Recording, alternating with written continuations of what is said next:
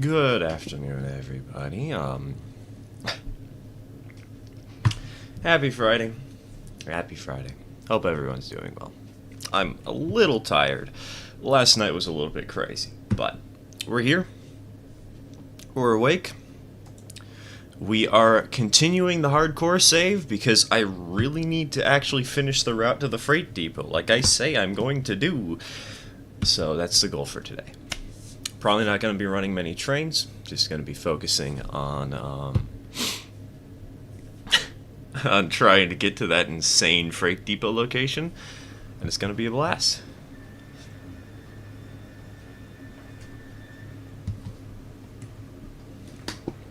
I should open up extended so that I can cheat. I don't want to build the route down from the freight depot without the ability to fly in case something goes bad.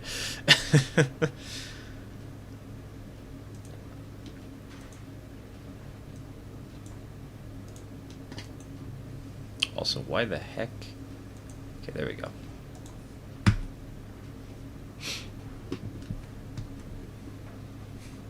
Didn't sleep well myself, was working on a foam board rotary dumper.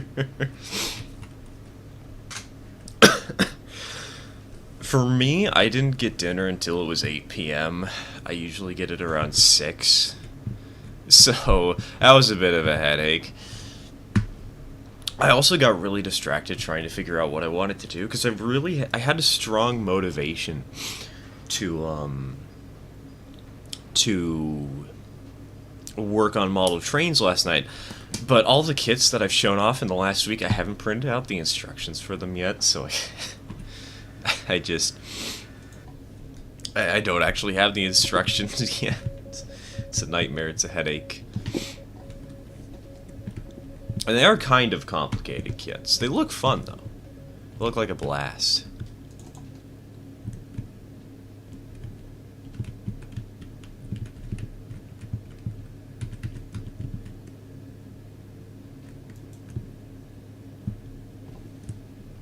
Hello, TK. Welcome to the stream. Welcome to the stream. They didn't come with instructions? No, they did. They just got emailed to me rather than printed out.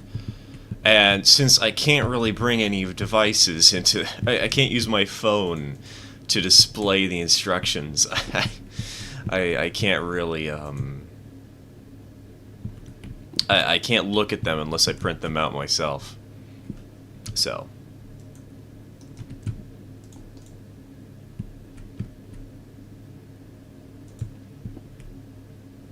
They came with instructions, though.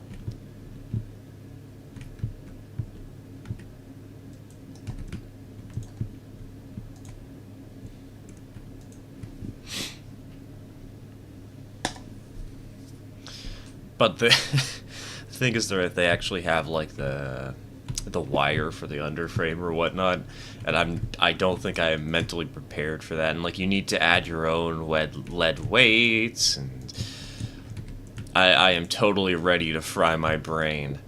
It's gonna be great.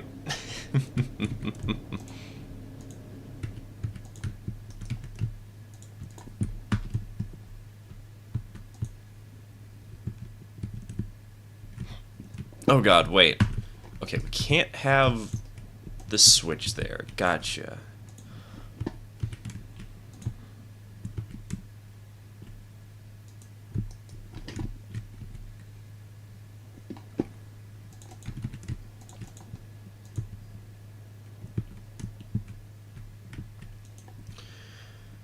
Ready for the rain incoming? I am always ready for the rain. It is just a constant of Portland, Oregon. If it's not raining, something is wrong.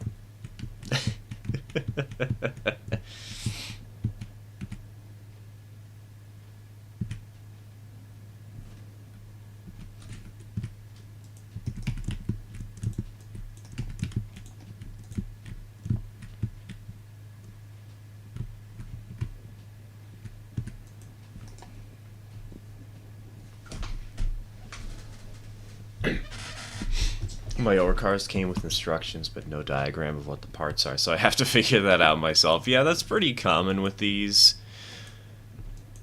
It depends on the manufacturer, of course, but most of the time I haven't had a parts list.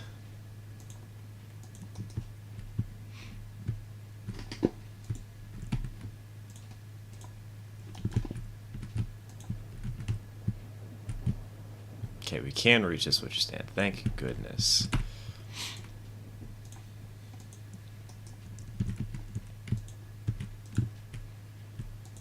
The only kit that I've had that has had a parts list is that that caboose that I previewed like a week or two ago. Unfortunately, that thing is not finished. We don't have the lettering for it right now because of reasons and annoying problems, but it's coming along. It's coming along. We'll see it sooner or later.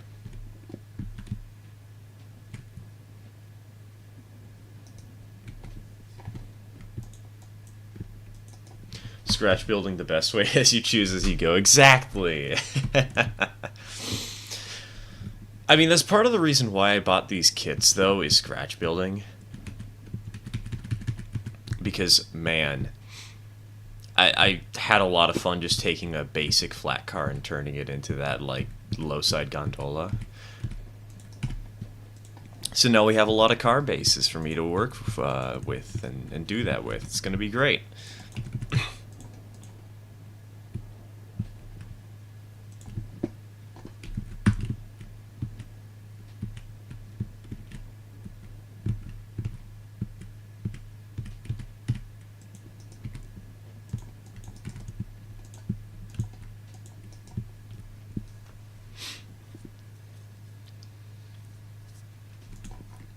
Currently winning that center stack Shay, but unfortunately I'm at my limit for spending money. Dak, isn't that thing at like $500 already? Like, I know that you like winning those sorts of wars, but at the same time, jeez Louise.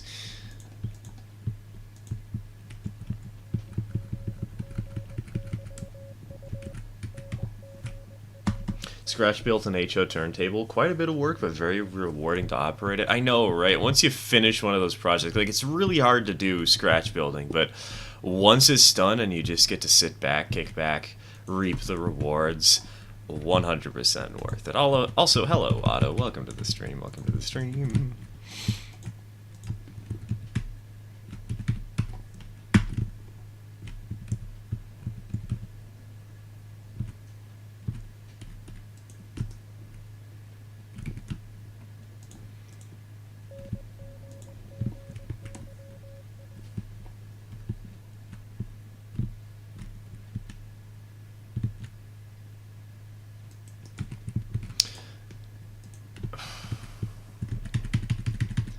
Gosh, you ever have that moment where you know you want to say something, you immediately start to say it, like, in your head, so that you can say it to everybody else, and then you just immediately forget what the heck you're talking about, and feel like a complete moron? Because that just happened to me, and I am very sad.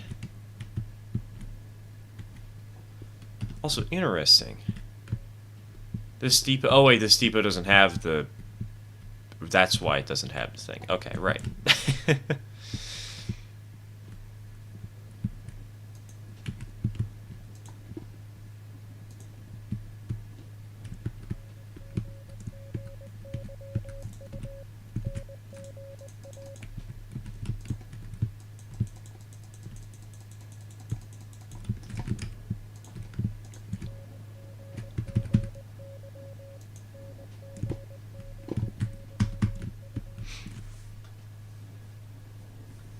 Normally I don't have that type of money, but I did spend some overtime, so I had some extra money. But yeah, 500 is my limit. Good luck and Godspeed, Dak, because I know you're not going to win that if your 500 is your limit, because it's already reached 500 and there's still a few days left.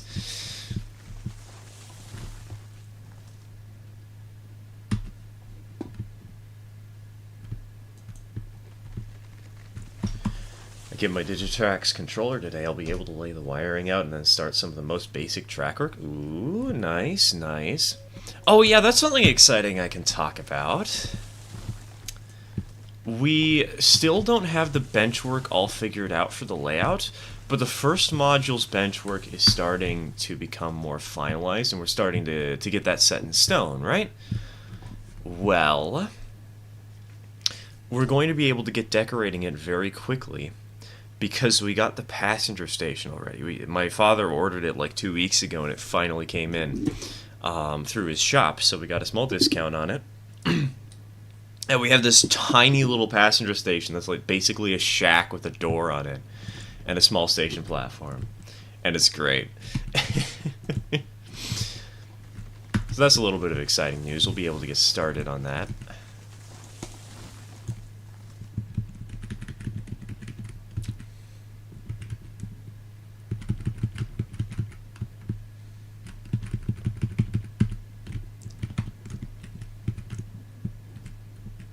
Okay. I think we need the 1% grade at like 400 meters.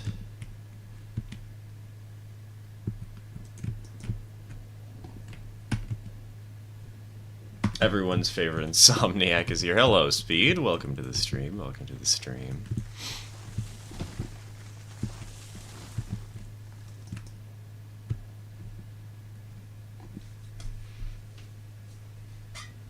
Are you going to control it all, DC or DCC? Probably. I want to do DCC just because I really like sound, but 2 of the locomotives for the railroad are DC right now, so I might have to stick to DC. Or at least make it so there's like a way to toggle between the 2. We'll see.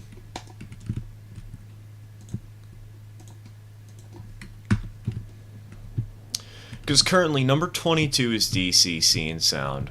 Number 21 will be, but she's currently just straight DC.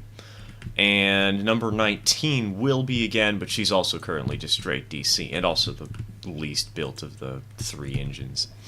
But we also got Snickerdoodle, so we kind of have half DC and half DCC. It's kind of in this weird state.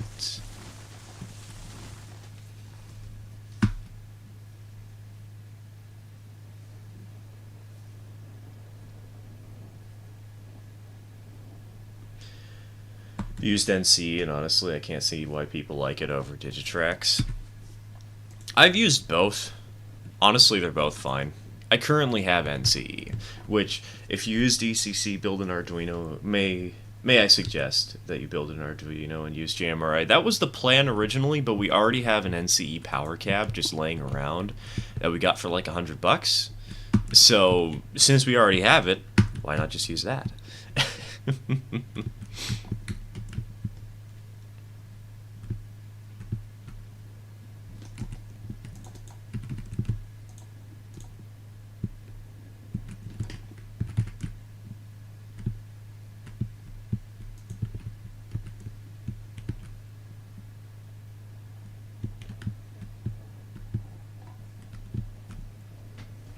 Can do both DCC and DC on the same layout, just use a heavy duty DPDT toggle switch with center off. Well, the thing is, this is going to be a modular layout anyways. What we could just do is make it so there's a connection, like a modular connection of some kind, that it uses to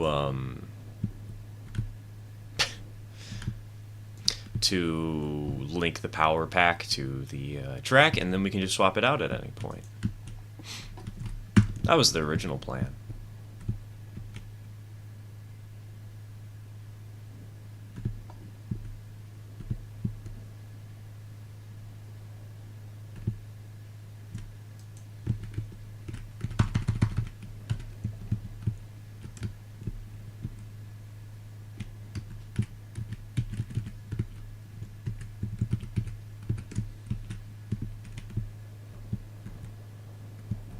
Alright, let's go ahead. Let's lay 17.5 meters.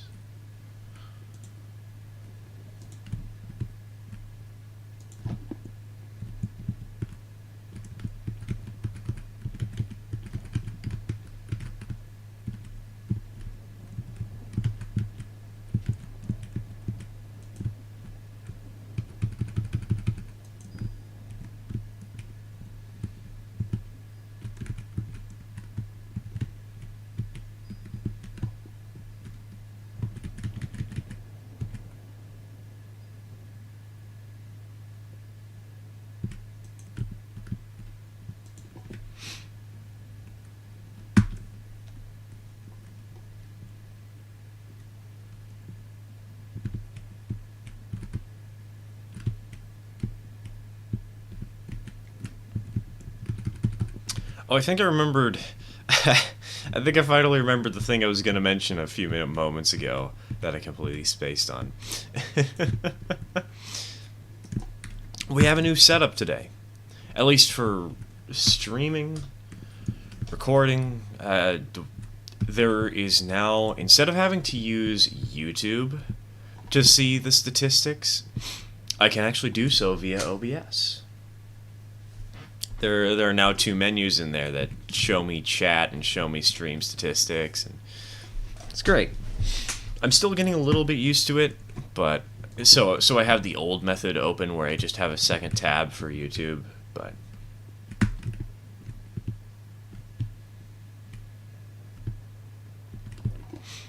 trying something new, and it means I might not need my third monitor anymore.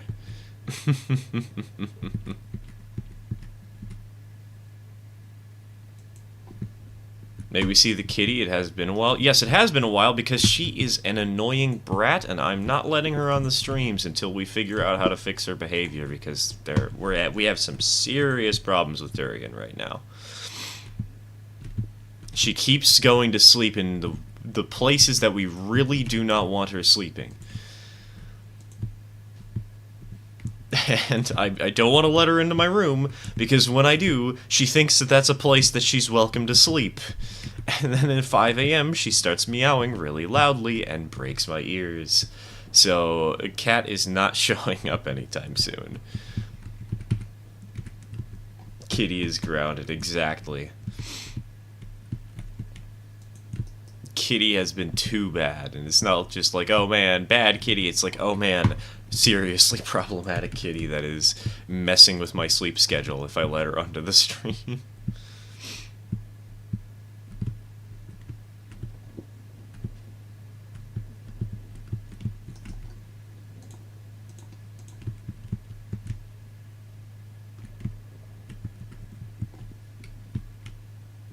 One of our cats used to like to sleep in the bathroom sink.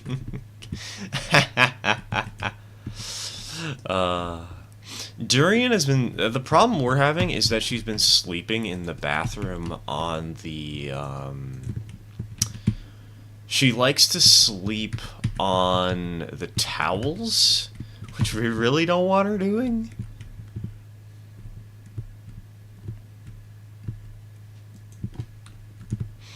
My father also doesn't like her sleeping in his room, and she does that a lot too. We're trying to figure out alternatives to give her, like, better beds in the living room, but she just doesn't like the beds we're giving her. She only sleeps on them for a short amount of time before she moves back to the bathrooms.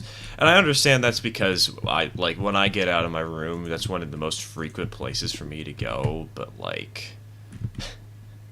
because she's in there, I want to start going there less, because I don't like having other things in the bathroom with me. Well, that's annoying. That is the first we need to teleport back up of the day, and it is one of many that will happen.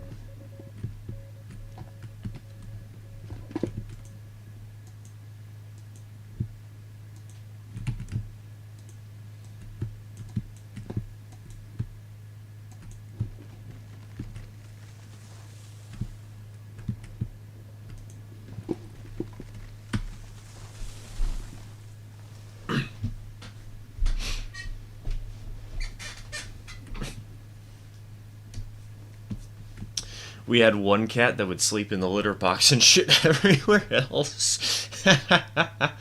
Never did break him of that habit. Ended up giving him to a local farm. Oof.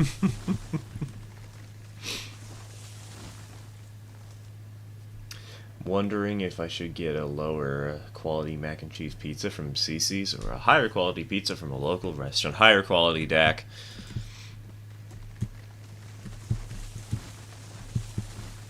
Just always go for good pizza. Hello, Robert. Welcome to the stream. Welcome to the stream. Cat stories. Yes, apparently we're talking about how one cat decided that the world was his litter box and the litter box was his world.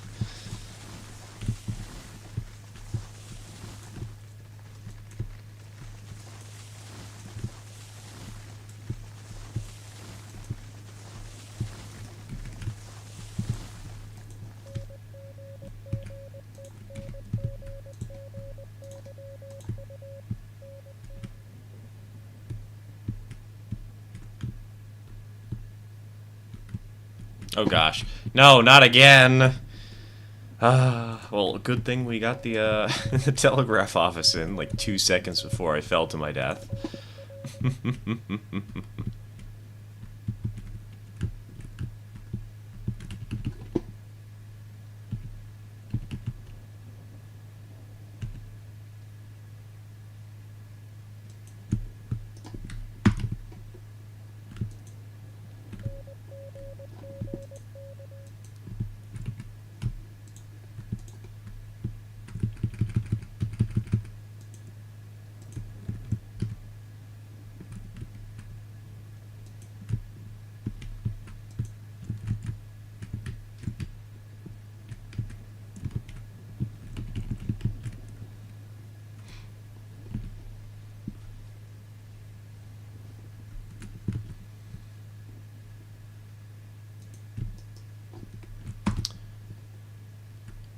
I think we want to have that end around here. Let's go ahead and relay this track.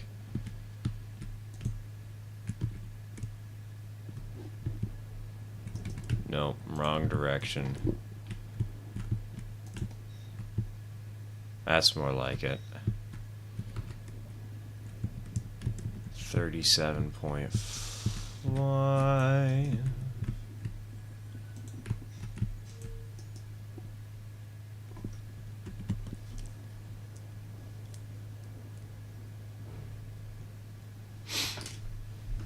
I just Christ into Eureka Panoia because funny.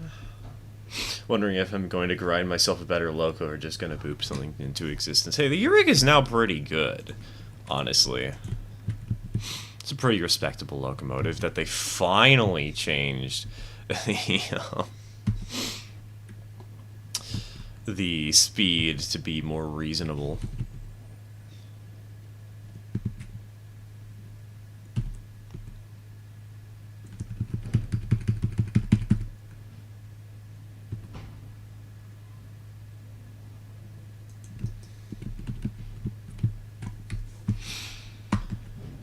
For what it's worth, some of the old night crew helped me test Railroads Online on Linux. Ooh.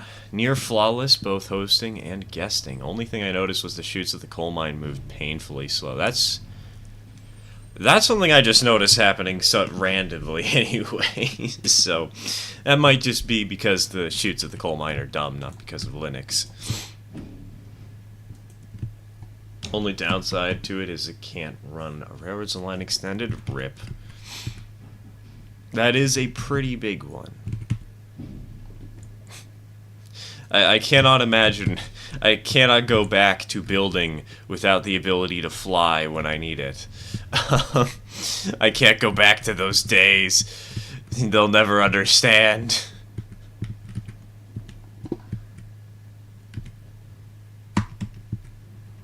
Where on Pine Valley are we right now? We are over here on the right side of the map.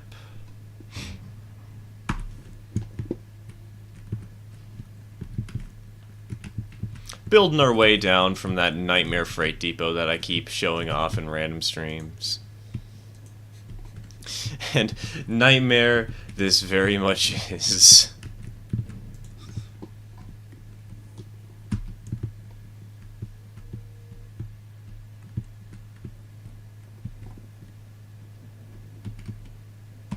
Eureka may be fast AF, but it's still gutless?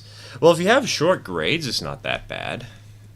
If you make it so you have like 100 or 200 meters of uphill at a time at like 4%, you can totally do that. I've done it before. With admittedly not with the Eureka because I haven't used the Eureka enough to do that, but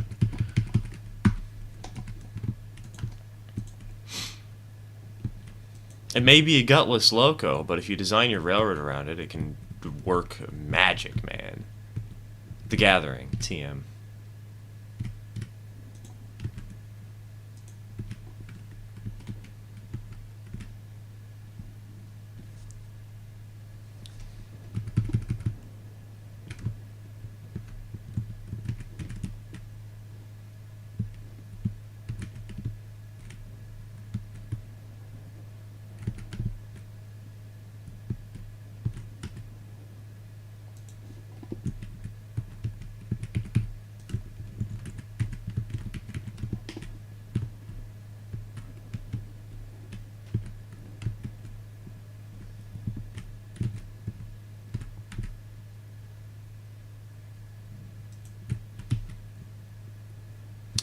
God, even with a climax, this is going to be a nightmare.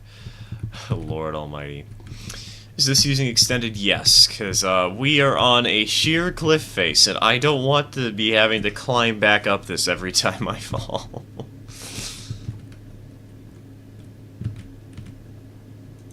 I'm not dealing with that headache. I'm not dealing with that nightmare.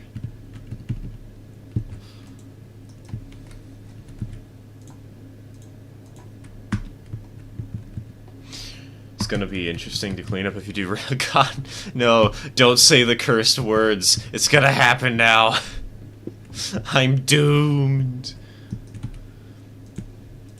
God, can you imagine a climax sitting down there in that tiny little pit?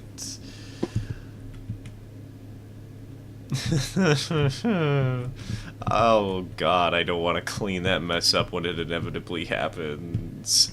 We are going to be saving like there's no tomorrow.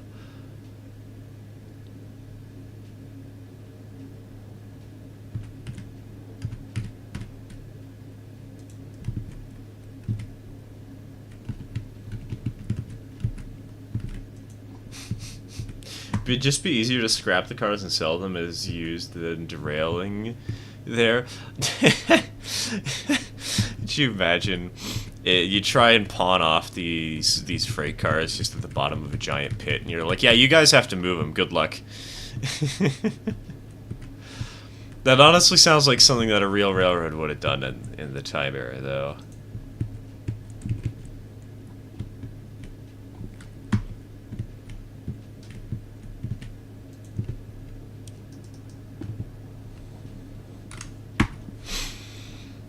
Alright, now is a very good time to get down another telegraph house.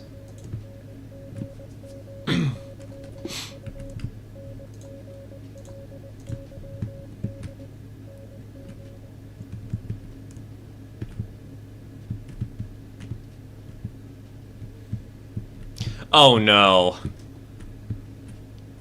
No, not this place.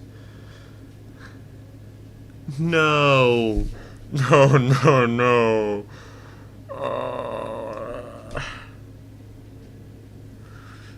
Not like this. The problem is we can't have this curve sharp enough, first of all, but even if we did get it to, like, after we laid out this curve, and then we got it to go parallel here, yeah, the world border is, right here. So, we're, yeah, this is gonna be a headache and a half. It was nice knowing you. PTS kicked in. Lord have mercy. Oh, boy. Well, I didn't call it hardcore for nothing. I might have to just bridge across using, I might have to cheater bridge this with the trusses. Oh God. I guess I could also try and do a switchback here. That's a possibility. The question is, would it be worth it?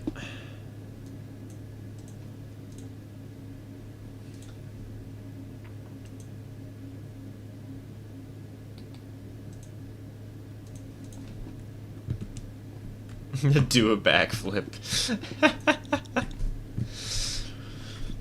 Be like Dr. Dre with 16 switches. We won't even use the truss bridges. We'll just use switches. We'll use crossings, actually. We'll use 90-degree crossings.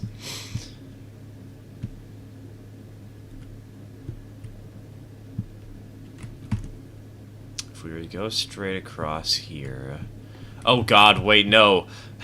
The world border's blocking me from reaching this part of the world. Wait. No. No. Don't do this to me. Please. Oh gosh. Okay, I think we're gonna have to do a switchback here.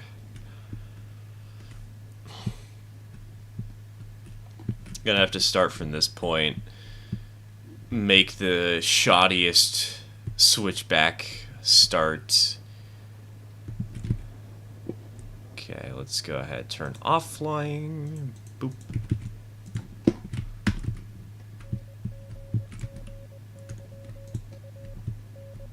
If this is the nightmare scenario.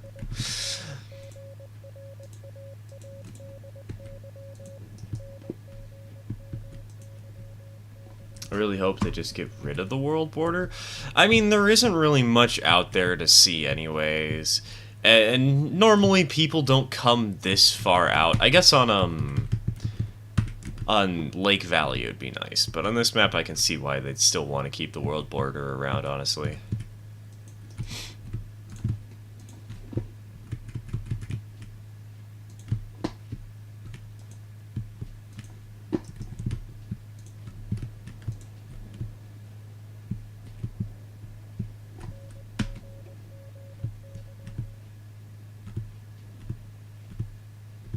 Oh, how the turntables turn.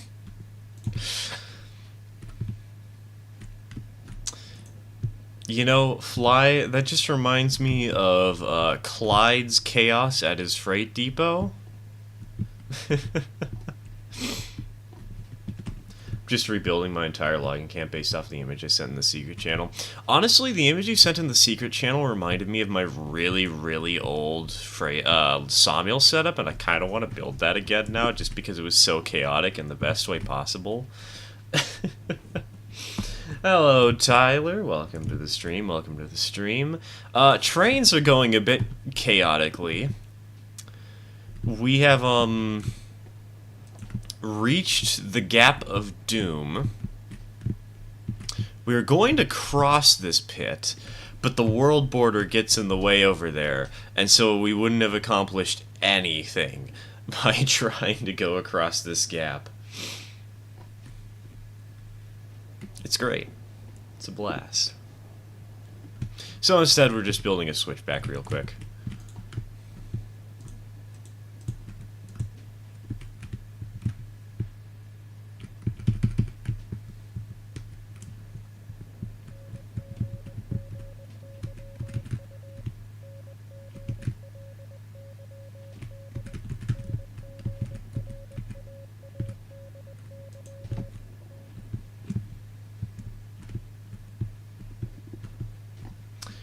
Let me ask, because I just joined a few minutes ago, what is the point of this alignment? We are currently playing on the hardcore world that I've been doing for a couple of solo streams the last few months.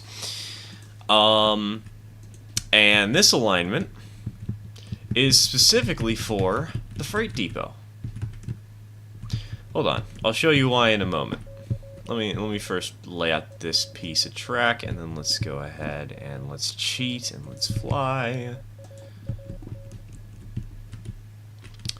So first of all, this is Pine Valley. You can see the river for the coal mine down there. The coal mine is supposed to be way off in that direction. Spawn is way over there. You can kind of see the oil field. That's where the smelter would normally be. And if we follow the route up... Oh yeah, we can delete this telegraph office while I'm thinking about it.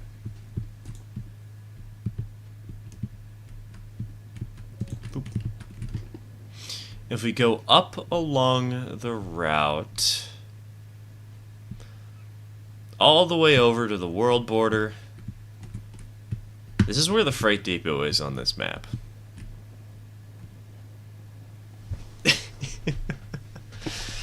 Way up here on the edge of the world at an elevation of, I believe it is 900? Somewhere around that point? I don't remember off the top of my head. I need to change the world map and extend it so that I can check. High-res map. Hello. Yeah, it's around, it's a little under 900, but it's around 900. So, we are super high up here.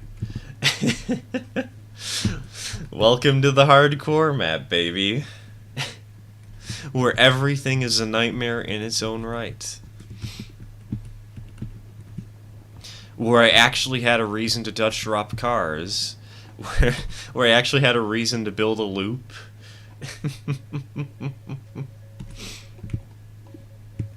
It is the best map known to man.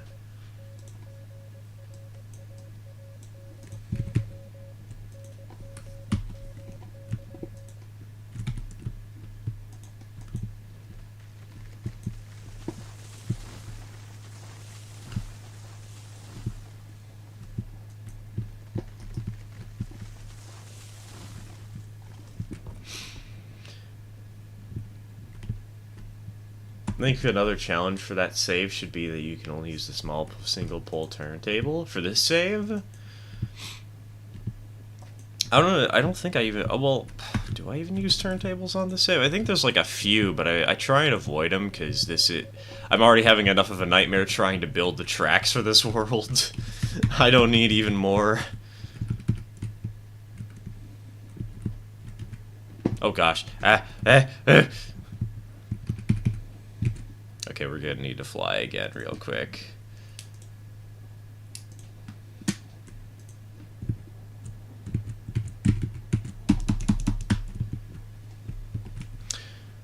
Where is the farm going? I'm not sure I'm going to add a farm for this save. Because, at least in its current state, the farm would be... I mean, I guess the farm would be kind of hard to do because of the freight depot placement. Be kind of impossible to do because of the freight depot placement, though. At this point in time, though, I rather enjoy the idea of people just sort of slowly expanding and going through each challenge one by going from one industry to the next, etc., rather than trying to do all of it. Just her brain. I cannot think. My brain is mush right now because of how hellish this hill is. Been playing with the modified Central Atlantic Union, and it's been wonderful. So far, I put the wheat farm in the empty space across from the sawmill, so now I have 3 industries right next to each other. Nice. That's a good place to put it, too, because of the fact that you have to run all the way to the freight depot. I'll probably make another map like that for Lake Valley soon. But I want to wait for the rest of the industry chain to come out before I start planning that. So it'll be a hot minute.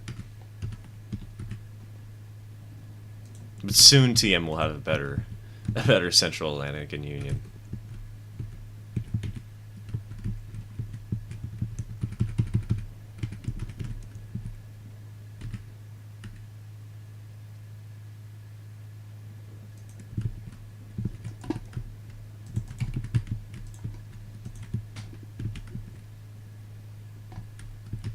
Since the farm currently only connects to the depot, I would suggest the bottom of the valley.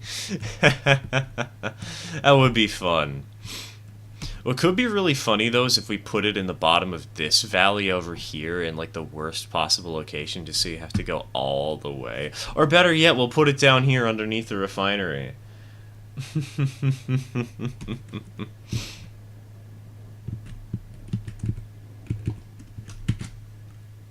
Turn off flying speed. It'll be glorious.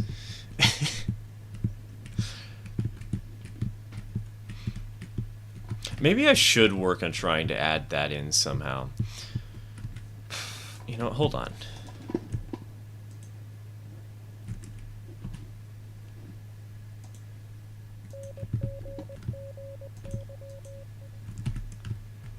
there's some way that I can relocate the current depot. Oh god, wait, but this one's right, it's clipped into the wall, so it's kind of hard to do. Oh wait, no, it's just messing up because the original depot is in its way. Okay. Okay.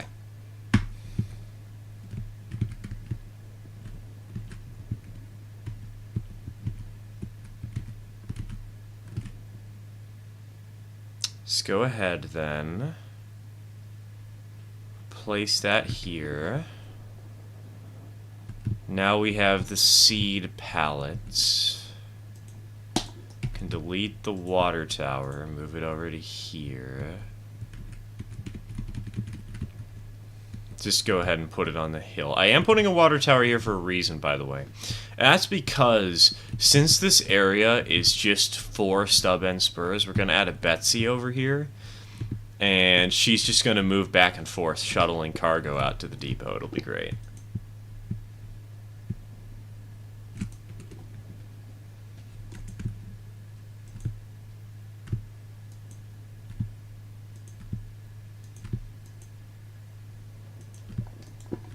Excited to see what you do with the industry chain once we drop it in December. I'm excited to see what I do too. So I'm not sure what I'm gonna do, but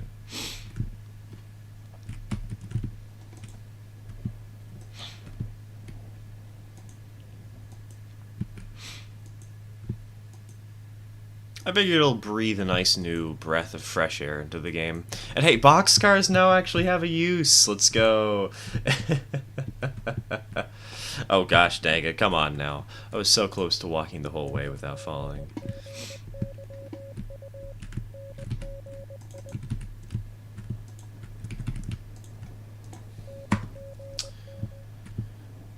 Someone who can lose themselves within little details, the gap between the levels of the switchback hurts my soul to look at. You're welcome.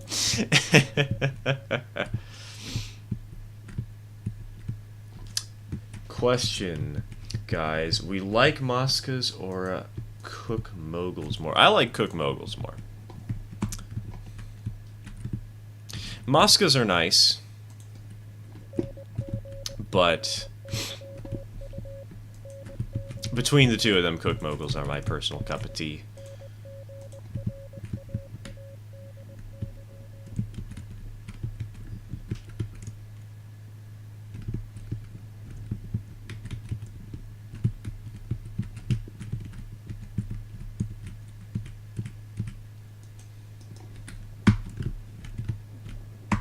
Hello, Alan. Welcome to the stream. Welcome to the stream. What happened? What gappened to tracklaying.png? Hello, Croissant. Welcome to the stream. We're currently just working on the hardcore save. We're suffering in the best way possible. I'm gonna need a climax for this route. And that's assuming that the climax is even powerful enough to handle the corners we're working with.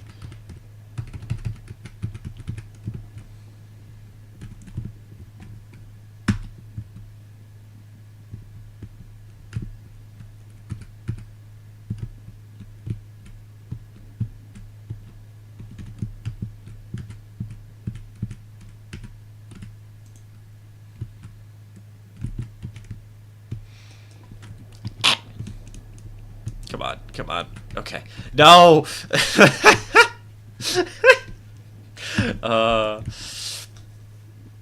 That is the one downside of using extended super speed.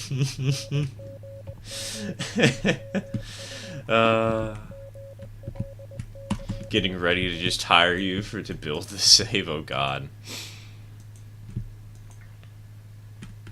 Money.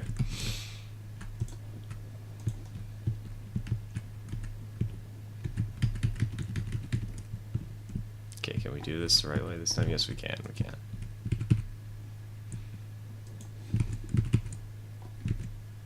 We need a fall death counter. It's kind of hard to keep track of how many times you fall to your death when you can just fly. That's the only problem with the fall death counter. No, winter death counter, on the other hand. Badum-tish. Since it's the hardcore save, you have to use a Shay on this line. I'm not a masochist. Well, okay, I am a masochist, but not right now. Not with the Shay.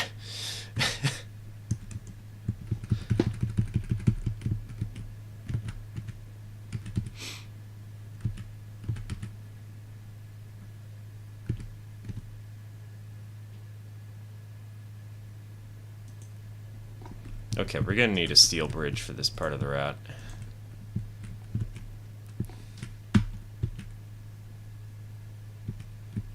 The gap is as much of a safety hazard as it is an eyesore. That is very true, but this is a save where all I care about is getting from point A to point B, and if I die along the way, so be it. I've already faked 1,000,000 deaths using TNT, so... Already murdered 1,000,000 railroad workers. It's fine, it's all just part of the plan.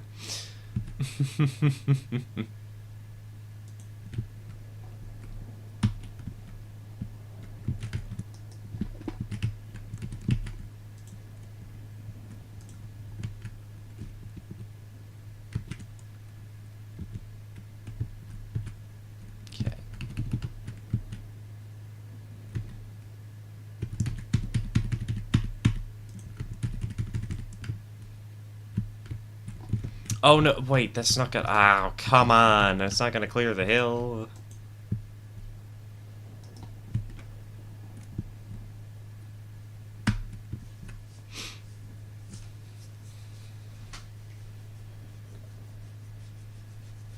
Must use Betsy or Betty to get up. Oh god, can you imagine we've got like 15 cars loaded with oil barrels and all we can use are Betsy's? Lord almighty, that would be so painful.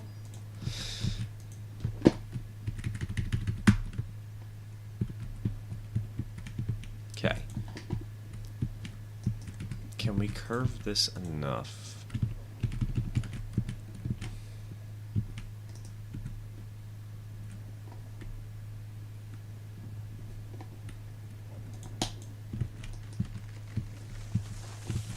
Hello, HO. Welcome to the stream. Welcome to the stream.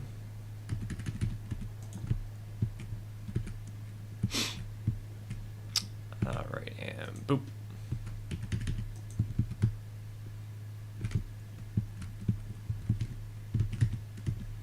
Wait, am I just gonna have a big loop over here as it continues the descent?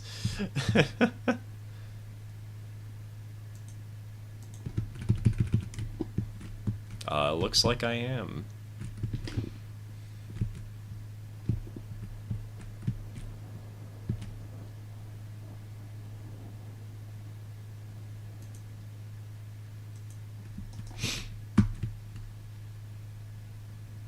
Speaking of being a masochist, when do we get the quadruple-headed video stream highlight? That's gonna be a little bit speed. Because right now, I'm working on a video for channel members. Because, you know, well, I guess it's not really for channel members, but I'm working on the next Owen 30 video. Because we finally got the boxcars finished last night. And so I could finally finish that off and have a quick video for next week on Monday. And also, there is an hour of footage of that one attempt to climb. I think it's gonna take a while to edit through all that.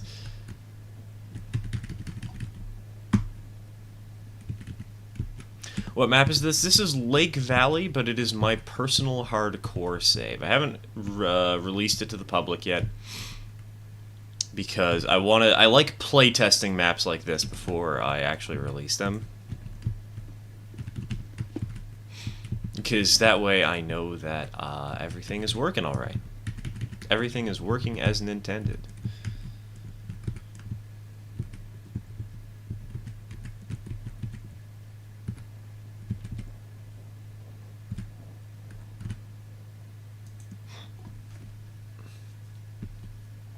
The Lake Valley, Pine Valley. Oh yeah, Pine. Did I misspeak and say Pine Valley or not? Did I misspeak and say Lake Valley? Because it's clearly Lake Valley. You see that river down there? That clearly means that there's a lake somewhere around here. What are you guys talking about?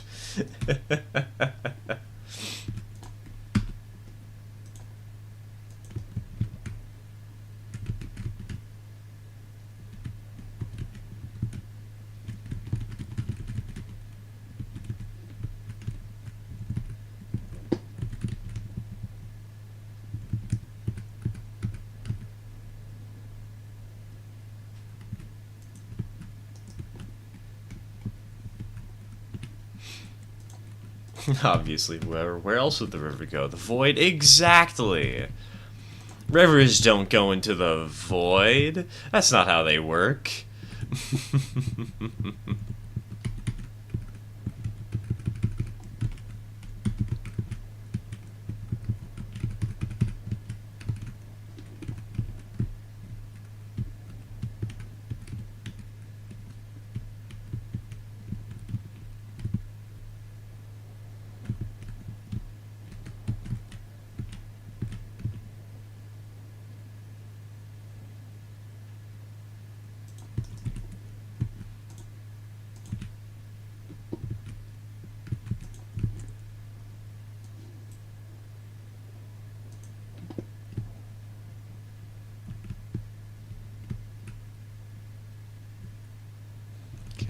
Okay, 60 meters of curve.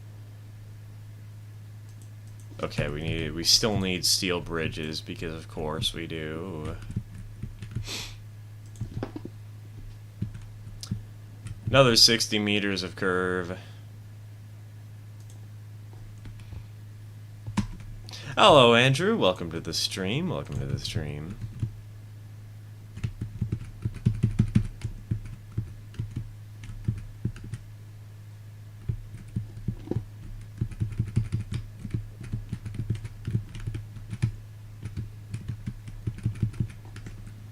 Can we... I might do something a little bit janky here. Make it curve out way sharper than it needs to here. So that then I can go ahead, place a bridge, curve it inwards at like 40 meters, 45 meters. Oh, I can't do that anyways. Never mind. The jank plan is bad.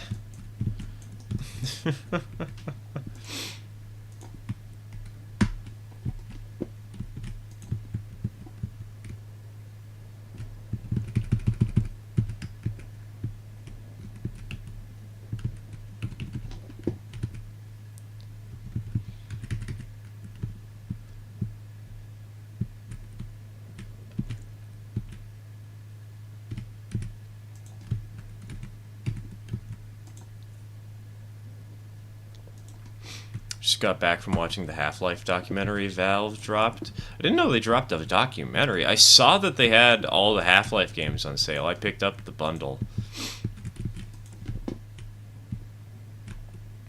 I'm not sure I'm ever gonna play them, but hey, $6 for like 7 games. It's pretty reasonable.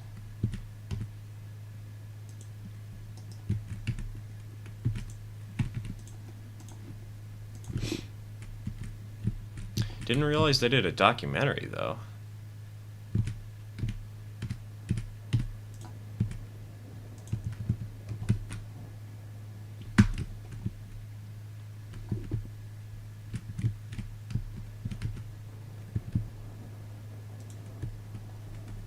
It's everyone's favorite arsonist. I'm sorry to inform you, JHR, but you were not the only arsonist in chat. You're gonna have to go to do some hand-to-hand combat.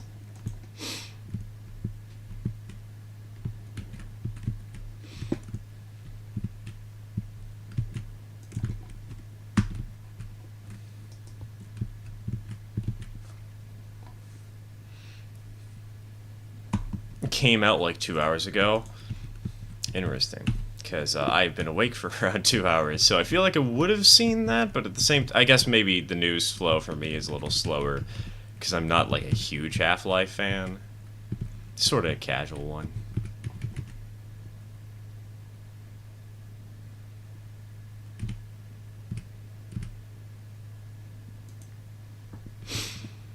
Hey Yvette, hey Will, welcome to the stream, welcome to the stream. Happy Friday.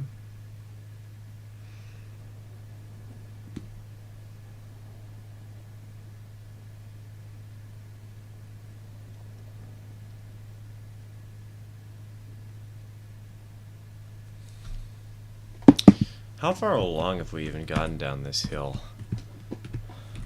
Not very. Jesus. Hold on. Wait, we're not even low enough to reach that ridge there? I mean, it's not like we can reach this ridge because it's hidden behind the world border, but are we going to have to do another switchback? Are you kidding me? Really? Oh, Lord.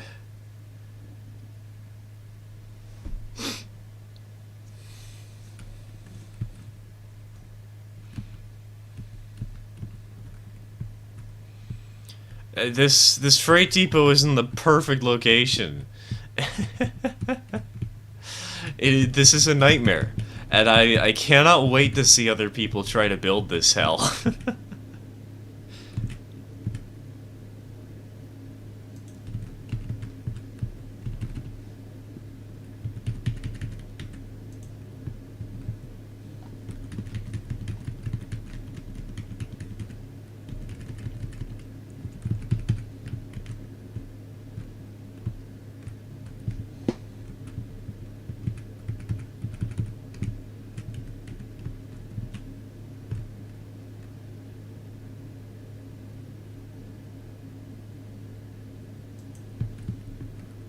Spiral bridges Swiss style.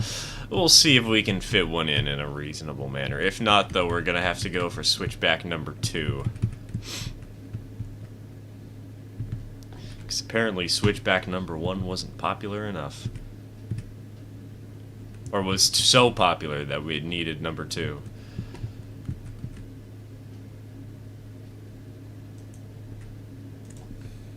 Alright.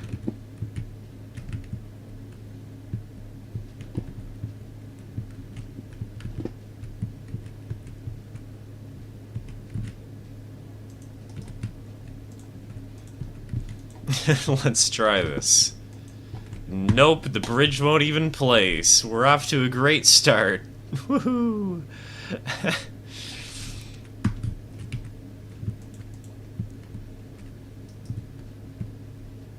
Okay, how long is the other switchback? I just need to know so that I can figure out how big this one has to be.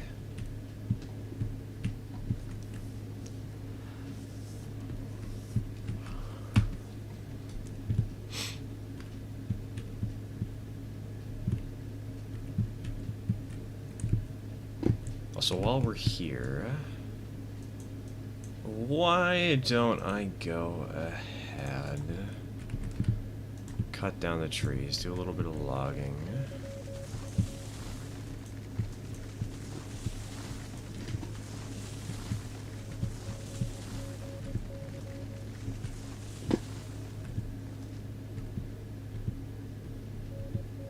Oh yes, the model railroad helix approach, exactly. The plan of just build a circle over itself and hope that nobody notices. Hide it in a mountain or something. Who votes to start a revolution against switchbacks? I don't. I kind of need them.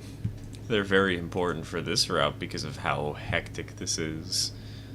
I vote against such a claim. Such an idea.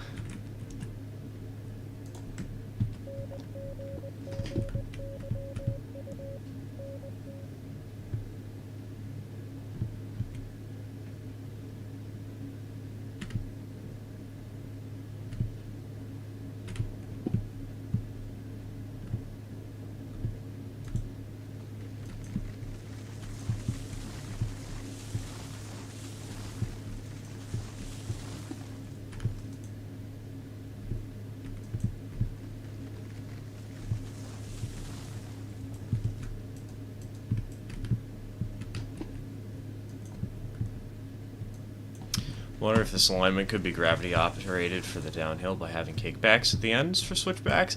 Probably not. It's a 4% grade and the cars would just derail. I guess you could probably have somebody riding on them, but like, you can't just kick them. And the curves are sharp, the hills are steep, the switchbacks would be a nightmare to manage, especially because we're using the Greg cars, which are prone to derailing on that sort of stuff anyways. So I have a feeling we would die.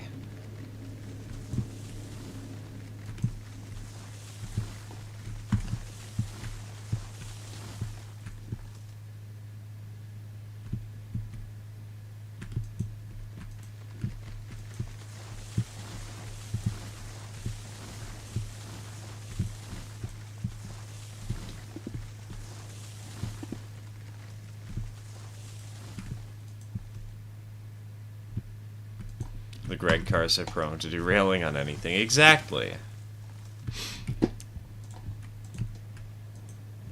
They'll derail on air, they'll derail on toenails, they will derail on your mom.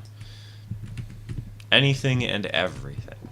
You name it, they'll derail.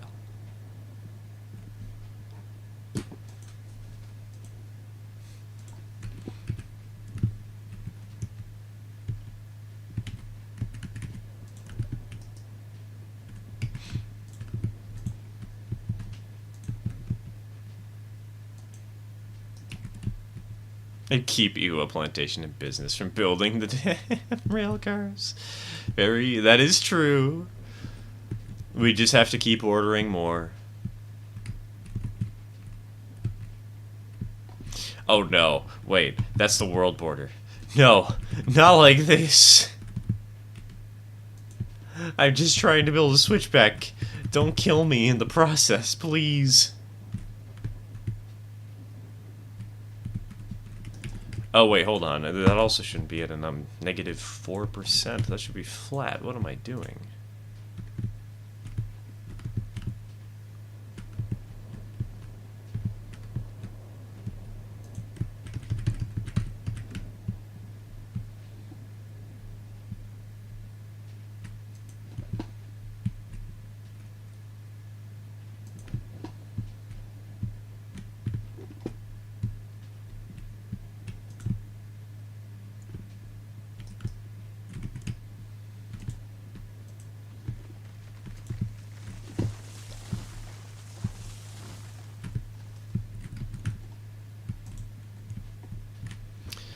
Some of you may die operating this line, but that is a risk I am willing to make for profit.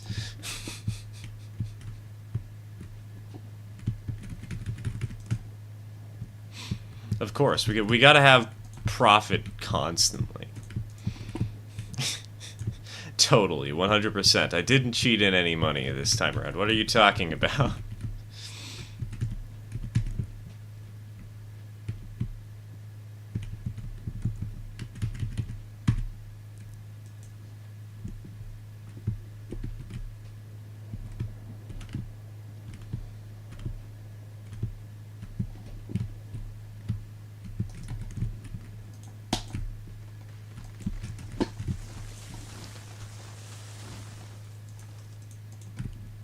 He's cornered just like Napoleon.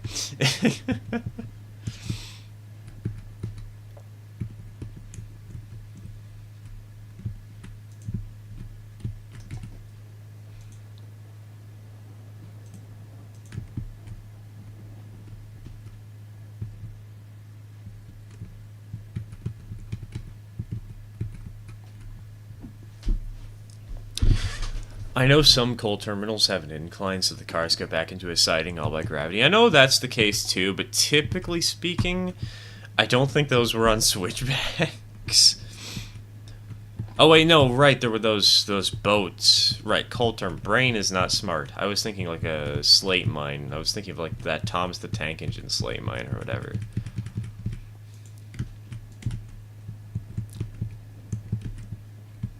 I remember those kickbacks vaguely.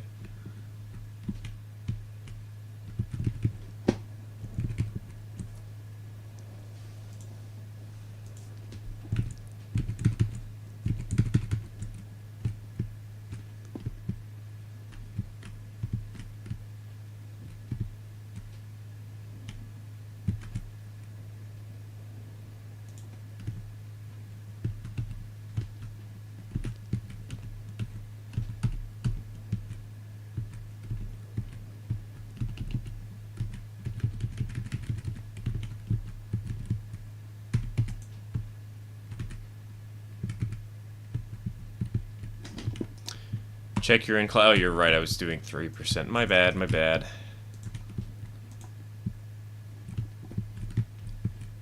I forgot. Don't know how I forgot, but I did.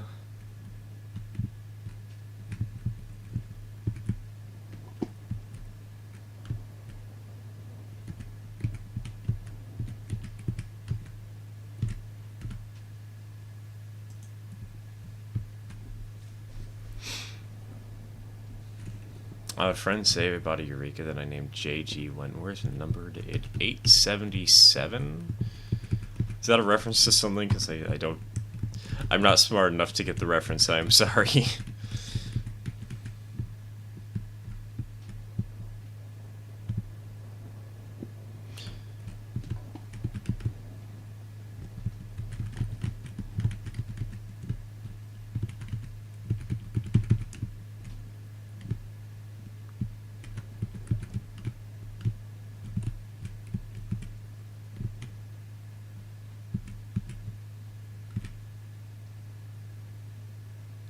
Fly.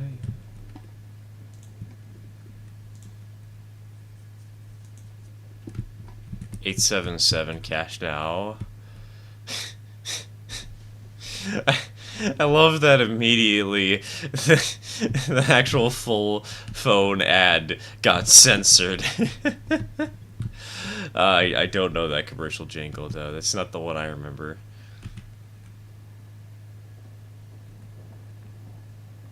The one I remember from commercial jingles is Empire Flooring, I want to say. That's the one that has gotten stuck in my head somehow.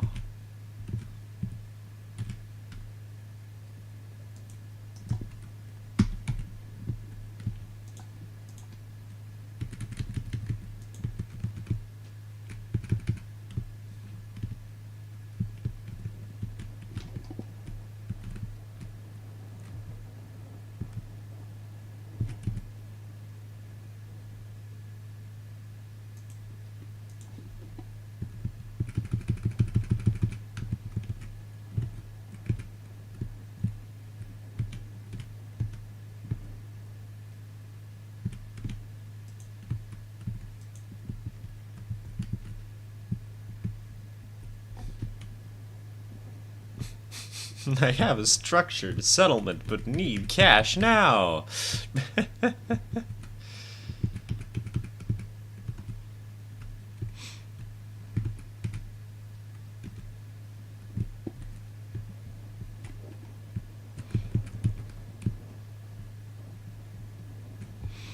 Lord, we have come a long ways down this mountain, and there's still so much more to do.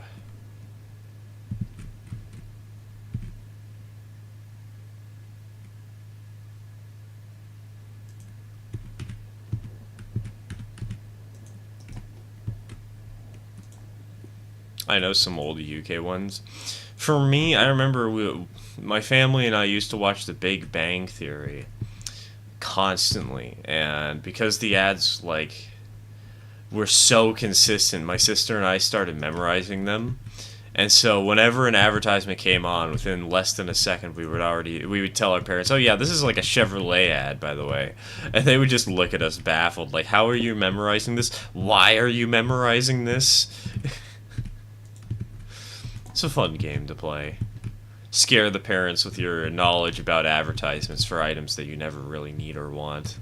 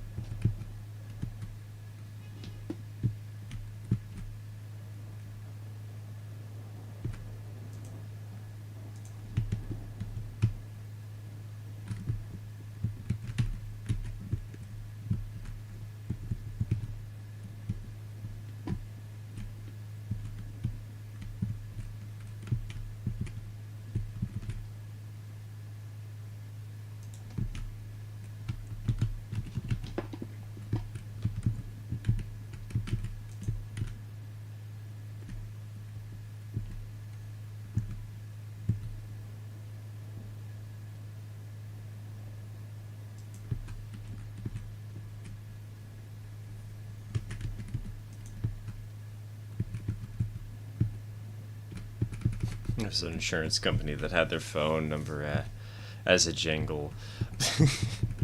I feel like every one of those TV ads had their phone numbers as jingles. It was like some contract company. If it was a car, it's like, visit your local dealership. It was something like the Floors or like a law firm. It's like, yeah, call this number on screen right now and we'll throw in a free squeegee.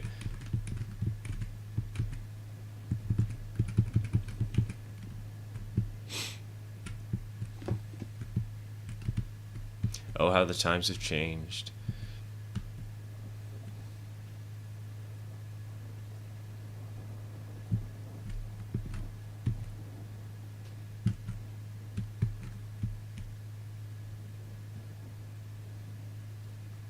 $52.5. Better get some sleep. Oh, God. You know, I found one problem with having the text chat in built into OBS, and that is that stupid heart emoji is getting in the way of chat again. And I can't actually read the entirety of the message because of it. Are you kidding me?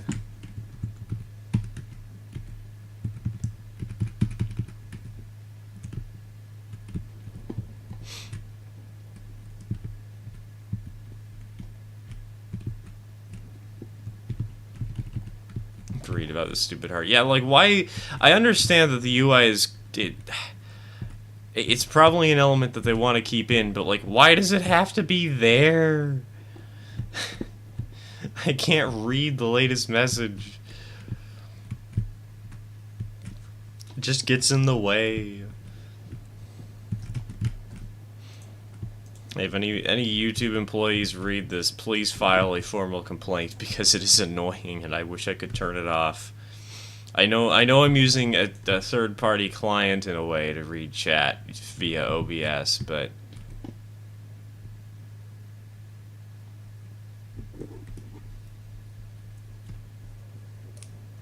heart is a bit intrusive. Yeah, it's annoying. It just gets in the way. I guess that's one upside of using the old setup where I had the extra monitor, because that way I could I had my ad blocker and I could just like block specifically that element on the screen. So all these big brain software devs. Why can't Microsoft just add tabs to the File Explorer? Please. It's all I want. It's all I could ever ask for.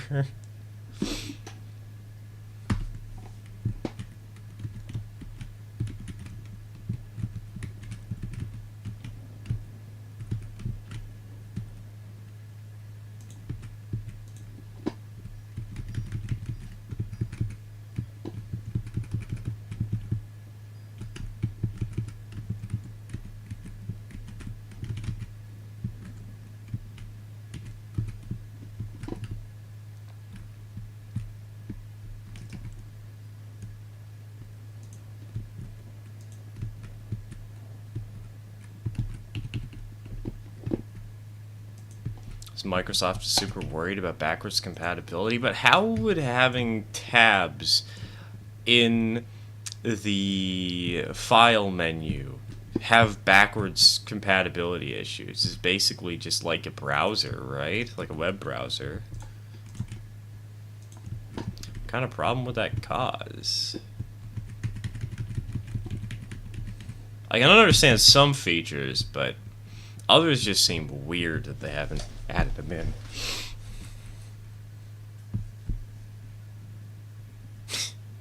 Never even thought about tabs on File Explorer, but now that the idea is in my head, I want it to. Goddamn, now I'm gonna remember that every time I have multiple File Explorers open. Exactly. So, like, with me, you know, I need to have like 4 tabs or windows open whenever I'm doing a video, to add in the audio, to add in the video, to add in the screenshots, to work on the thumbnail, and it's like, why can't I just do that all via one, man?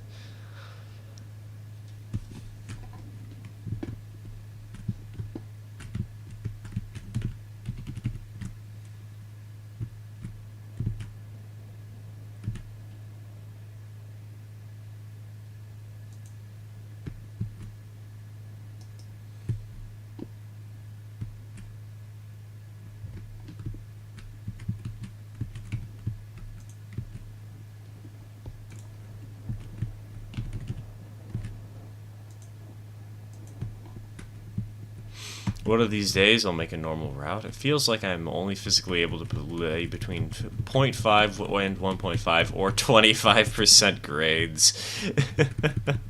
Hello, radio. Welcome to the stream. Welcome to the stream.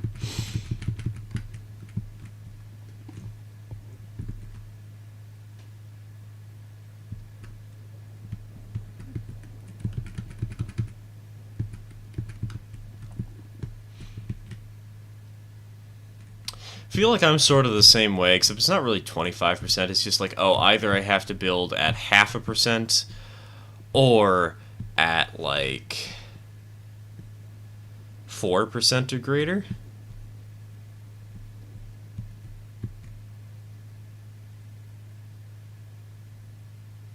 Do you not have a Stream Deck? You can automate a lot of that process. I do not have a Stream Deck, no. I have a very cheap macro keypad that I can't even use as custom buttons. I just have to use as like custom button combos instead. It's really dumb.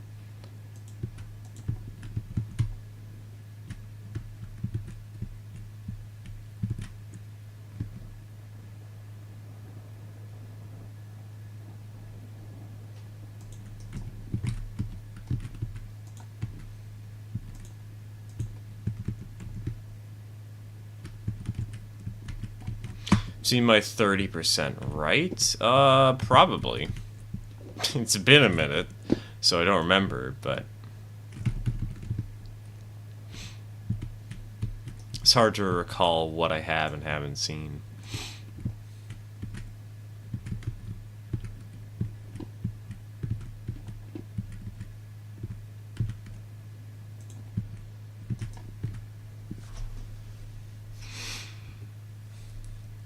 The idiocy, like, gee, for 20 years users could do this with one click. Let's make them click 3 times instead. Only thing I'll say is that if files can't be dragged between tabs, then tabs would be useless, in my opinion. Yeah, that's fair. It'll definitely have a lot of use missing if that's the case.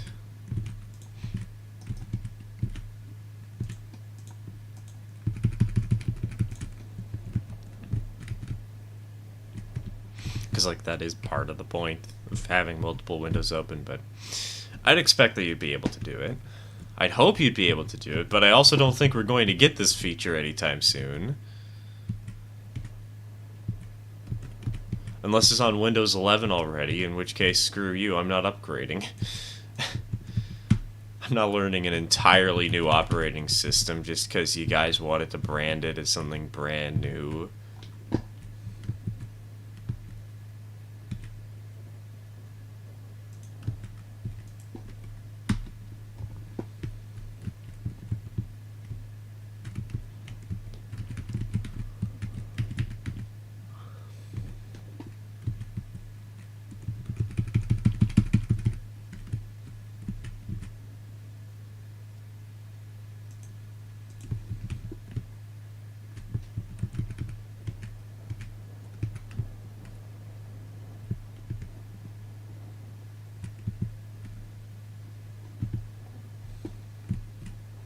Wait. My brain completely spaced. This is the giant pit of doom where there's the first of the two switchbacks up there. We've made it across, boys. Look at how far we've come.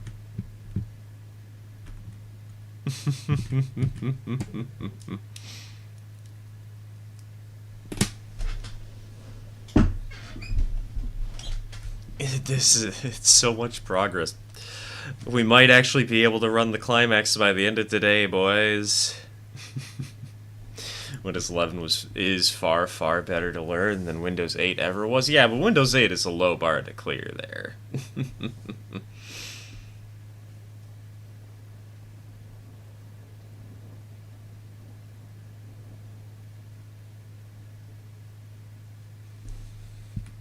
What time is it in game?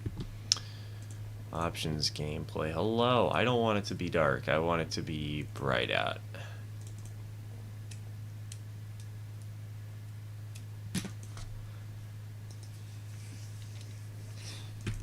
This route is finished. You should send a Shay downhill light engine with no brakes and make it achieve valve float. I have no clue what that means. All I know is that what it would achieve is train at bottom of pit and very explode. Not exactly what I want to do. Because on this save, I'm not cheating in any more money. I've already cheated in as much as I intend to. So, if it goes to the bottom of the pit, I have to pull it back up.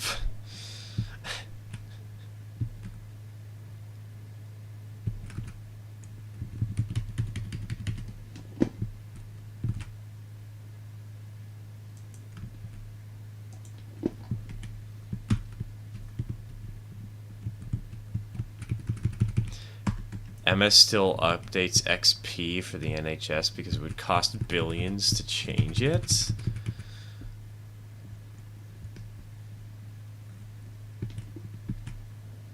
I've already learned how to move / rename / etc. files and zip and unzip etc. No need to reinvent the wheel every few years. Exactly. Why bother reinventing the wheel when it's already functional for, like, everybody? Like, you don't see people coming out with new tires every 5 years.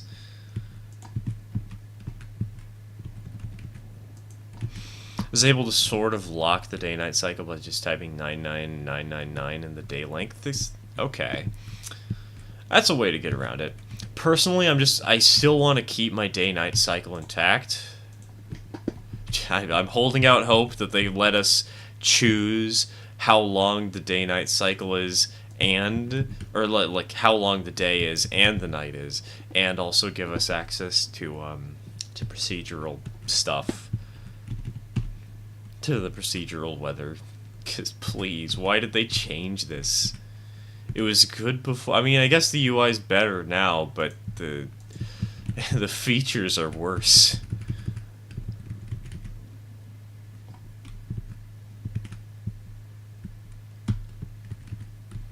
That's the official recommendation for Daylock? Really? Are they not going to re-add it? Are you kidding me? At least that implies to me that they're not going to re-add it.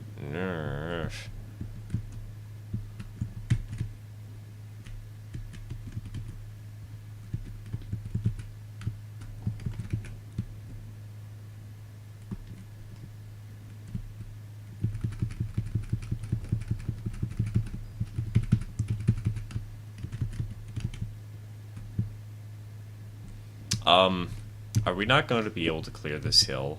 Have we actually gotten so far down that we've reached a hill that's too high up for us? Hold on. Flying speed off. I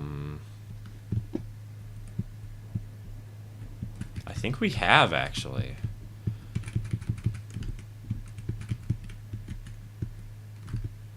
Our descent is just a little too strong.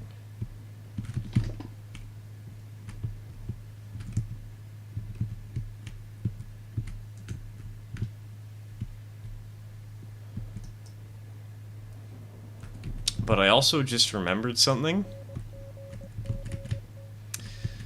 I think... yeah, I forgot to put a telegraph office over at the other switchback. Let me go do that real quick. Hold on.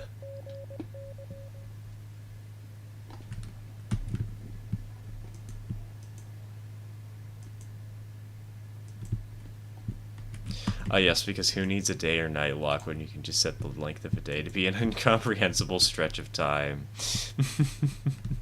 I mean, we can actually figure out how long a day-night cycle is in that case. 999, hold on. 99999 over 60, or not 60. Well, yes, over 60 over 24. That is 69 days.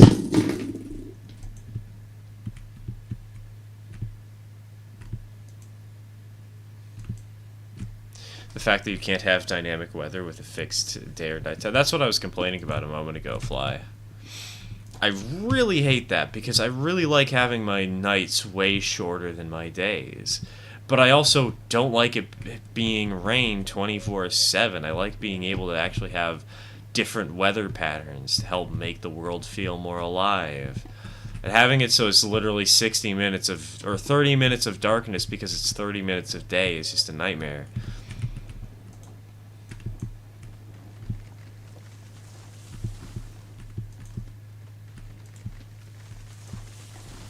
Thank goodness they fixed the texture issues, though. I didn't see the texture issues at all. I heard a lot of people had that, but I personally didn't encounter it at all.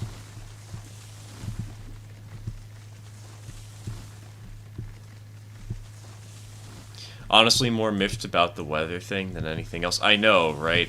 It's so annoying. Like, the bugs I can handle, like, sure, I know, whatever, the plantation cars aren't perfect right now, and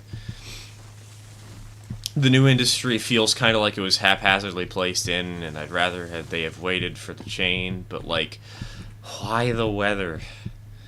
Why did you have to ruin something that was near perfection already? Again, the UI is good, but, like, why did you remove functionality? Hey, Wes, welcome to the stream, and yes, we are very annoyed about the weather stuff. We're currently also building downhill from the freight depot on the hardcore map.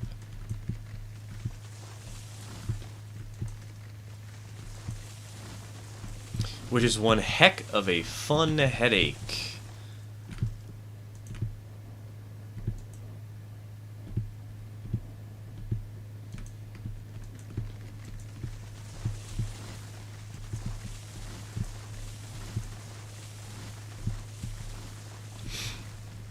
Good afternoon, everyone. My brain is melting due to a lack of sleep. Oh, that's me every day. Don't worry, Radium. Also, welcome to the stream, man. Welcome to the stream. I also need to raise the Lima's boiler pressure to 200. That would just make it even more overpowered.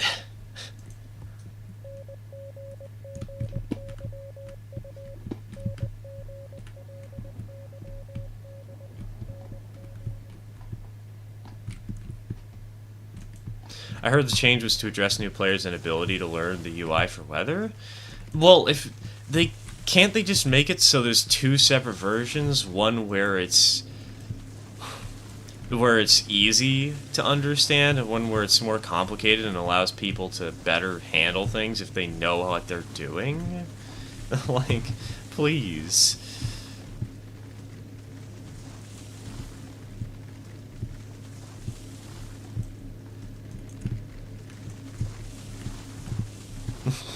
What's sleep? Exactly. You know, true. Me waking up at 11 a.m. to start a stream at 12.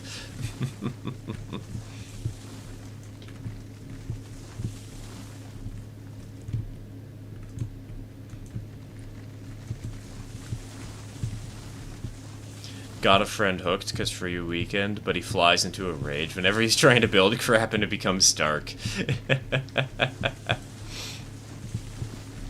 You know? Actually, you're right, it's a free weekend. I might need to go. I might need to convince some friends to play with me and run trains.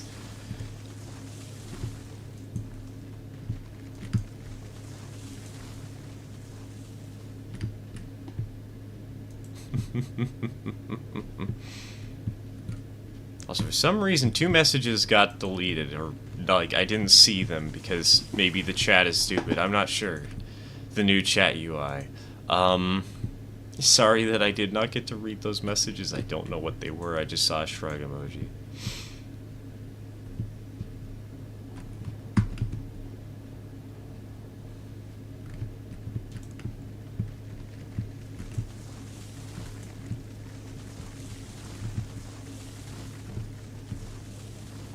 Wish I had friends with a reasonable chance of getting into this game. See, I don't, but I'm still gonna force them to play.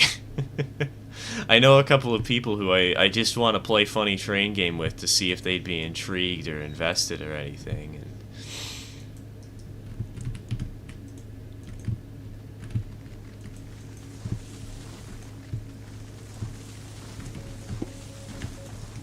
I don't expect them to be, but it'd still be really fun to try and get them invested, you know? Emphasis on try.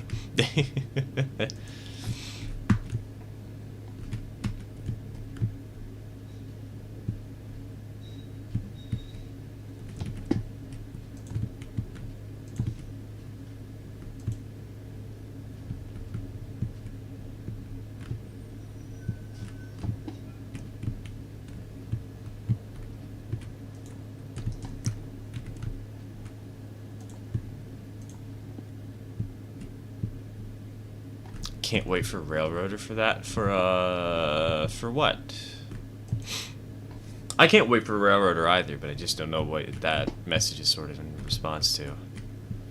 Railroader is like the first game I'm hyped for in years, dude. It's gonna be so much fun. I have a feeling that this channel is going to swap over to Railroader content for a little bit. Not strictly Railroader content, but very much lots of Railroader content. Getting a group of friends to play, oh, you know that's true. Absolutely. 100%. It's gonna be so much fun. Especially on, like, these live streams. When we get a bunch of channel members to join in, get, like, a 7-person or 8-person session going with an actual need for a dispatcher because of how many trains there are in the main. Have a 4-hour session with people running up and down the entire length of the line. It's gonna be fun.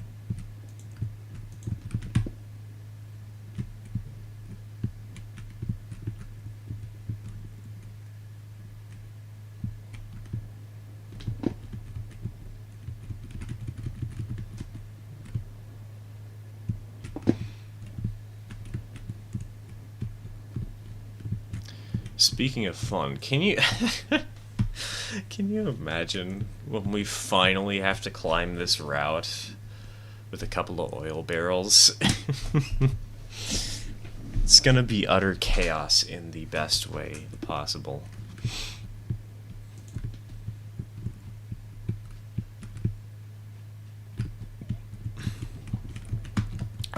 You know, I'm gonna have to test out, actually, if the Glenbrook and Eureka can double head up this hill, because if they can, that would save me a lot of money and I wouldn't have to buy a Climax for this route. If they can't, I am going to suffer. Because it means that I'm gonna have to grind more cash because I don't have enough money for the Climax at this point in time. How much is the Climax, actually?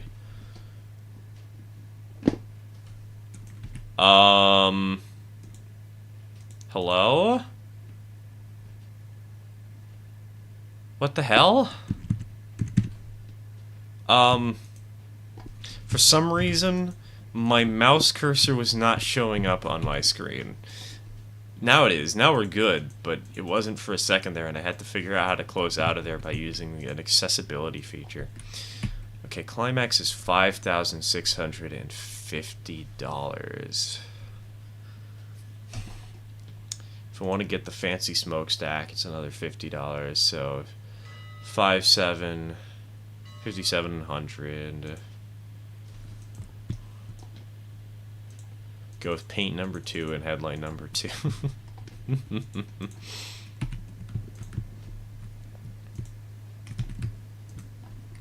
Just wait, it is a bug. I know it's a bug, but it's a bug that you have to fix either by closing out of the game entirely or by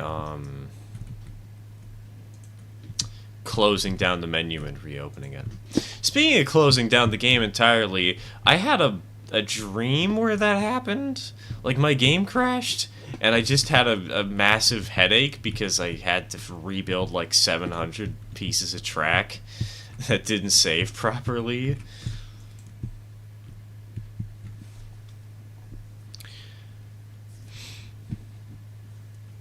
can get a climax for 20. Badum tish. What's the top speed on the climax in Heisler again? Friend built a continuous 5% to the coal mine. Trying to prepare myself for the pain. Climax's top speed is 12 miles an hour. Heisler's is 16.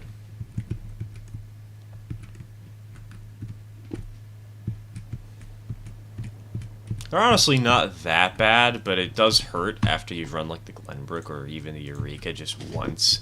Like, oh my god, it is so slow. Drop a save, I'll be fine. I've got autosaves turned on. Worst case scenario, we lose 15 or like 29 minutes of progress. Which is a pretty bad worst case scenario, but I'm fine with it. It's okay. If I suffer because of my own hubris, that is a cost I am willing to pay.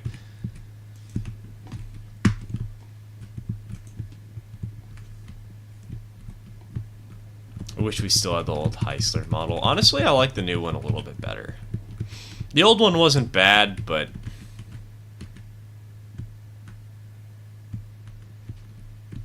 new one's cooler. Challenge where you can only use Eurekas. Honestly, the Eureka's pretty good now because of its massive top speed. If you can only use Eurekas, that's not a bad challenge. It might be hard to build track for because you want shallow grades, but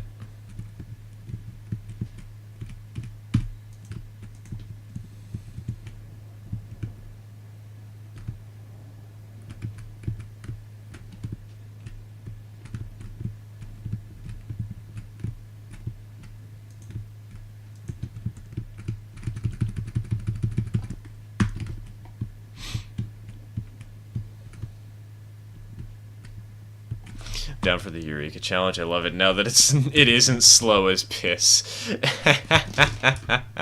Exactly. It's now actually a good engine. It looks amazing and it's worth our time and money. It's got speed. If you want a real challenge, use only Montezumas. Because their tenders are so heavy that they make them weaker than porters on hills and each steeper than like a 1% grade.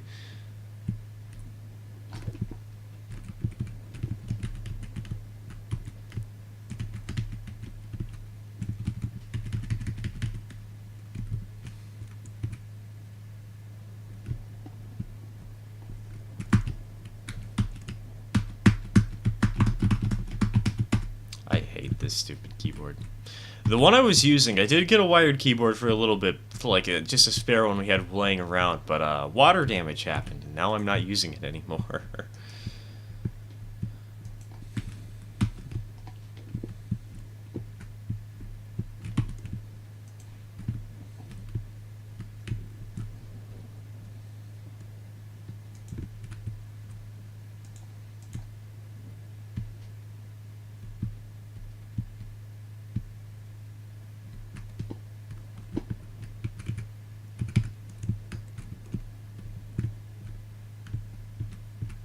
Alright, 69. Nice. I have to use a steel bridge, which is less nice, but 69 is very nice.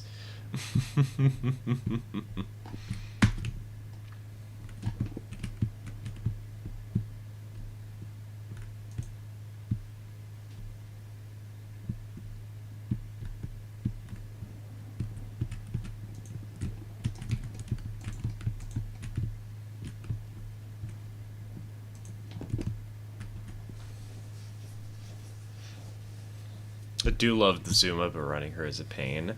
Poor thing struggles starting 3 passenger cars on a flat. Yeah, she's a little behind the times, even with the 22 mile. I'm glad that they gave her a speed buff. That's actually really useful, because in the early game it makes it so she's actually kind of like a good decision, a good choice. But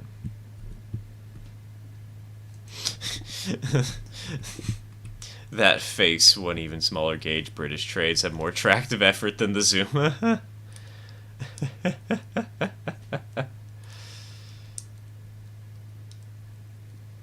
considering cutting off my friendship with this one dude. He keeps acting like he always acts like my layout is, and all my trains are his to do whatever he pleases with, even the ones I specifically told him not to touch. If he's not willing to listen to boundaries, that is not a friend, TK. If somebody doesn't understand that no means no, they are not your friend, and you should not act like they are.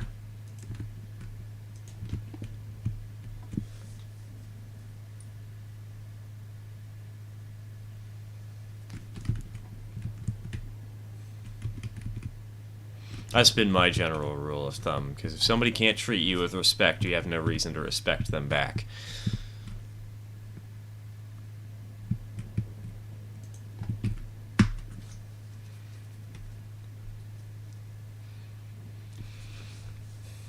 Like upgrade the Montezuma, Mason, Moscom, both cooks in class 70 to 25 mile an hour top speeds. No thanks. I think we do need some engines that are slower. If anything, what we really need is engines that are better at have better pricing. Because, like, for heaven's sake, why the hell is the Cook Mogul only $200 less than the whatchamacallit, what's its face? Than the Ruby Basin.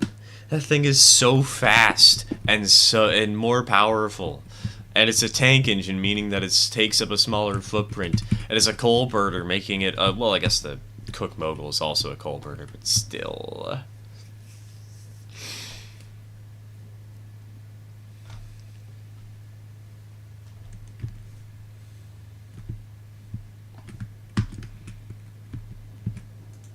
right, bam. Bam.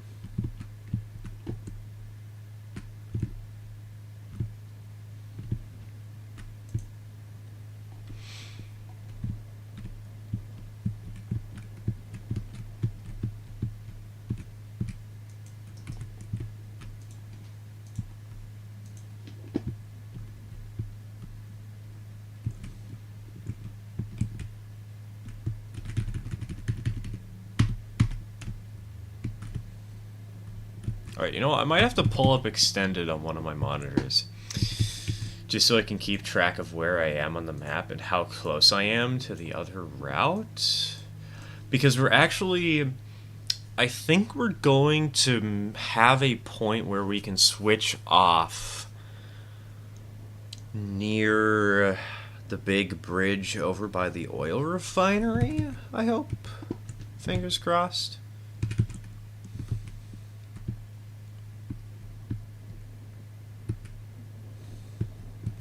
Or not the refinery, the oil field, I guess.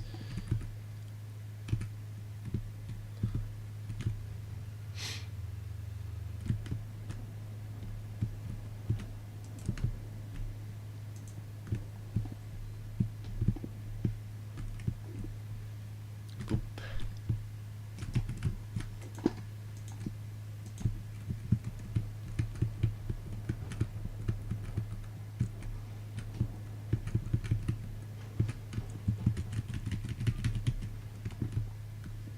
Anybody else have trouble with the Ruby's coupler making tight turns nearly impossible, but all of the other 280s will make it? I don't use the Ruby because it's just so overpowered. I generally avoid it. So I wouldn't know.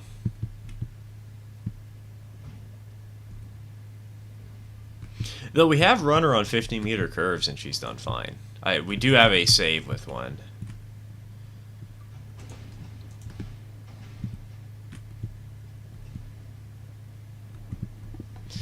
Just found one of the Xbox Series X mini fridges in one of the scrap bins at work.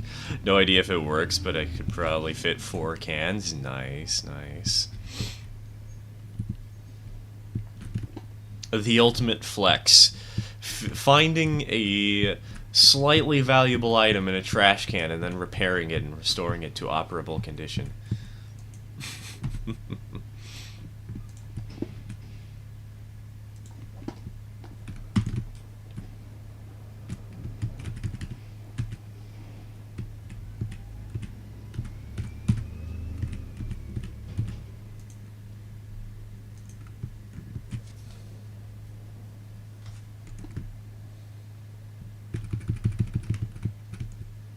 Wait, am I going to have to curve this around hard left? Oh gosh. Good heavens, as the Brits would say.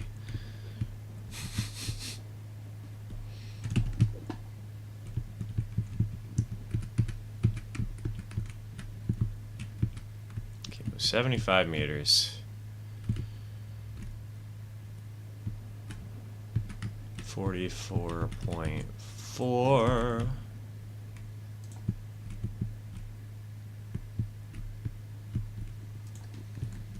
Ruby sucks to fire IMO, so I dodge her anyways.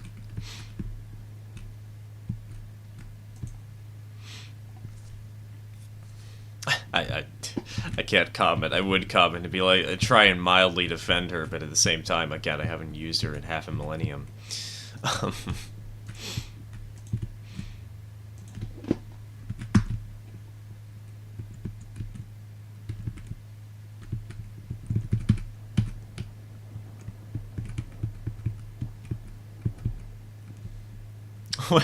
Wait. Am I gonna have to curve this around backwards and then have it curve around forwards again? Oh, we're doing this the dumb way.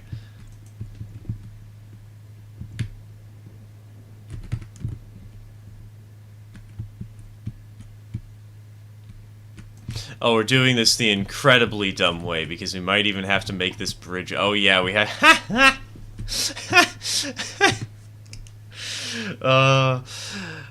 I think we're gonna have to reroute the track down here so that we can fit in this loop.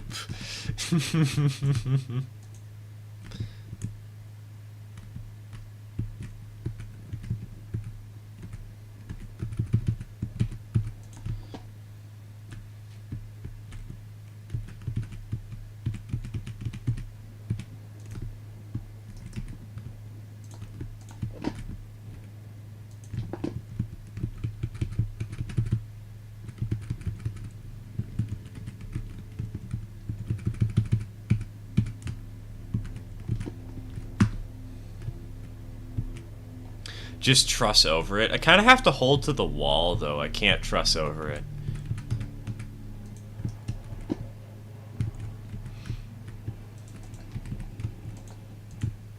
Kind of have to stick to this side of the world to make everything work.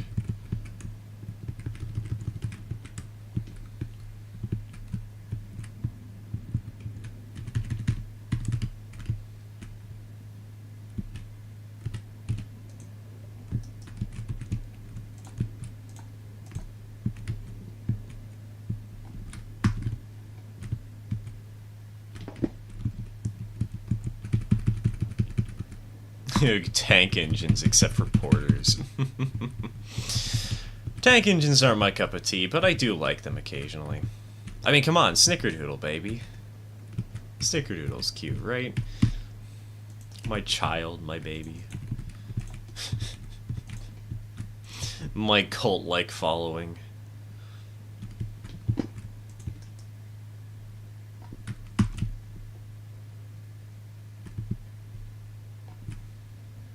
Were there narrow gauge Atlantics? I want a trailing truck, but asking for a Mikado would be too greedy. There was one Atlantic in the old Railroads Online tech tree, so they did exist, but they weren't very common.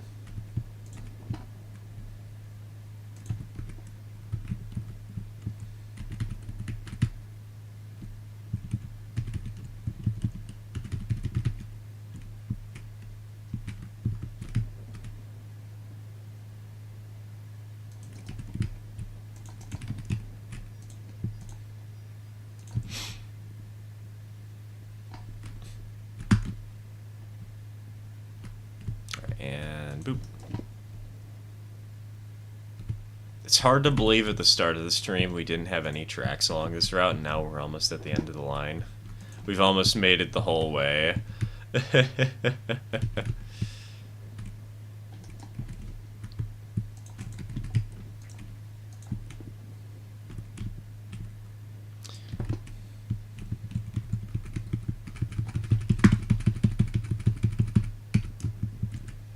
Alright, does anybody have any calculating tools for the Greg sugarcane cars? Because I want to know how many oil barrels I'll be able to take up with me using just the Glenbrook. I don't think it's gonna be very many, but I still want to know.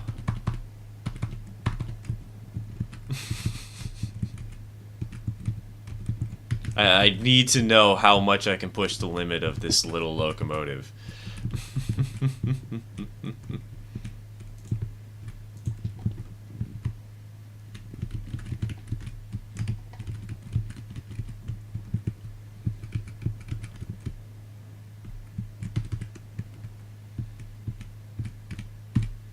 It's a 4% grade basically the whole way.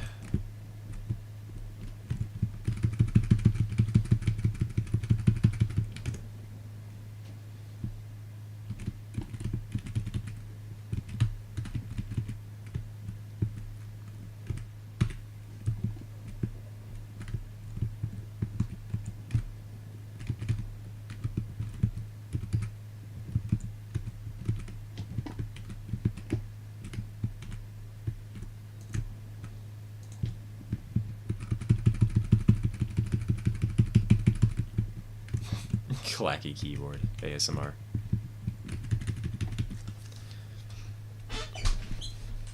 $15 in a caboose is just barely at the max. I'd say use 10. 15 barrels or 15 cars?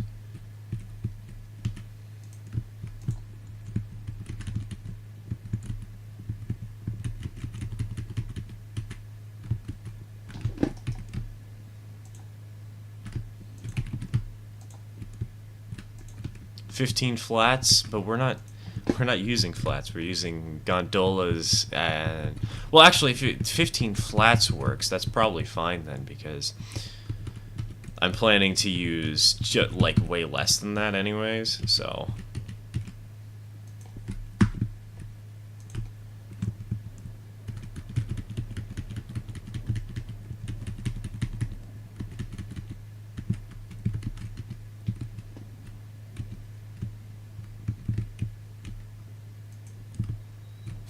you know what I mean, high-side gondolas. Well, the thing is, I don't even have a high-side gondola, technically, but...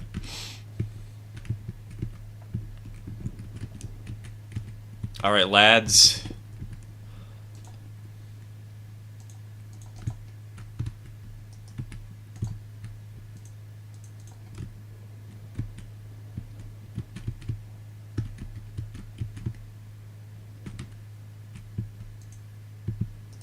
We've made it.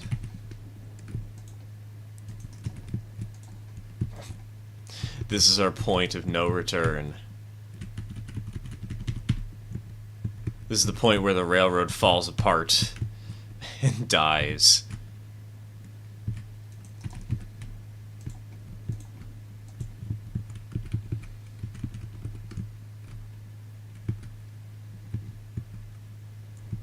This is the point where we actually get to run engines and trains in this session, finally.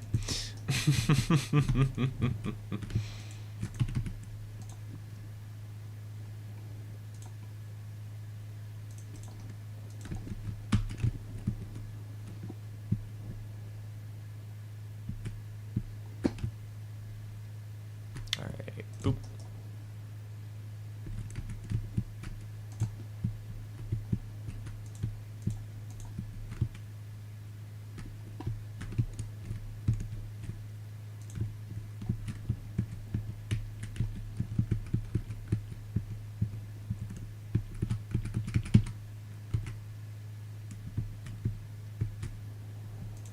Reminds me, have you seen The Brave Locomotive? I started watching it, I didn't get through it though.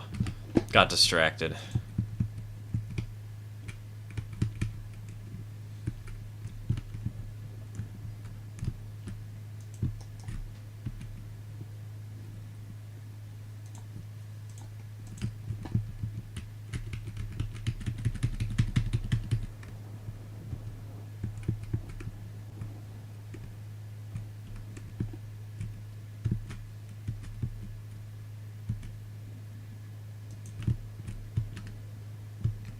Only 2 hours into the stream, not the worst we've had before. Very true. Somehow it's so. I'm honestly impressed it's only been 2 hours. How has it only been 2 hours? This feels like an eternity. We've just been struggling to get up this. I mean, admittedly, we've been doing this for like 3 streams, so that might be part of the reason why it feels like an eternity. But this might be my best idea. I use only shays on the main line. I'm already struggling with that. Maybe on another save, but on this save, no thank you. I'm already struggling with the pain of the hardcore world.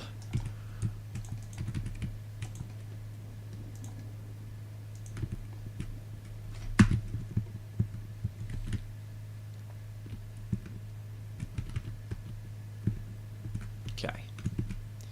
Link. Now all we need to do is cut down all the trees. Okay, that's not all we need to do. I don't think we loaded oil barrels at, like, all. I think we haven't even done oil runs yet from the field to the refinery. So we kind of need to do that first.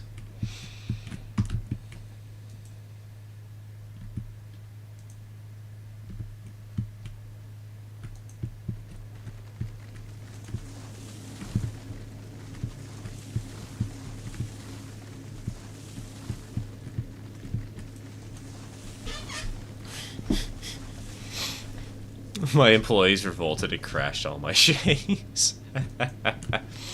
I do like using shays for calm runs when you just want to have a nice slow vibe. Have a good time. Just kick back, relax, watch the scenery. Run up and down a steep grade from a logging camp to a sawmill on Luna Ridge.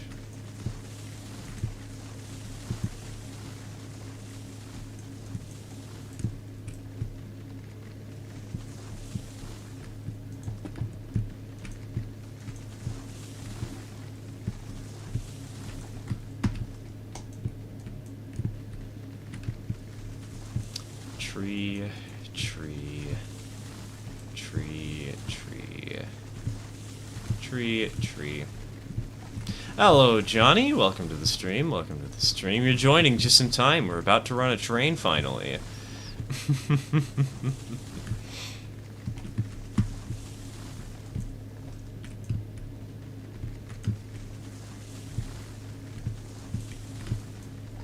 Shays are good for 2 things, MOW and log trains.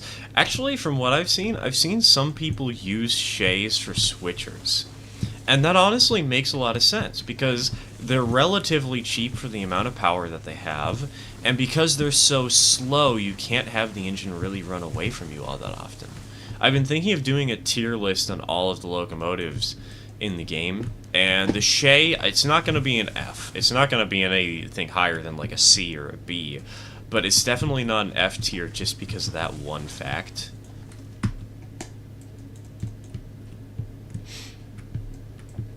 Because they're really useful as shunters.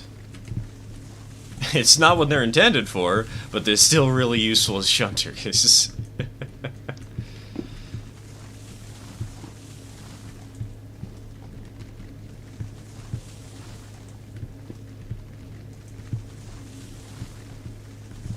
Tier list on rares and line engines puts alignment into U tier? No, it wouldn't be a subjective one. I wouldn't be judging the locomotives based on my own personal preferences and how much I like or hate them. It would be one based off of their statistics, their pricing, etc., and which ones you should buy and which ones you shouldn't.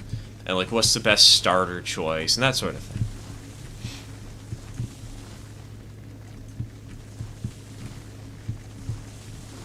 Because if I were going to be judging these engines based on how much I like them, you would see a very strong bias against engines that are over, like, the Cook Mogul's power rating.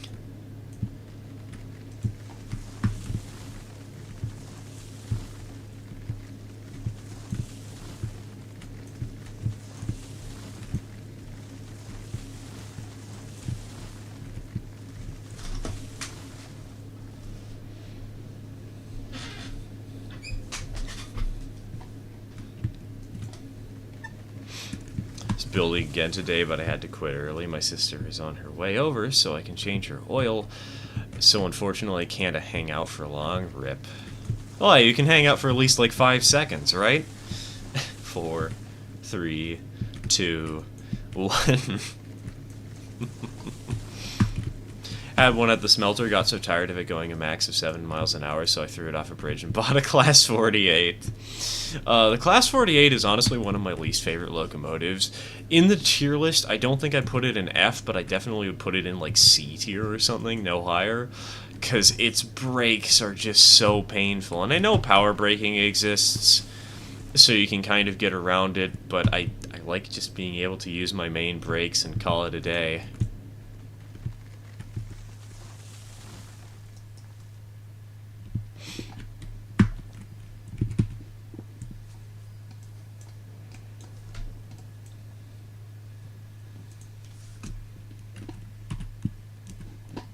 Alright, boys.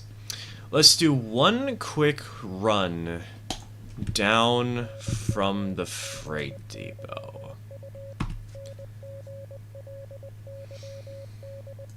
See, I run trains of minimum 12 to 16 cars. See, that's your mistake, J-Class. That's where the problem arises.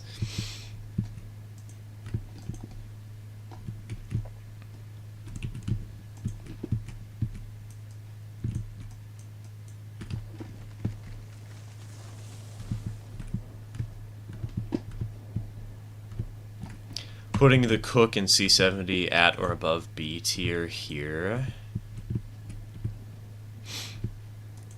In my opinion, I would probably put them at or above B, but for the rankings, I have to put them F. If we're doing it objectively, those engines suck.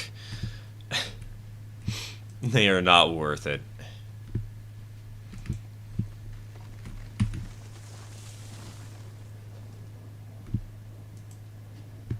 Usually run 20 to 30 car trains. I cannot stand anything. I mean, I can do it when it's like special, it's once in a blue moon, but anything above like 10 cars is just, I cannot. It is so much loading and unloading, and it is so painful and boring.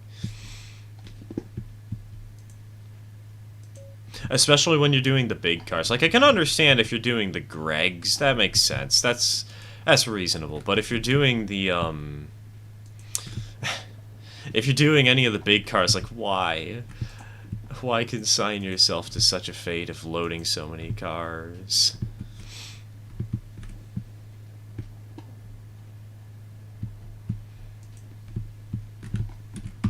Oh, there's some trees.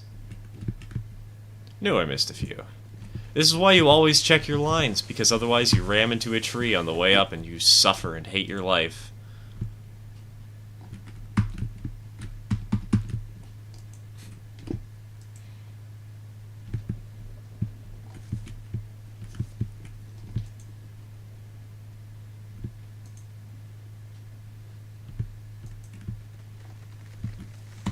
I like shunting, honestly. I like shunting and building track more than running trains. At that rate, it's not really shunting so much as it is loading cars, though.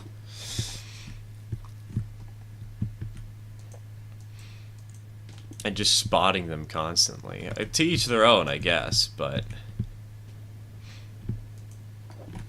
shunting can be fun, but at that level, it just gets boring when you have such an imbalance, at least in my opinion.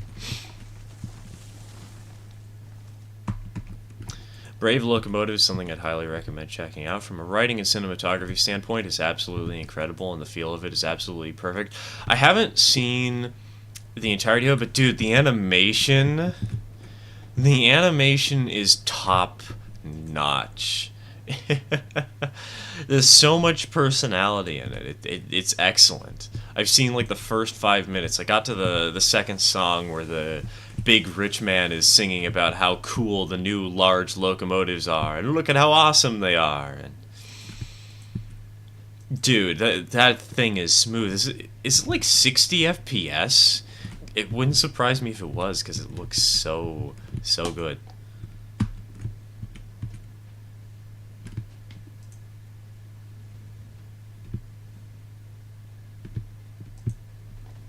This alignment gives me Cassinic Railroads vibes. Yeah, that's because, Johnny, this route is a 4% grade downhill. Because if we did any shallower than that, it would be a complete nightmare. It's already a nightmare enough. I don't need something worse. So...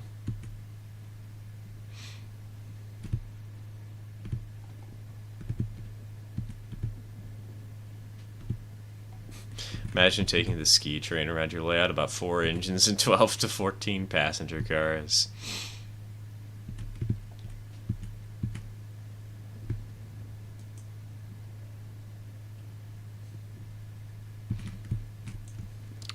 Play with that game rule that I have where you can cheat in money for running passenger trains and you just run like a 70-car passenger train around the map.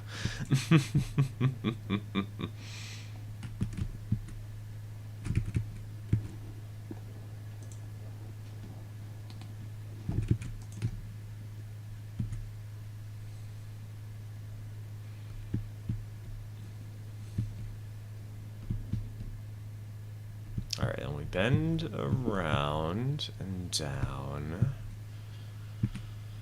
Down, down, down, down. Alright, boys. The route is complete. We all know what that means.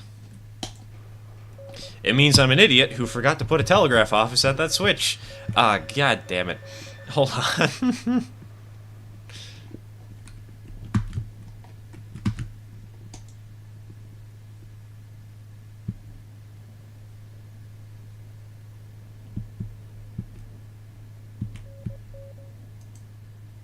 Favorite thing about that. Spoilers, TK. Spoilers.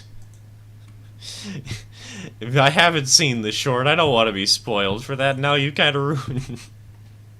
Ah.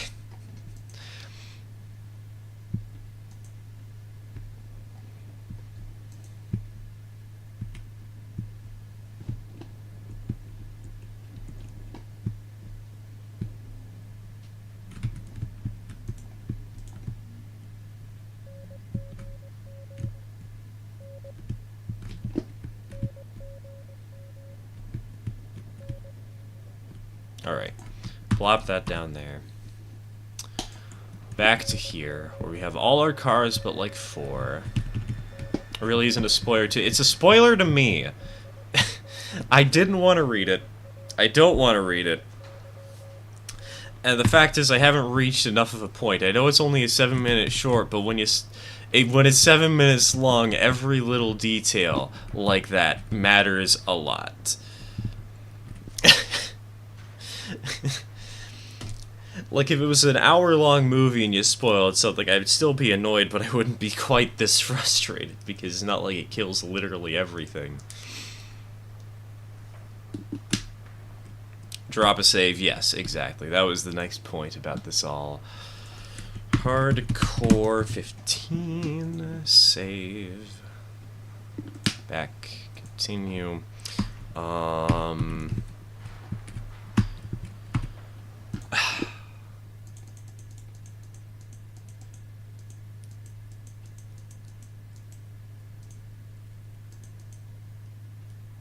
Yeah, I'm feeling like not having a headache today, so we're just gonna buy a regular tanker. I know it's blasphemy, I know it's the first non-one of these cars that we have, but I'm really not dealing with the headache that is the tiny tankers.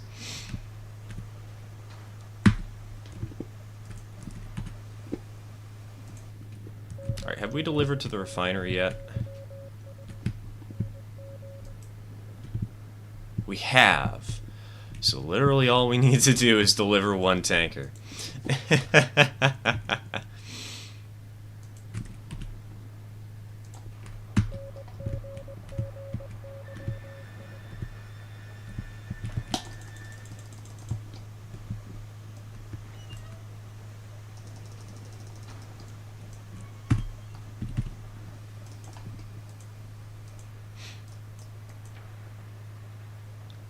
Okay, so for this run,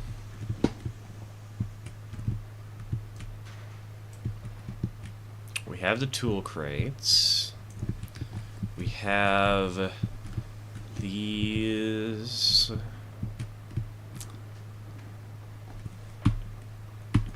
We have no money. So I think if anything,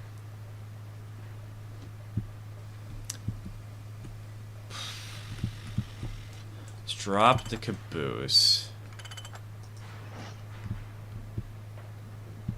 Pull this forward a little bit.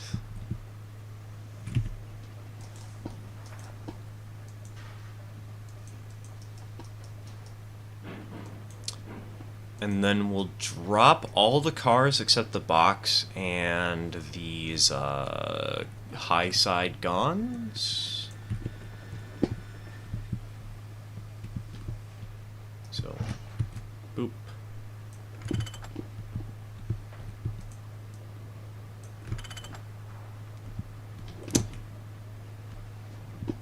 Oh wait, this doesn't work as intended, does it? I just realized I'm an idiot.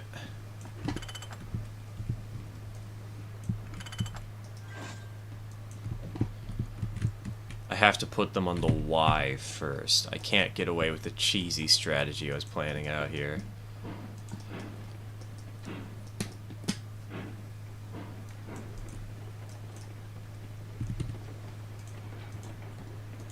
Also, let's change the weather. Might as well.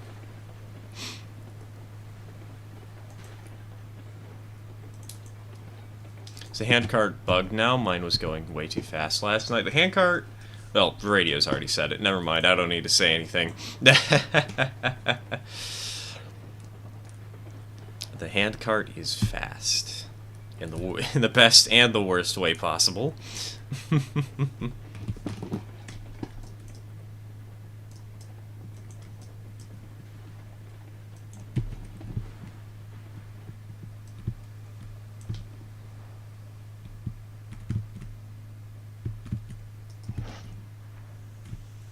Wait a minute, no.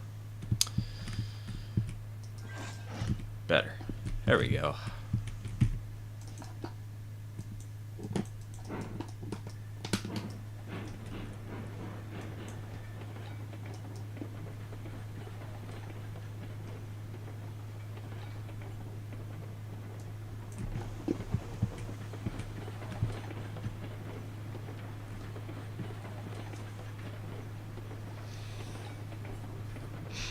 Hey Smokey, welcome to the stream, welcome to the stream.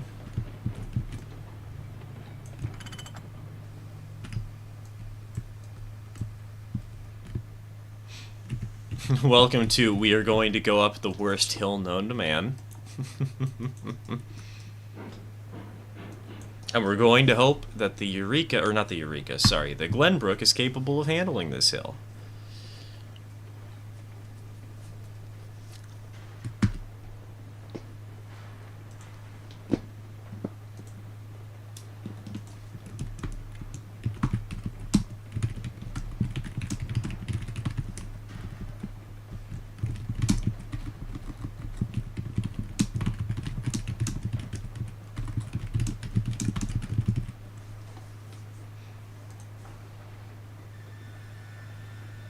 There we go. Stream title updated.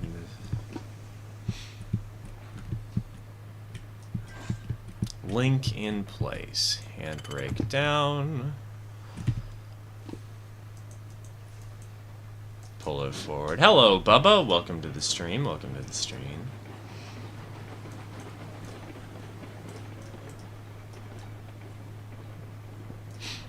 It's good to see you back in Pine Valley again. Don't worry, this might be the last time we see Pine Valley. Forever.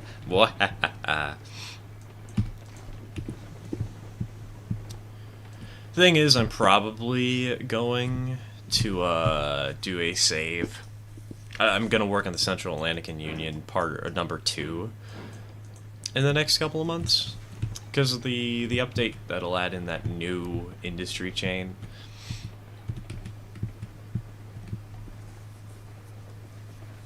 That'll probably be the next big thing I do.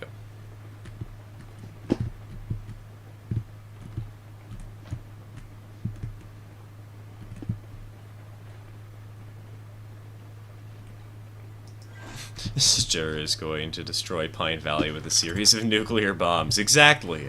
We'll never have to look at the same tree PNG ever again.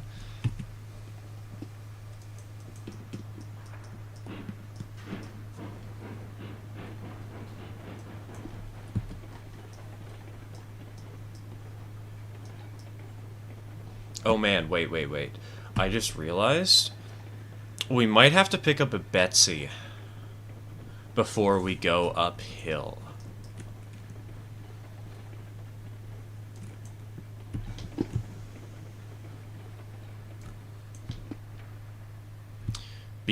So we might have to visit spawn twice before we try and make the climb to the freight depot.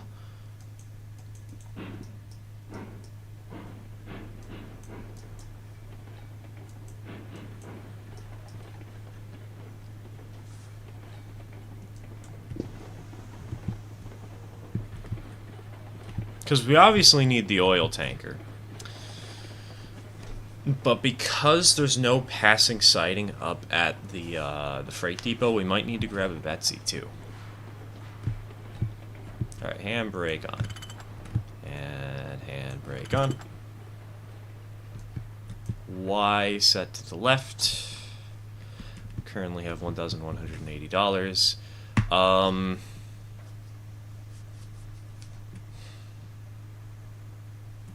No, I'm not going to be cheesy. I'm not going to cheat in money or use an exploit. I'm just going to go straight to spawn.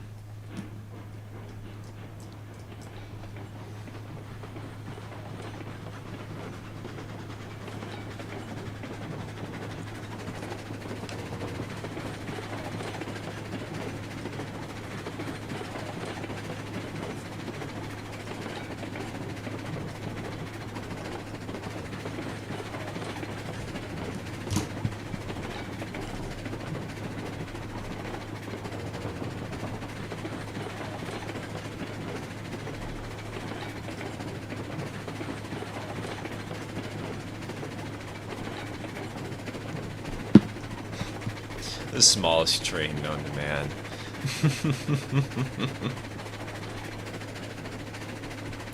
Why not cheat in money as a loan from a bank and make it so you have to repay with interest? Because if I did that, I would have to repay the cheat for this engine. For like 7 months of interest. Found an 0130-042 for only $115 on eBay. Yeah, I saw that one. There was also one for like $125. I could go for it, but like I'd probably want to just resell it after painting it up.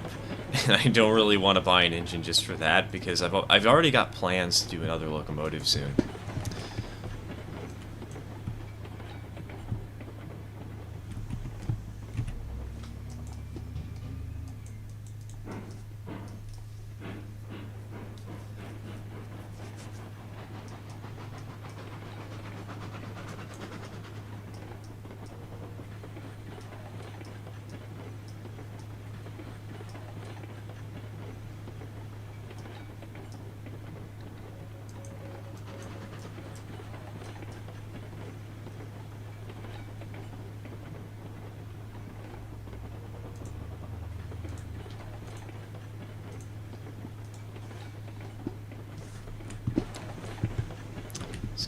Throw the switch, hop in the cab. I think I can turn off my super speed cheats while we're here too, because I don't need that anymore. Not like we're building track.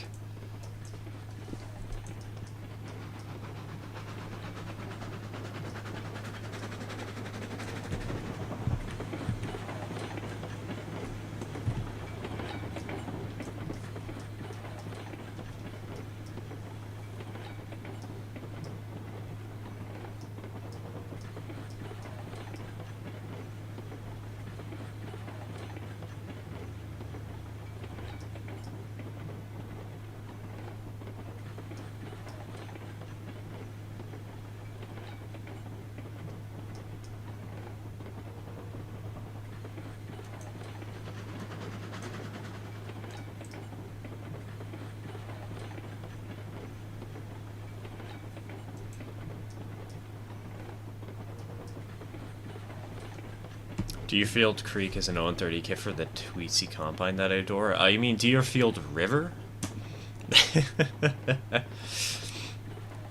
Deerfield River kits are great. I'm thinking of picking up one of those Tweetsy ones. Or not, sorry, not Tweet. Yeah, Tweetsy. I'm thinking of picking up a Tweetsy parlor car one of these days. I think that would be fun.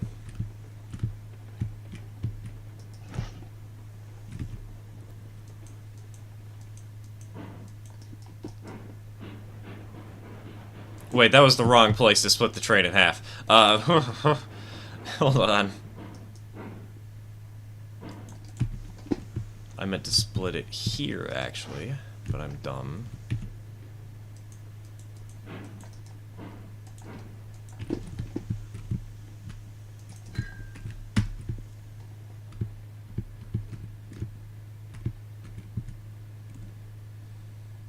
Donk. Handbrake on. Handbrake on. Tanker. Oh wait, we don't need a Lincoln pin, we just need to take off the handbrake.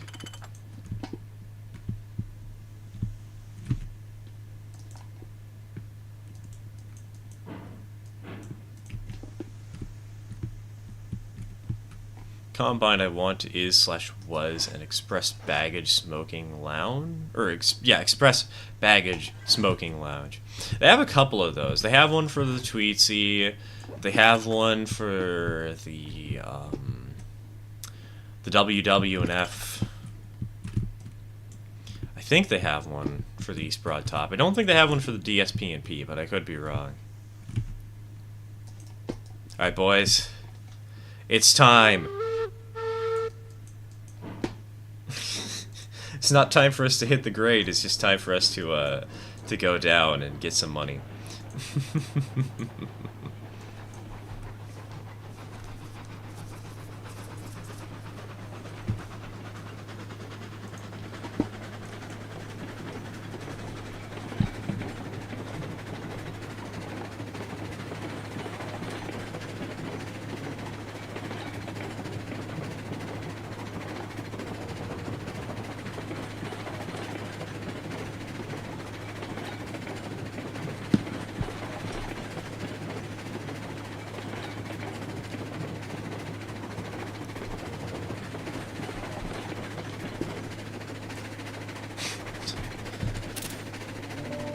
Okay, yeah, that one got without a...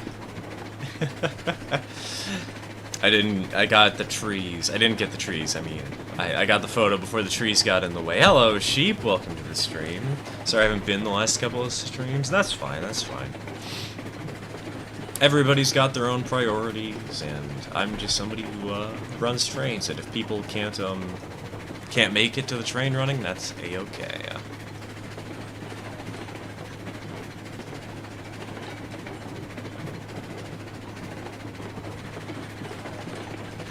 Kind of want a Fallout like game set in Pennsylvania near the East Broad Top, where it's the only working railroad.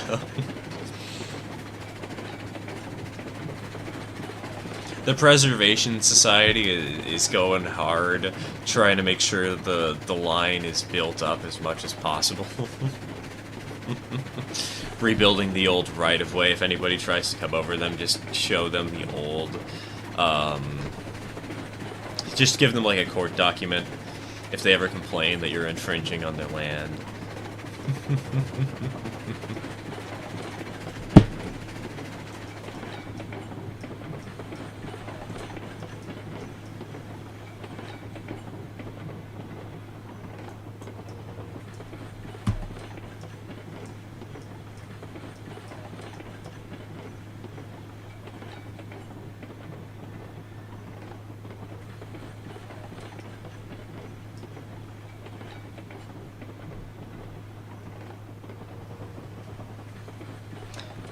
Probably still have the old charger documents. Exactly, exactly. Armored 3-foot gauge steam locomotives with a railgun. Exactly. That's the type of apocalyptic fantasy we need.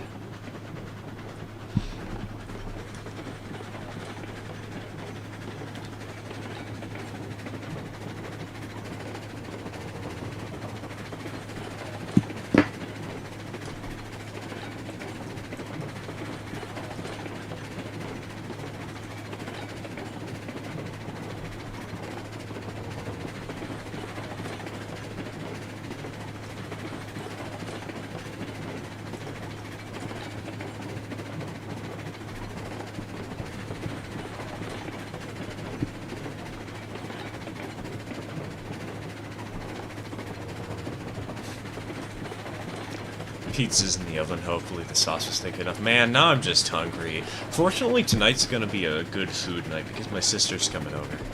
She'll be visiting today.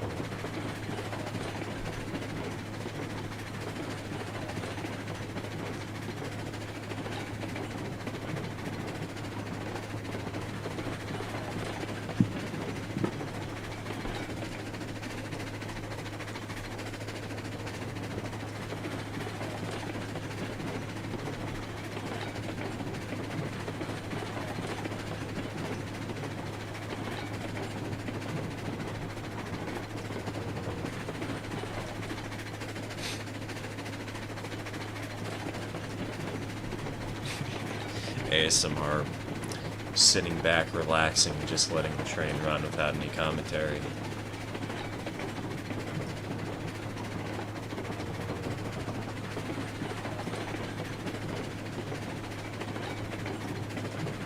It would be fun having the East Broad Top and coal mine be the engine that restarts that part of the world. It would be very fun, very interesting, having a railroad-related, whatchamacallit. I can words. A railroad-related restoration post-apocalypse. TK found a brass 0-3 model of East Broad Top 14 that, if it wasn't A, $1,500, and B, a gauge where I'd have to hand-lay all the track, I'd totally buy it. Hey, just re-gauge it, man. Make it 0-30. Easy.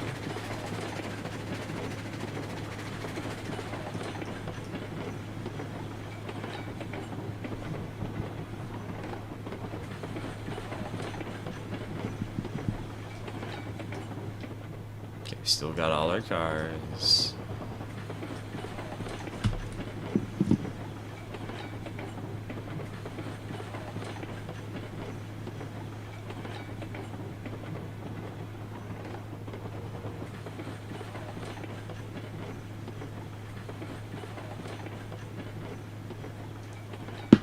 Oh right, we set it to that track on accident. Nice.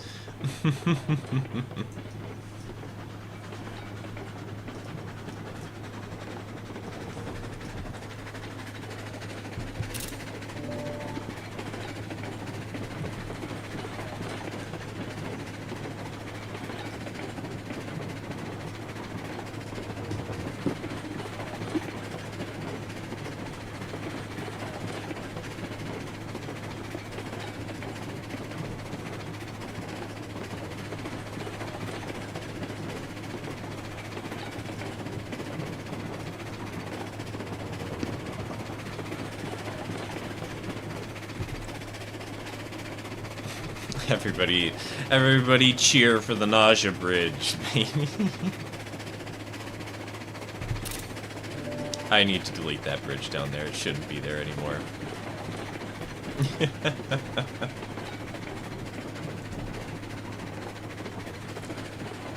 Sister's here, gotta go for a bit. Should be back in less than an hour. Alright, Johnny, have a good one, man. See you in a bit.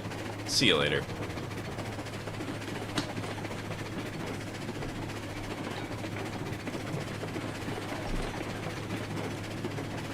Has anyone actually done the East Broad Top in 0-30? Probably not, because the engines are kind of hard to get. You'd have to custom build most of them.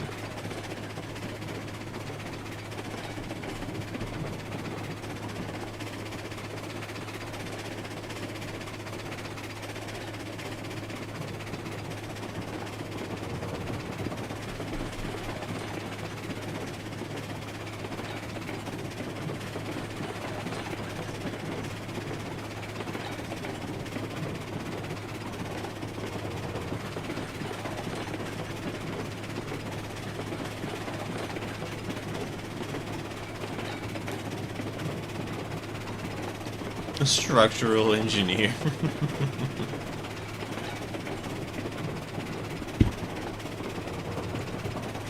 I am very good at this game. That was 100% skill right there. How did the train not derail? How did we not just die and crash and burn right there? Seriously? I mean, I'll take it. Free win. I'm just that skilled at driving trains that while I'm chewing on my daily vitamins and not paying attention to the stream, I survive a derailment that should have thrown me to the moon, but no.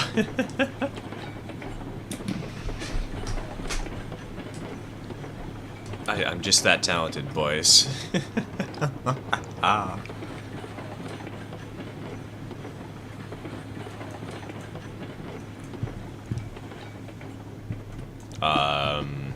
I thought I turned off my super speed.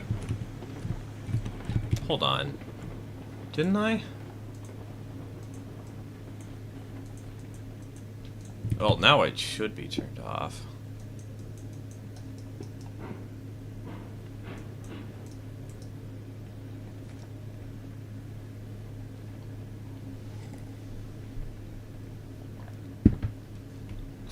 All your luck is gone. No, oh, don't worry. I'm expecting to derail 70 times on the big grade. We're totally going to destroy this train, even if it's only 3 cars long and a tanker.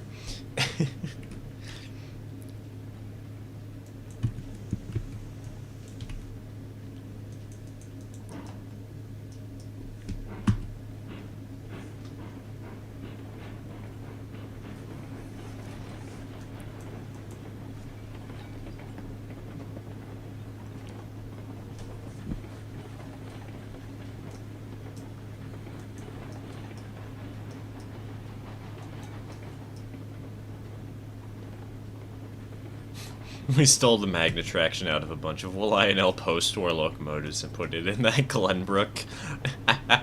Exactly.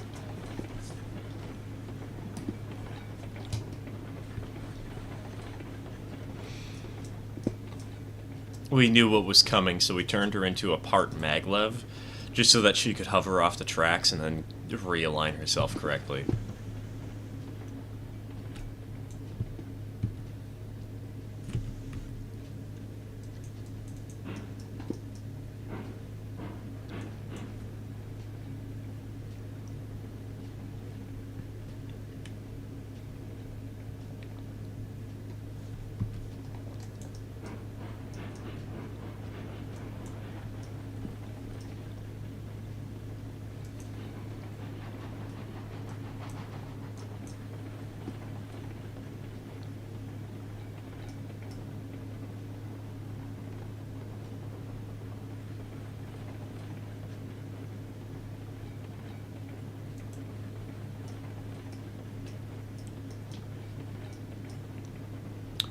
Alright, guess we'll spot this at the back one of these.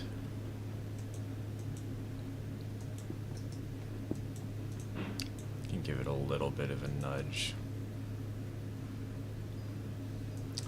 Hello, Game Tech. Welcome to the stream. Welcome to the stream. Why do I still have super speed?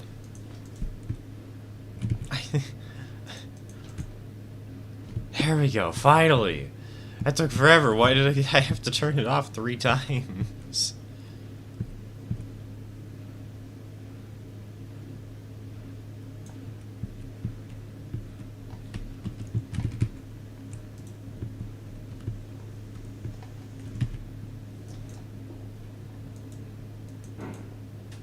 Not sure if YouTube is eating my comments. I don't think it is. I don't always respond to literally everything. My brain works in weird ways, and right now I have a little bit fried.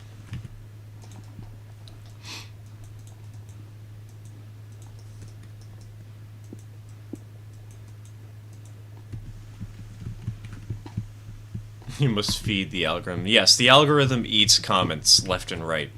It consumes them. That's how it works.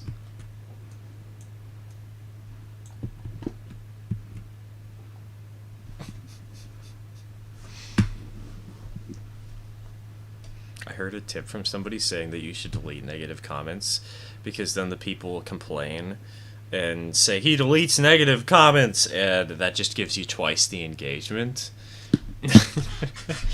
And so YouTube promotes your video more.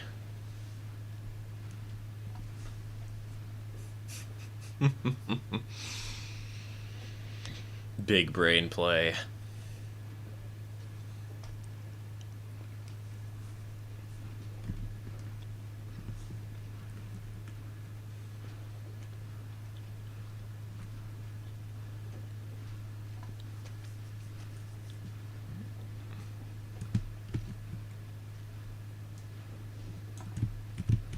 Bam. 12 of 12.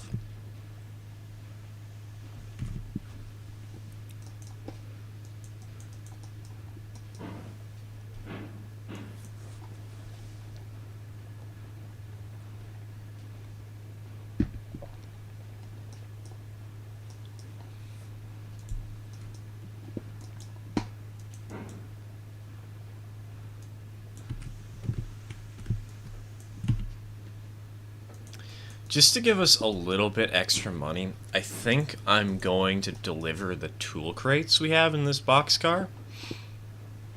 And hopefully that way we will have enough to buy a Betsy when we make it back to spawn. I know we've got more than enough tool crates already, but...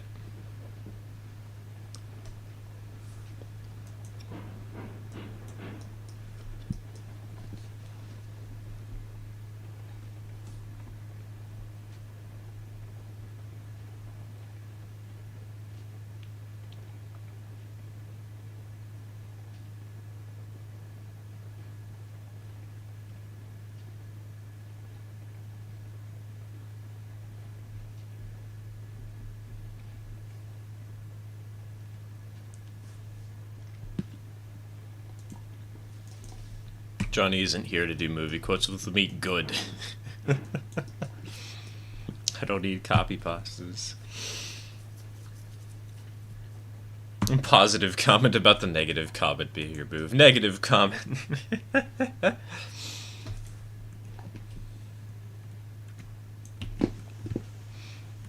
Big brain play. Delete literally all of the comments. Doesn't matter if they're positive. In fact, if they are positive, that's even better. People will just repost them later. It doesn't matter if they're negative. Just murder everything. Murder everyone.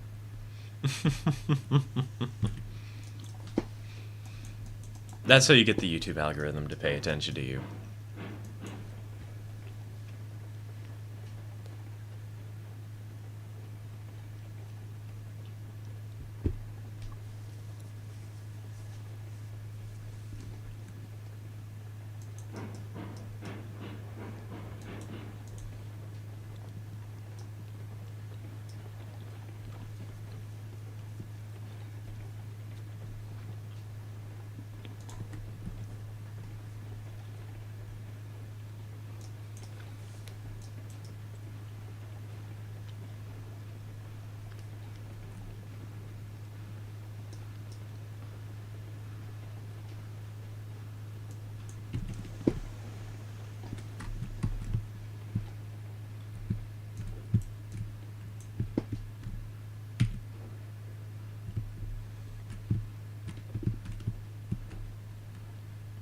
Alright, will we have enough money? No. We're definitely not going to have enough cash to do this. Oh no.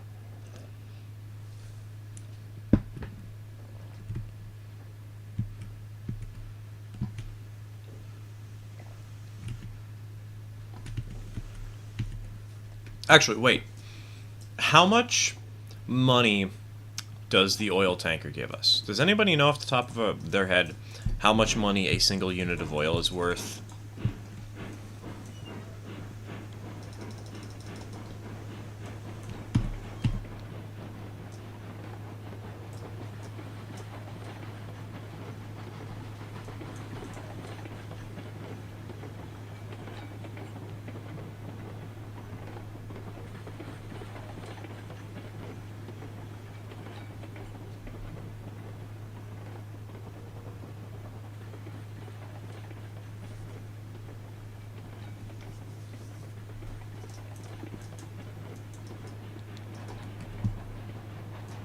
Does the in-game wiki say? I don't think it does. I can check. You are right, though. They did add that. Freight. Crude oil. $16 a piece. I thought it was more than that, though.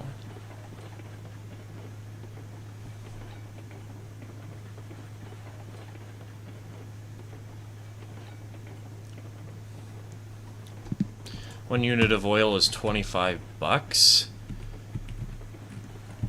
That sounds more like what I remember it being.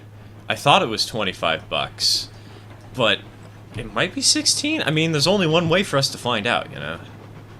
So we might as well try. I was just trying to do the calculation. Why the heck was my compressor at 0%?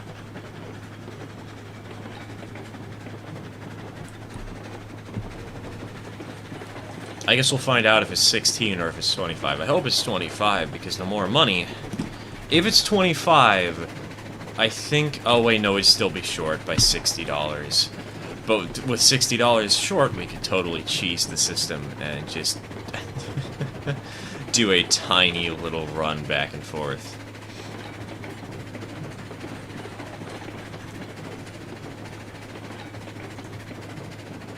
It's the hacker. I hope not. Really, really hope not.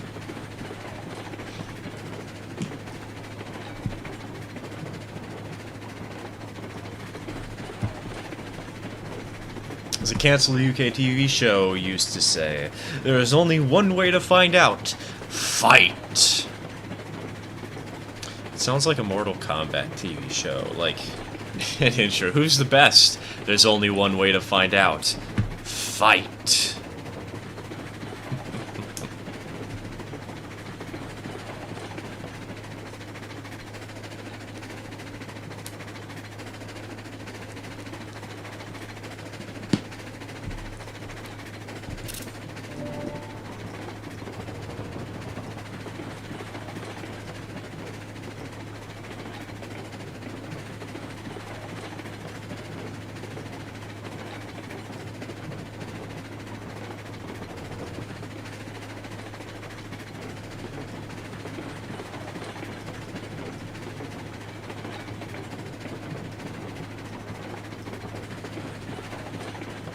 Comedy TV variety show. Harry Hill's TV burp? One heck of a name right there.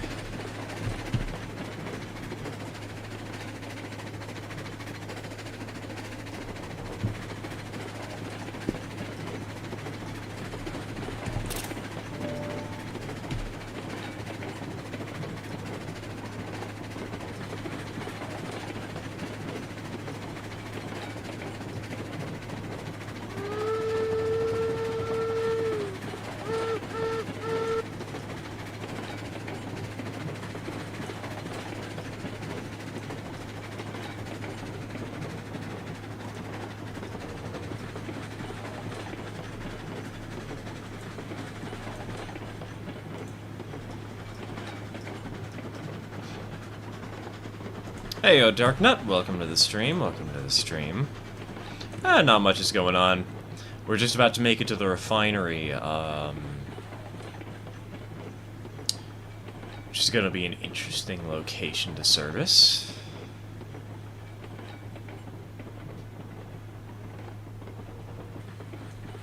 Brakes on full.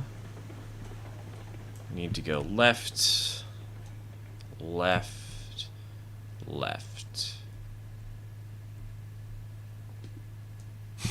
Oh god, look at how sudden this grade is right here. It's this little blip, oh my gosh. I really hope that the Glenbrook can get over that without trouble, because I know this tank car is going to be a pain.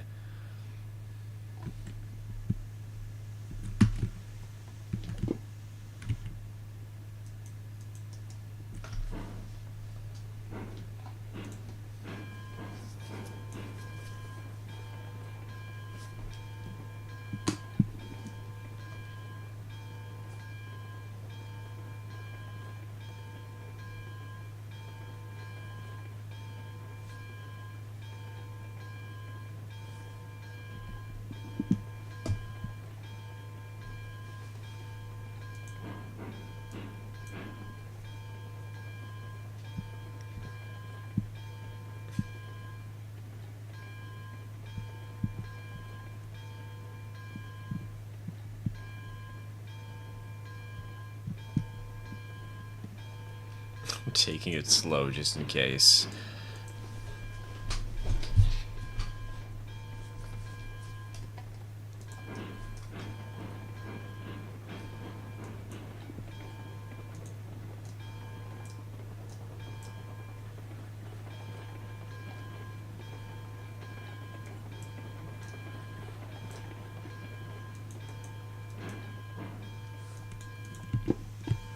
Have you placed a new wheat farm, or are you waiting for the other industries to be available? I'm waiting for the other industries. Hold on. We're currently sitting at 1645. 1680. Wait. 1645 to 1680. That's $35 a piece, isn't it? Hold on. Yeah, that's $35 a piece. Did the dev team really make a wiki or a guide that's incorrect and blatantly tells the player false information? Because now we have enough money to buy the porter we needed. And I thought we wouldn't, based off of the $16 thing that they were saying it was worth. Anyways, whatever. We can go to the depot.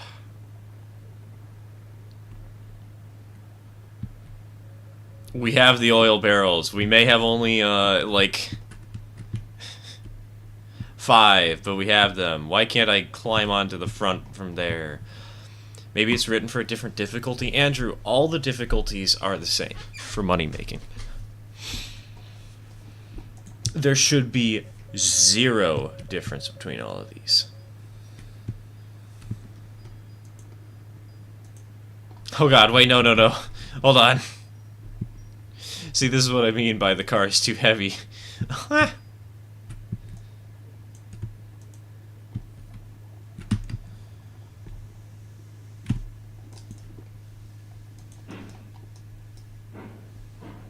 Alright, back it up. Many things in the wiki are wrong. Well, yeah, it's funny. Why do they... It's not even a wiki, though, because it's not, like, community edited, is it?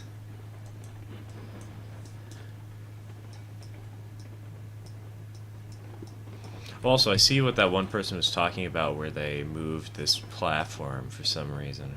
That's weird. I'll have to fix that eventually.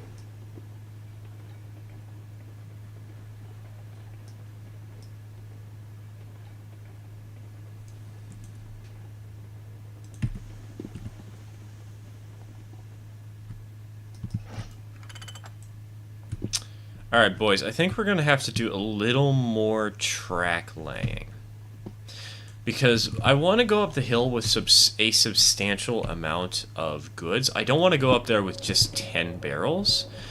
But I also don't want to have to do even more oil runs. I don't want to get any more barrels than I have to. So we're just going to stick with the 10 barrels we have. But I figure we should stop by here. Because we've got more than enough tools to fill 2 cars. So we can fill, we can fill the box car and the medium side gondola with crates. And the low side will have the oil barrels in them. And then we can head to the freight depot. We can deliver literally everything.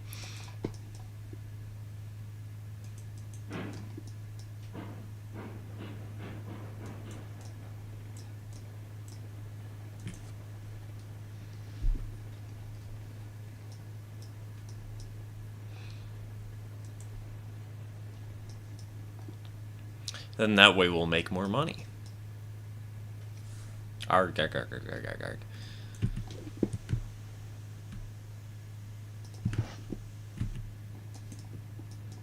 I didn't throw the switch.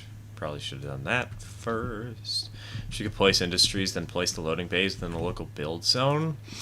I feel like we'd see a lot of players who completely ignore shunting, and we just have people who are placing all the loading and unloading tracks all in a line and being really boring and dumb. It would open up opportunities and also make some players do stupid things.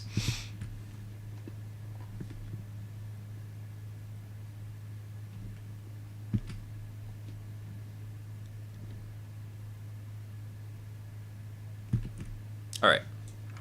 And brake on.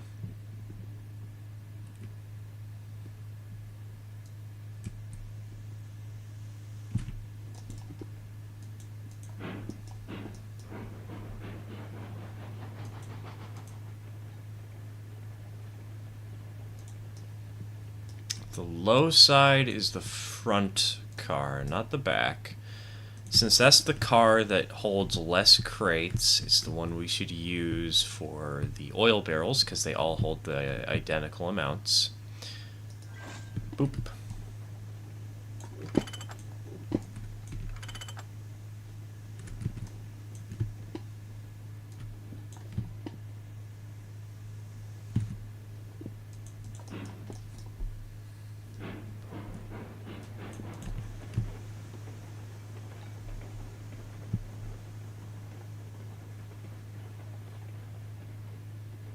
Now let's go ahead and line it up. Let's also go ahead and reroute this track so that it works better.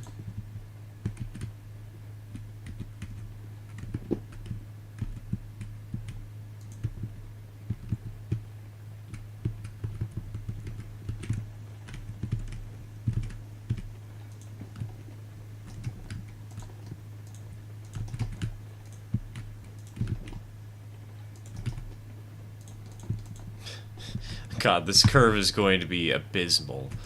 Look at how sharp that is. Lord. Lord Almighty.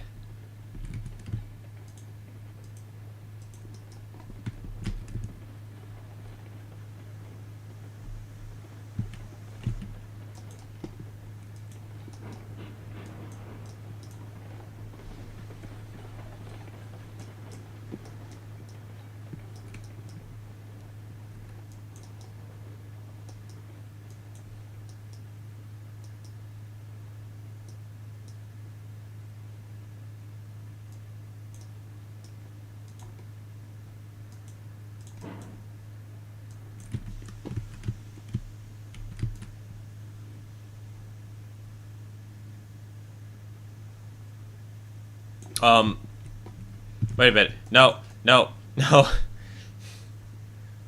The fuck?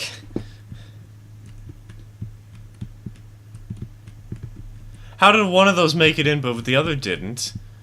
What is going on with this unloading? Huh?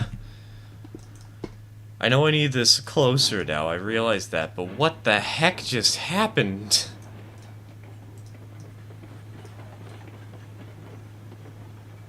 Where did the barrels spawn in? How did the barrels spawn in? What?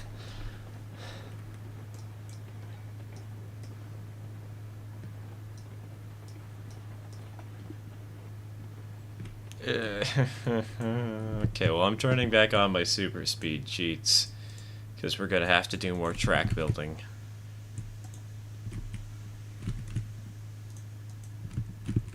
Okay, apparently I'm not doing that because the game doesn't update my speed when I'm in the locomotive. Yay!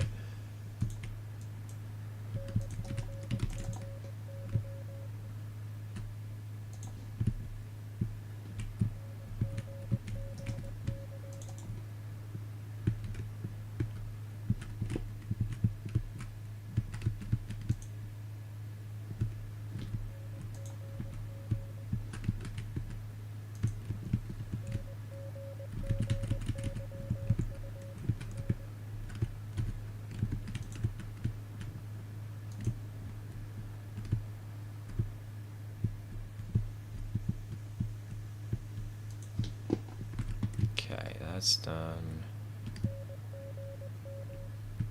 You need to place a board from props at a 45-degree angle because there is no momentum.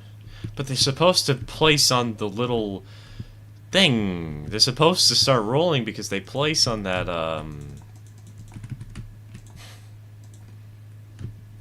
because their place point is supposed to be up here where they roll down. Why the heck would they not roll? What?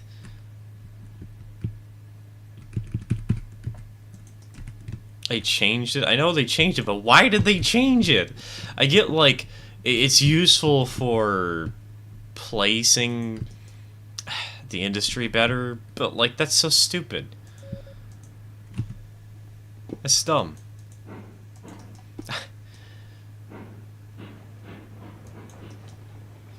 Should have spawned on the thing that makes it roll naturally. The thing that they placed it for in the first place.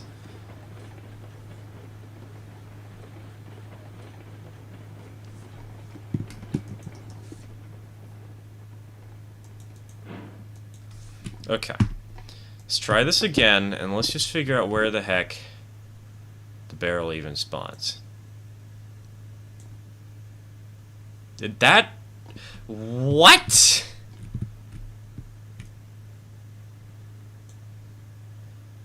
What the heck? Why? I mean, it works, but what the fuck is that? That's so stupid. Who approved of this idea?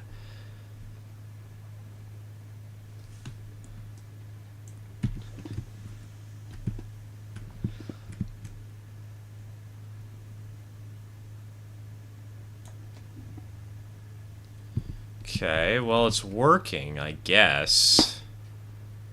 Technically.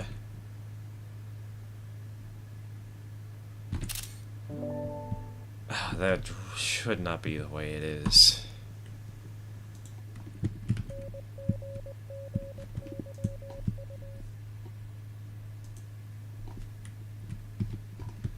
Hearing Stir swear is weird and kind of funny, not gonna lie. Have I not been swearing much recently? I haven't been paying attention. I thought I swear like a sailor some streams. Have I been getting better at that? Have I been getting good at not having a terrible control over my language?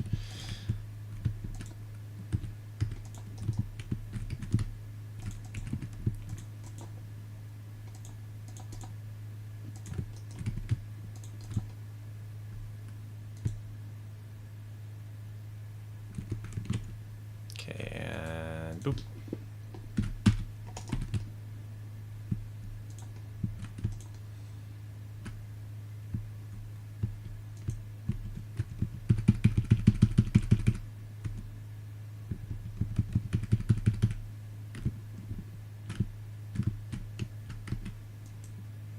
Sometimes, sometimes not. Yeah, I guess it depends on the stream. I am trying to get better with that. I am trying to make it so I swear less often.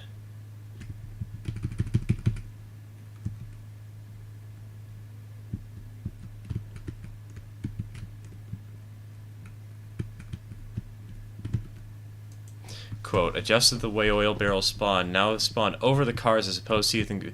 But they didn't spawn over the cars. That's the thing. That was very much spawning in the incorrect location. That was spawning over the ramp again.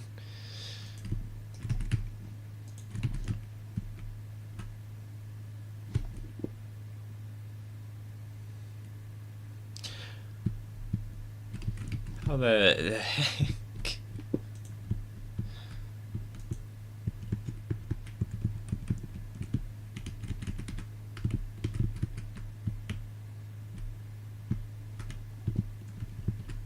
Okay, let's go ahead and place it at 33.3 meters. Bonk. Now all we need is a bridge.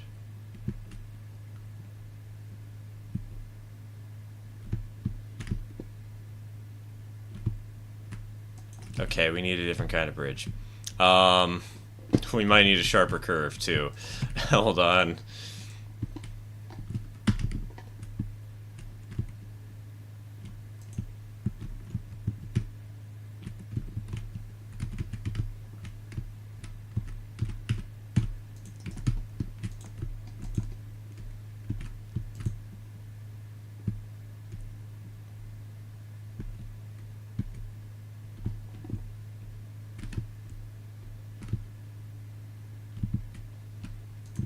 Donk.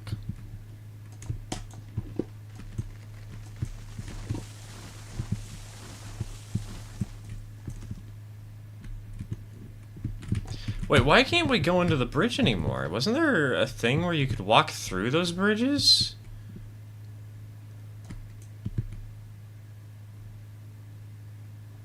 Why can't you do that anymore? Was that a glitch that they had to patch out? Because now I have to go delete the bridge and try to manually saw down the trees that I think were in the way.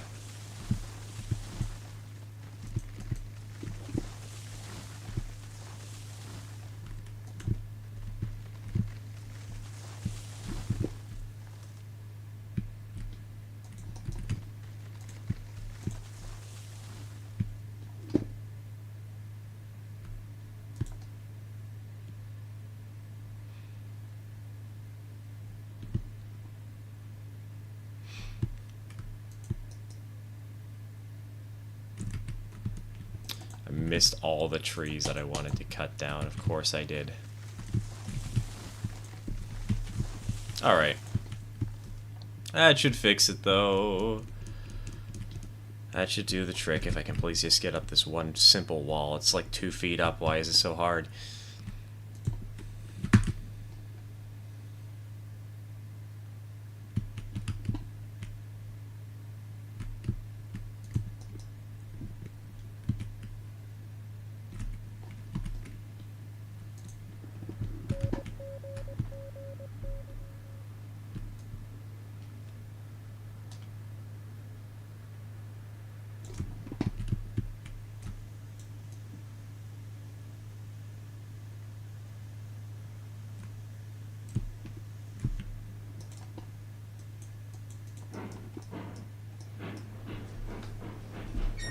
Alright, chat. We have enough money to afford a Betsy. What's her name?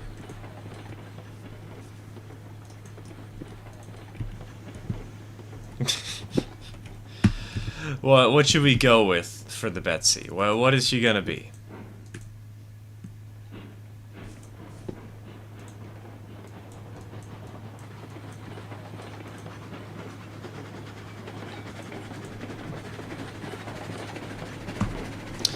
Hello, Ruben. Welcome to the stream. Welcome to the stream. Splenda, Caitlin, Pumpkin.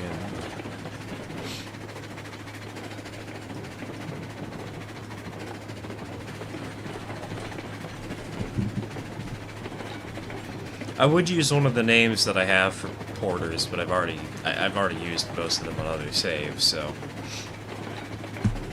figured I'd ask chat for ideas.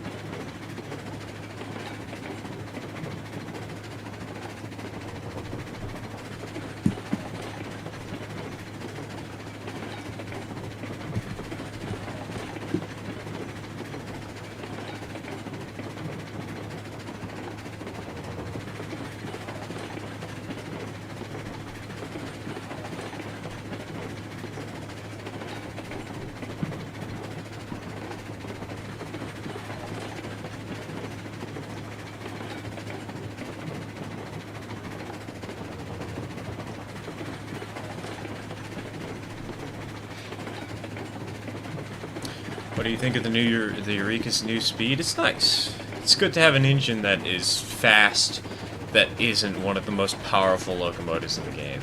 It's nice to have alternatives, for once.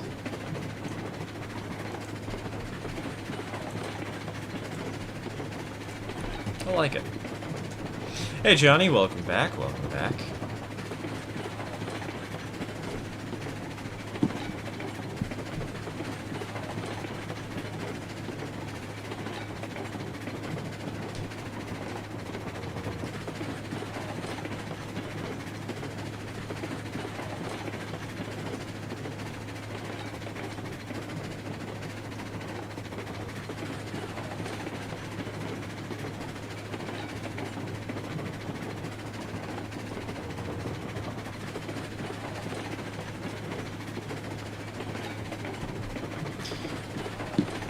Oil change went well, especially since I didn't make a mess of the driveway.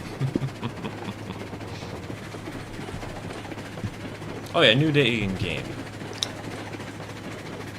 Let's go ahead and change it to, well, let's just go ahead and do clear skies.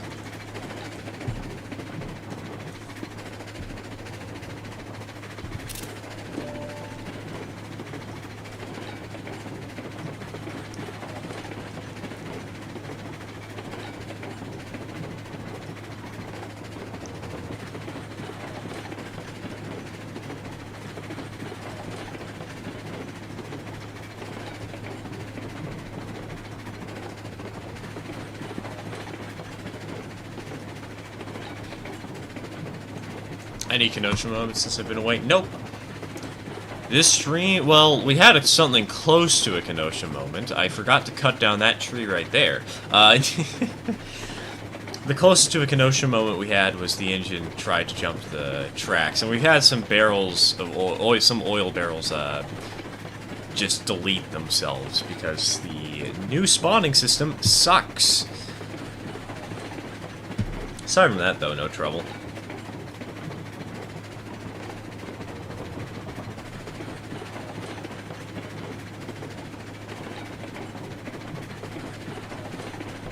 Really wish we had dynamic weather. We do. The problem is, dynamic weather doesn't let me choose my my day-night cycle, and so I can't have a short night and a long day. Did you name the Betsy? No, not yet. You guys will see it when we buy the Betsy.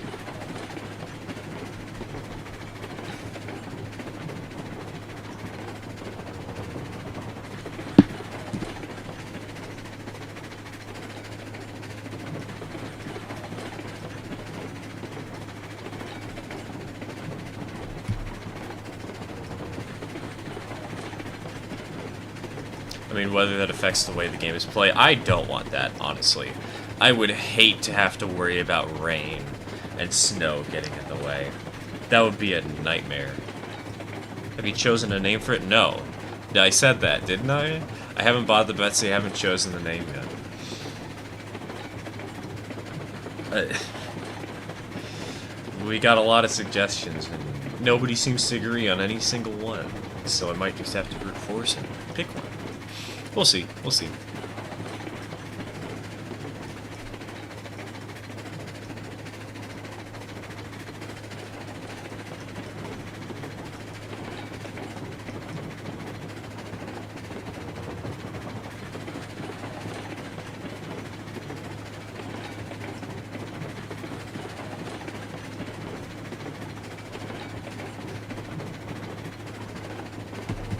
Large engines were known as iron horses. The Betsy could be called iron goat or metal pony. Call it steel pillbug. I like the idea of naming the Porter the smallest and most adorable locomotive, the edgiest thing you can think of. Well, if we're gonna name it the edgiest thing, we'll name it Dead Blow. Because that's the edgiest name I have for any engine that I actually want to use on something.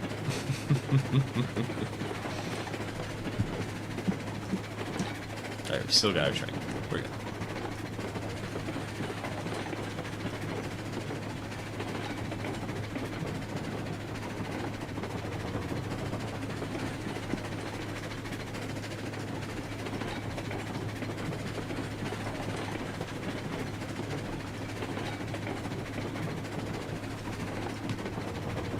Name it Titan for the irony. We'll name it Goliath. There's a good name. The pizza was a disaster. Sauce wasn't thick enough. Pizza became pizza in a bowl. Honestly, pizza in a bowl, I'd eat that. Like a calzone, but but just melted. I'd eat it.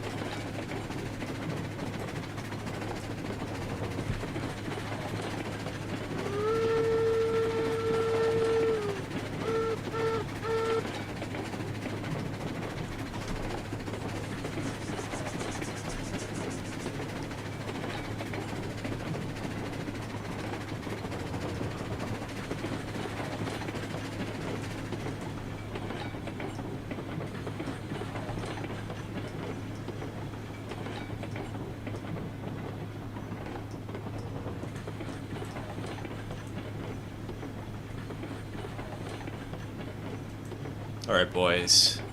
We have arrived at the ironworks. And I'm starting to realize we might be able to fit a Y on this leg of track. And I might do that just so that I don't have to use the turntable, but I think I'm gonna just use the turntable today.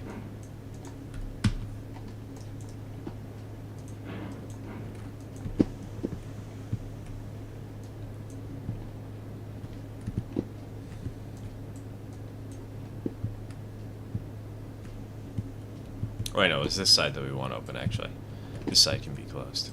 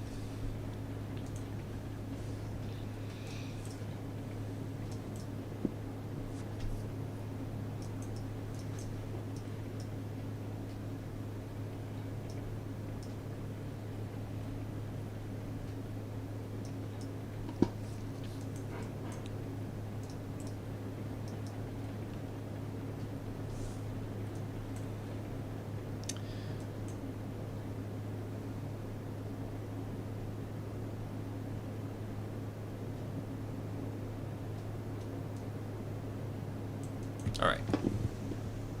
We're lined up.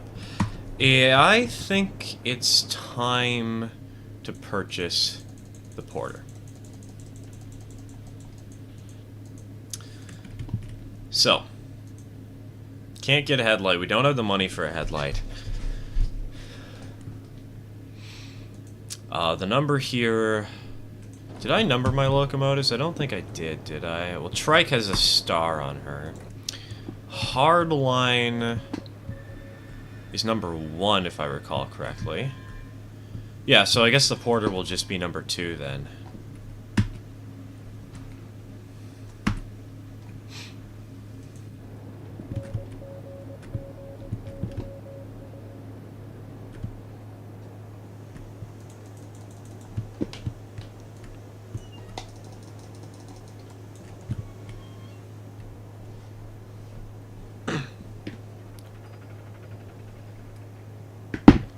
So, the porter will be numero dos. Sorry, wait, no, number 2. We could just leave her as number 2, actually. We could have it so there's no name on this engine.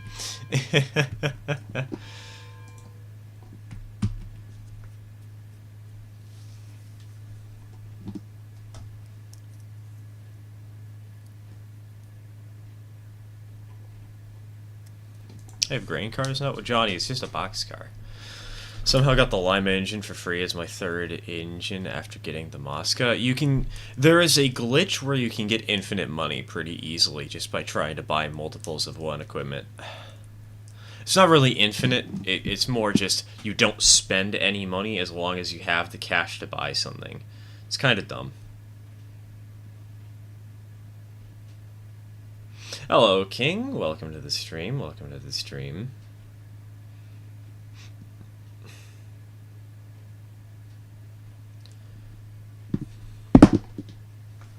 don't. For some reason, this is the name that has come to mind for this locomotive.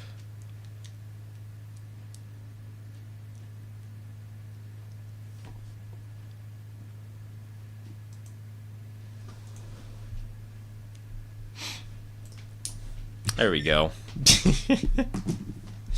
No reason to explain, no need to to consider. It's just Trevor.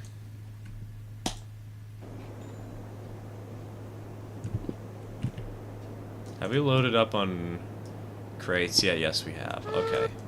Let's back her up.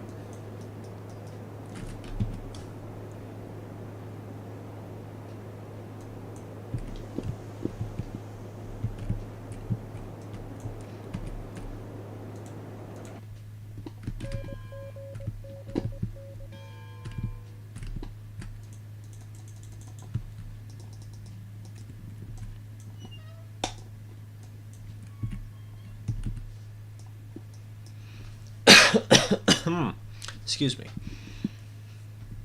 Anyways, chat, now is as good a time as any to ask, how's y'all's day been?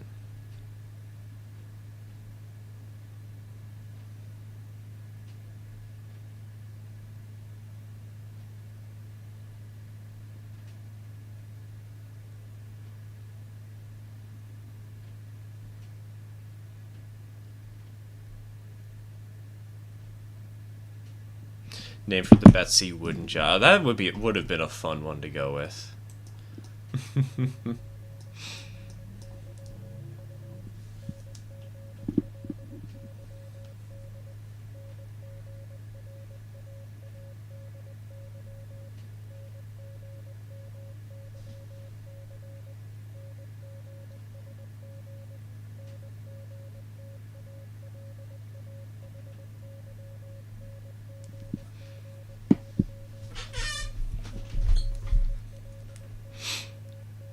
I just found out I was 6 minutes behind. Oh no. Ouch. Esha nameplates I ordered will take 3 to 12 weeks. Oof. That's... ouch. So I got another gift from my pops. So hey, you can also always say that they're coming. It'll be great. Hello, Colorado. Welcome to the stream. Welcome to the stream. Boxcars used to carry grain back then until the 60s and 70s showed up with grain hoppers, except the narrow gauge railroads since they've been shut down in preservation. Yeah, I've seen reports of them, of hoppers, grain hoppers, covered hoppers being used back in like the 50s even, but for the time period, no. Never happened.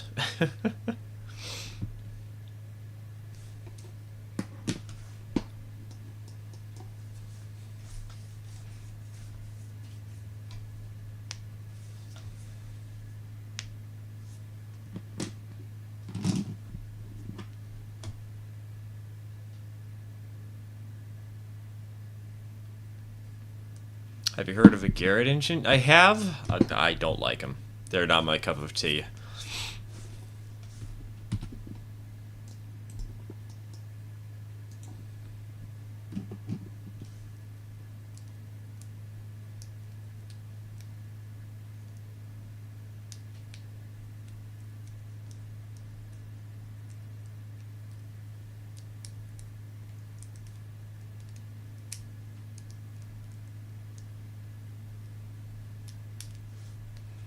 All right, we have our Betsy.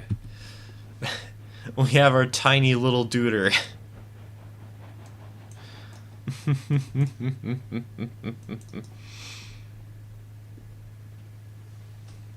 What have I missed? Not too much. We've just been building a lot of track.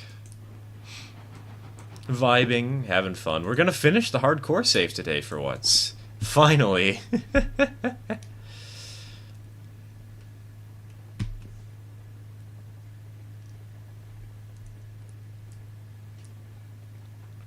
What about Kits and Myers? Nah, I don't like those either. Not my cup of tea.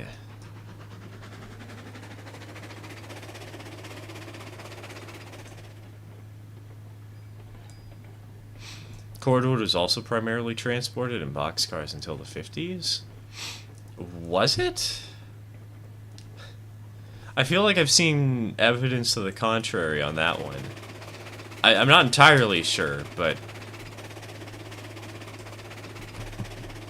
yeah, I'm not the greatest train nerd out there, but I feel like I've seen more photos of bulkhead flats than of boxcars, really. Bulkhead flats and gondolas, as the radio's mentioned there.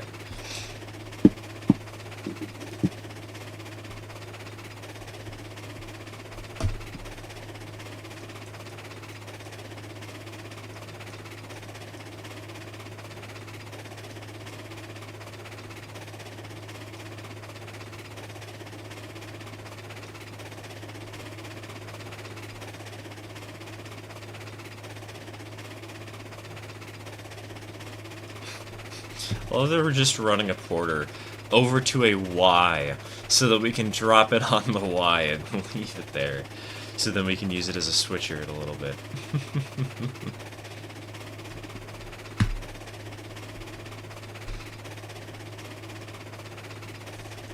So we can hook it up to the back of our train so we can take it up the hill with us.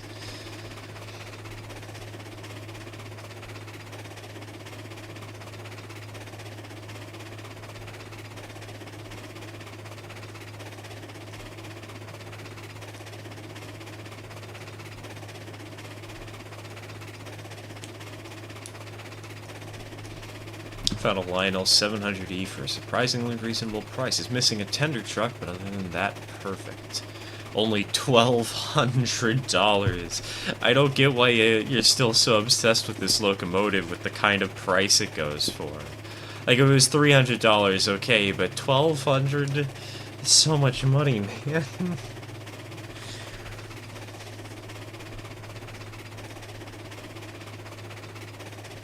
Why spend it on just one item like that?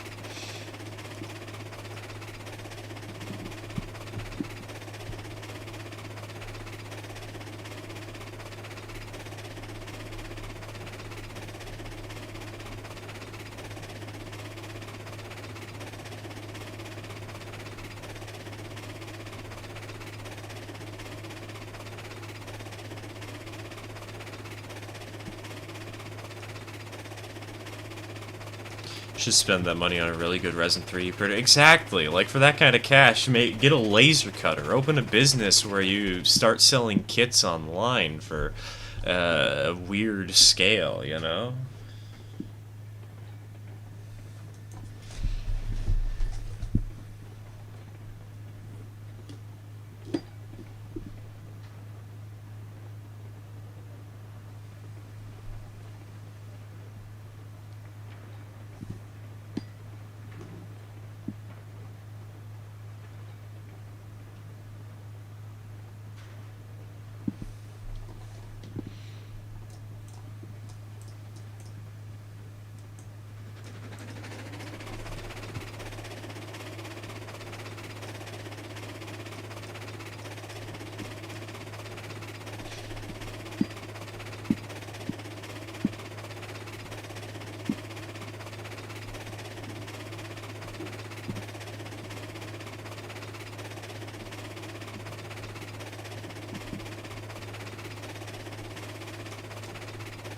$1,200 is less than half of what it typically sells for, but in TK, that's still, the point stands. It's not so much that you're looking for it, it's more so, why are you trying to buy something so expensive? Is it really worth your time and money as much as you think that it is?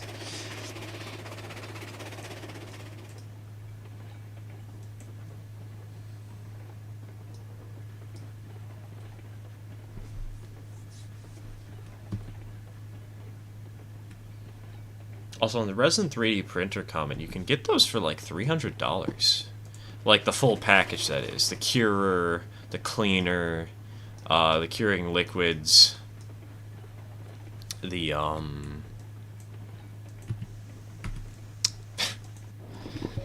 the actual printer itself. Those things are surprisingly cheap. I mean, it's not you wouldn't get a big printer out of it, and it would be a kind of mediocre one. It would have only 4K resolution on the print, but you can pick them up for surprisingly bargain prices.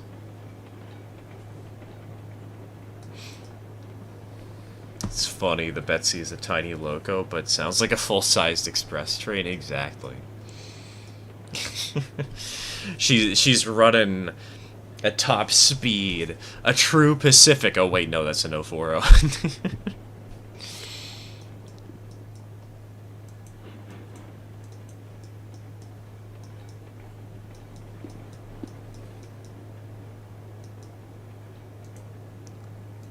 On 30 project going slow. It's slowed down a little bit. I did get all those kits, but I'm sort of finishing off a couple of projects. We're getting our first engine finalized, finally, and working on whatchamacallem. Working on some box cars. We'll probably have a video on some box cars next week. It's a short one, and I'll also complain and talk about like what method I think is best for removing and stripping decals.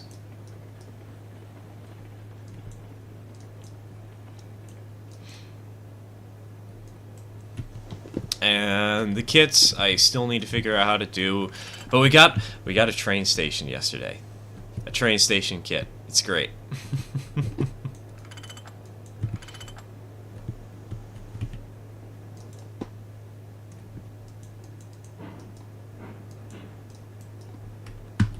We'll hopefully start on the bench work on the first module soon. Or I guess not really start, but finish it, because we could get a little diorama going and show that this railroad is ready to run.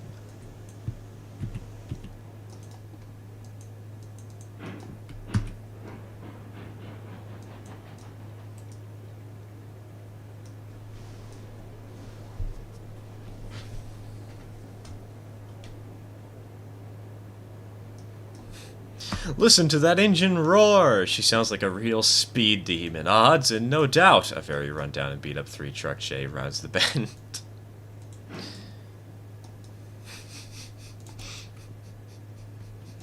Even better yet, a very run-down Shay that's got 3 drivers very poorly painted on her side.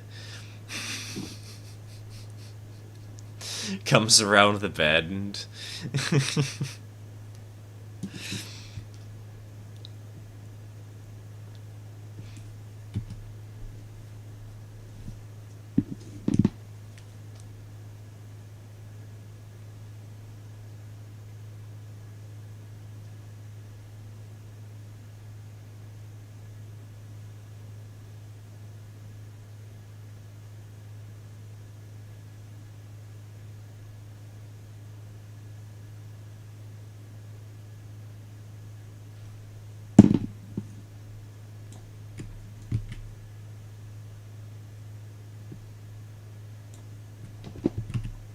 You know, this is the first time I've used the turntable at this industry, I think. Because every time we've gone all the way to the coal mine, but today we don't need to.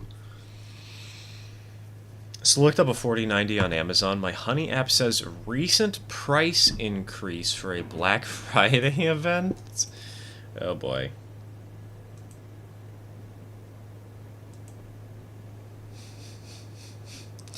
Shay with 3 cardboard drives, blue tacked onto the side, and a very sloppy crude New York Central and painted on the side. You know, maybe that's a model I need to make an 0-30.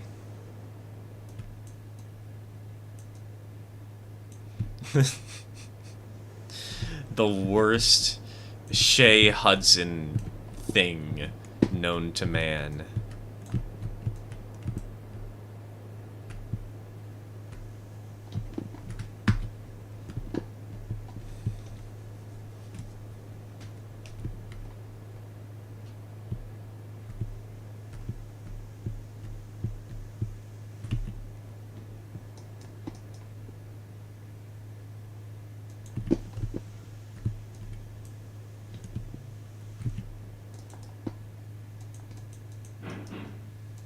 You know, I'll do that. I'll go to a train show and go up to an Own 30 club and say, hey, you want to run this? It's a Shay.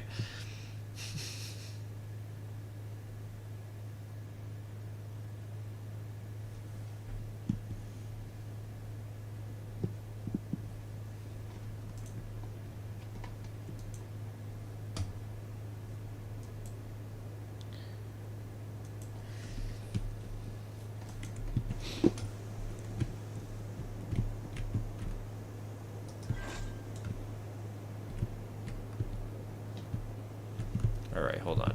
How's the Lincoln pin back here? There we go. Okay. Perfect.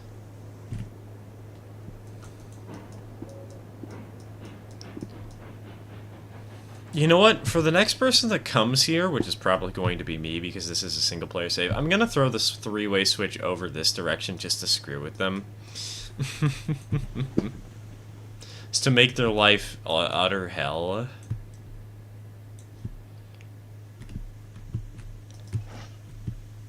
We'll punt the caboose back there so that we have to throw the switch that way when we pick it up.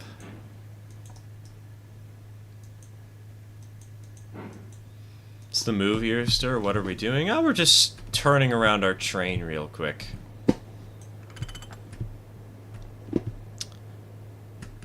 Because we're almost ready to finish off the save. Aside from adding in a farm, because people want a farm, apparently.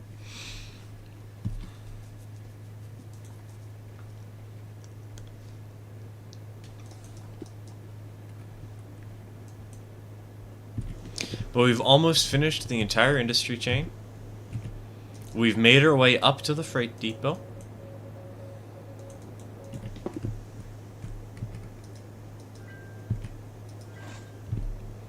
And we'll grab Betsy on the way, because we do need Betsy at the depot, because the depot is a nightmare. It's literally all just tracks facing the same way, and so you need an engine to help shunt stuff out.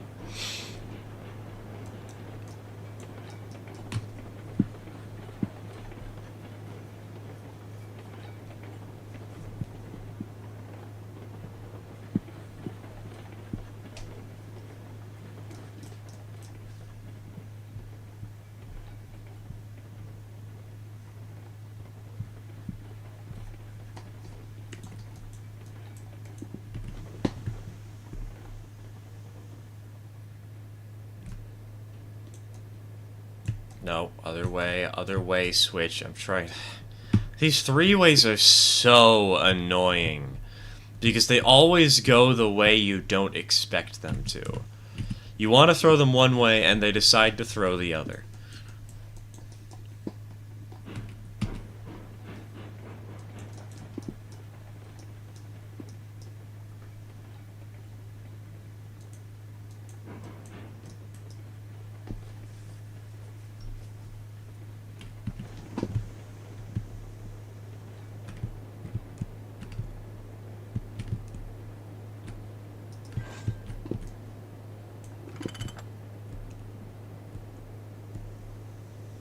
Alright. Engine brakes on. I want to add a small turntable over here just so we have one.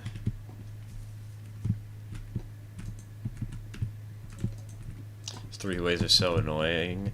That could be taken mildly out of context. Oh, don't worry. Those are also annoying. Don't worry. I despise them. They suck.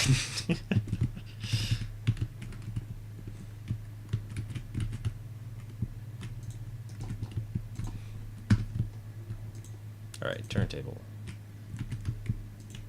Bingo, bango, bongo. Let's save the game, and then we can do our final run.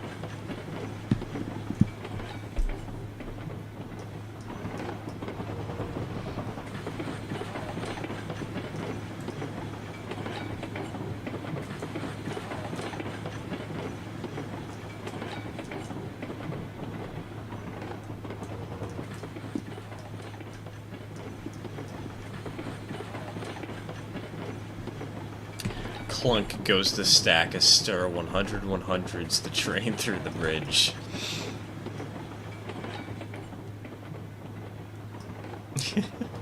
I do love the low clearance on that loop. It's so comical, running the train through it.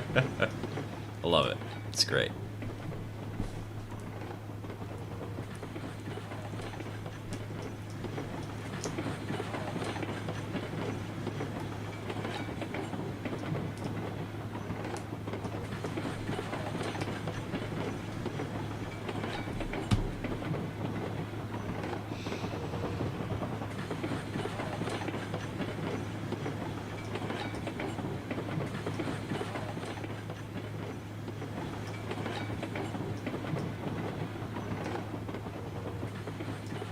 So...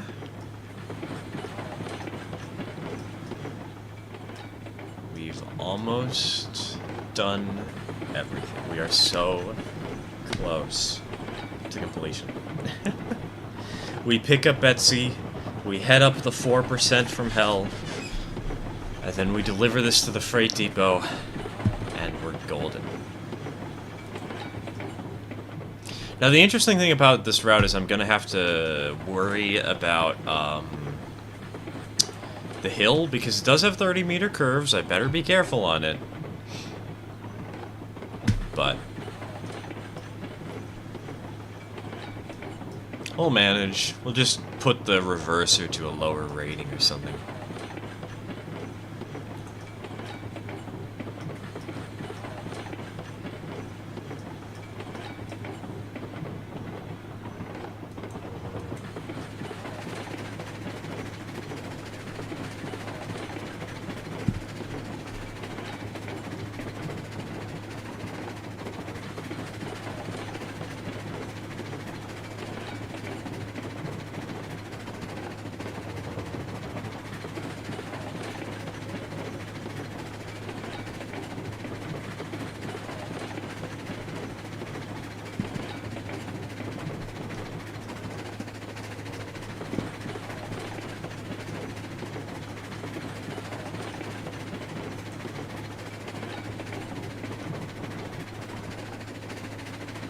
This is gonna be kind of funny seeing the just a Betsy in the back. Second train where I've got a Betsy on the back of it for no good reason. At least with this one there is actually good reason. We do need the Betsy because we need to bring her up the hill so that we can drop her off at the freight depot.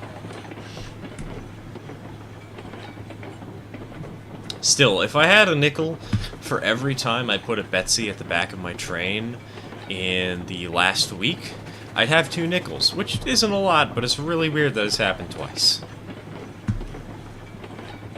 You like the new Eureka speeds? Yeah. It's nice that she can actually outcompete the Glenbrook in at least one statistic.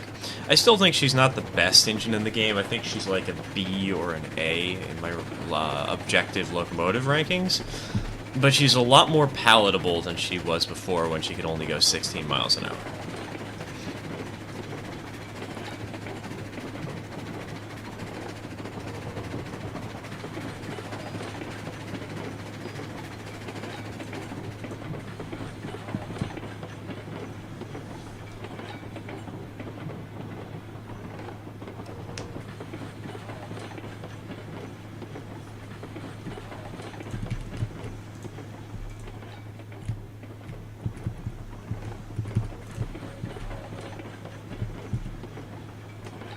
Alright, so Betsy, or I guess it's Trevor this time around. The name is Trevor. Somewhere over there.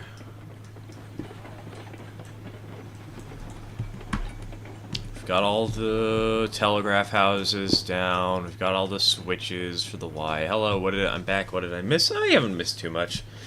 We're just about to start the big part of the show. We're about to do the important thing that we came here to do.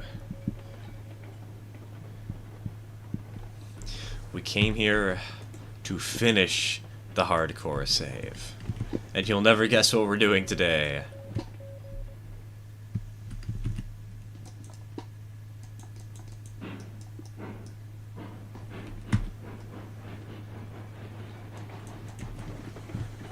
start backing it up, but before we get to our destination, I want to go ahead, link and pin in the caboose, just so that when we do get to the Betsy, we can easily jump a pin in her, and bam, done. Also, this boxcar door should not be open.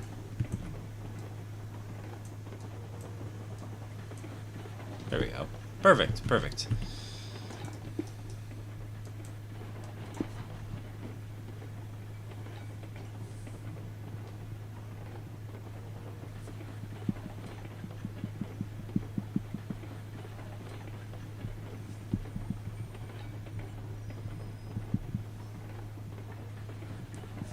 By the way, sir, would you be up for modding Roll the Dice to include 6 wheat farms as well?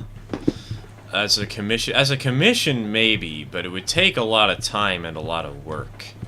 It wouldn't be cheap.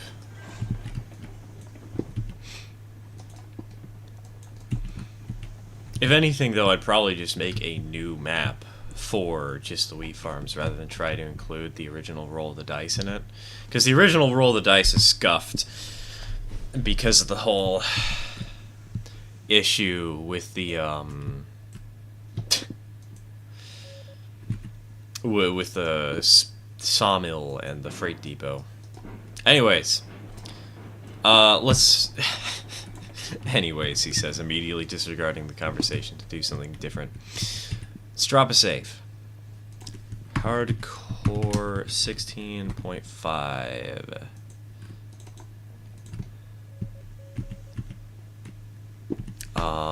Let's go ahead and throw the switch so we are headed up the hill on the nightmare grade.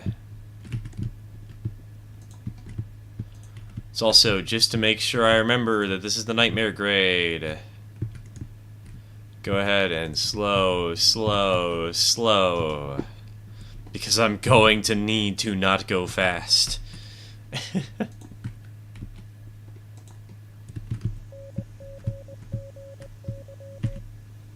Let's begin.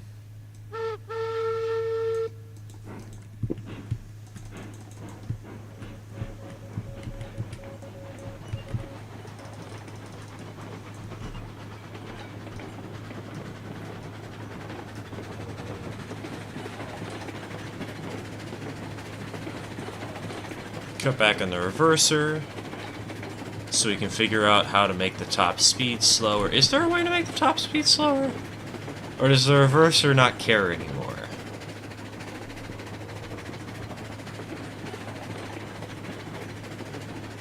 Okay, the reverser doesn't seem to care anymore. Gotcha. Roger that. Abandon all hope, he who dare enter. Exactly.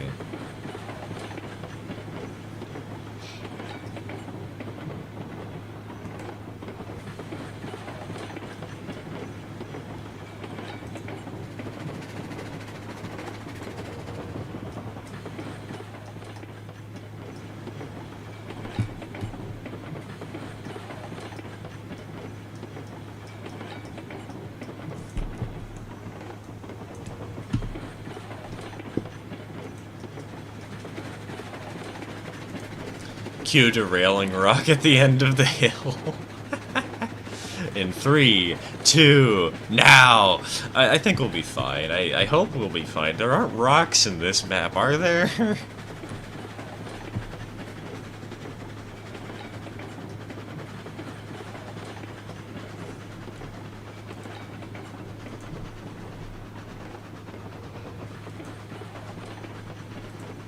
Let's put it to 60%.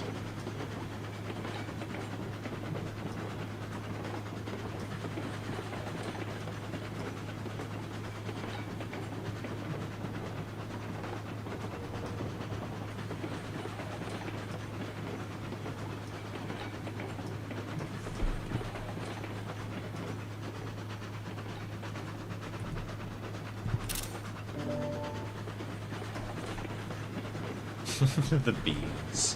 One of the best streaming moments I've had in a while. That dude, that was so funny.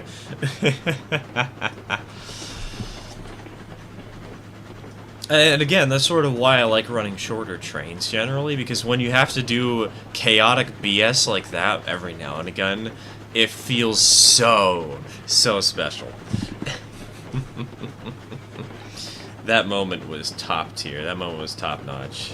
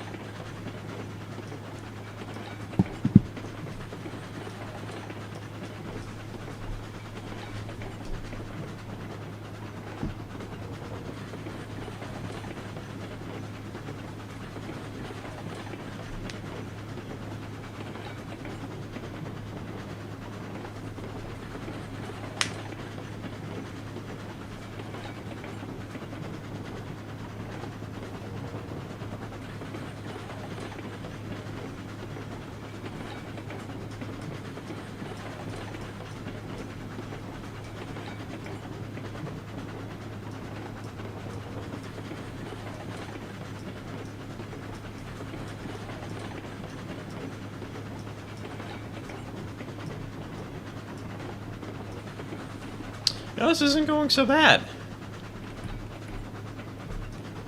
I know we have lightweight cars. I know that I'm going slow because I really don't want to risk derailing on this route, but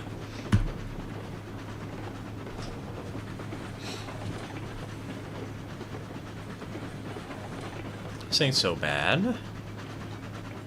It's a nice little run. Maybe I need to do lightweight engines with lightweight cars more often. Run the Glenbrook, run the Eureka. Make a Central Atlantic and Union save where there's like 1 Eureka, 2 Glenbrooks, and that's all you get. Have 4% grades, have these lightweight, dinky cars to handle.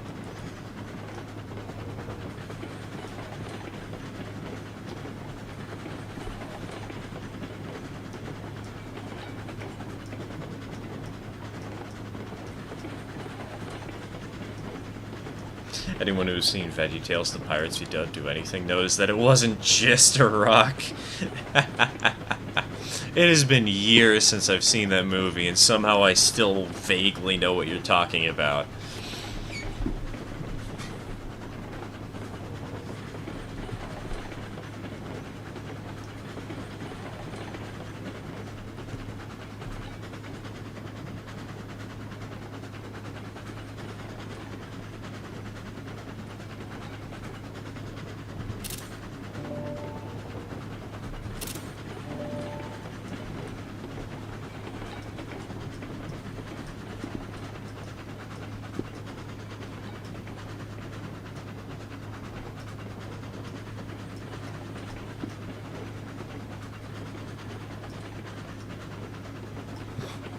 Oh, and 30 Glenbrook or Eureka would be perfect for the layout. There's no models for either of those, unfortunately.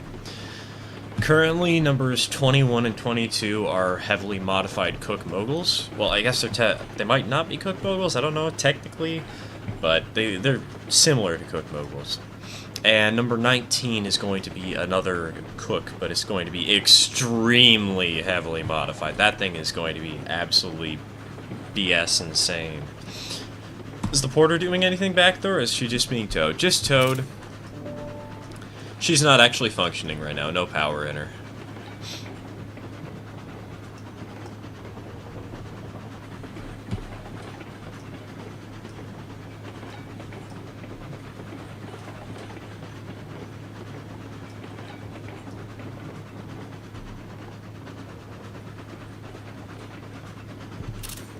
God, we're so high up already.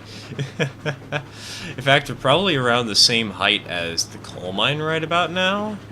Actually, we might be higher than the coal mine already. Let me check on the map. Where are we? Okay, well, we're approaching the switchback pretty soon. We are barely above the 600-foot mark. Yeah, okay, so we're around the same height as the coal mine right now. Gotcha.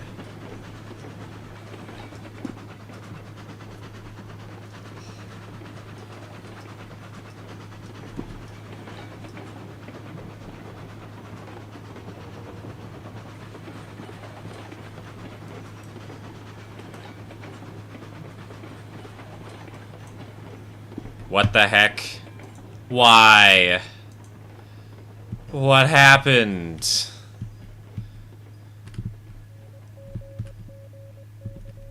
Is it because it clipped into the No, really?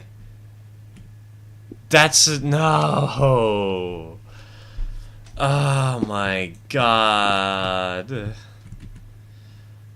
Well, I guess we're relaying this piece of track.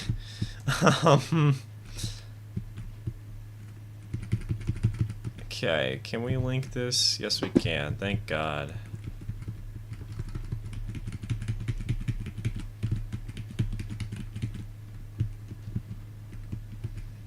Okay, it's 93 meters downhill at 4%. Let's use the rail that doesn't have that attached to it. Let's also, actually, before we do any of that, I guess we have to lay out this first. Now let's do the 3-foot rail.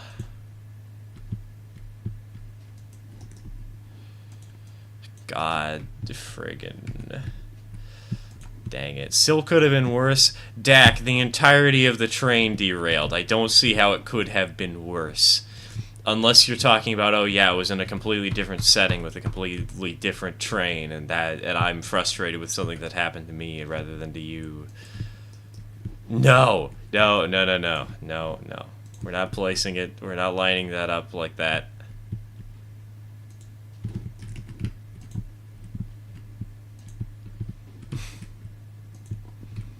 Why? Okay, link.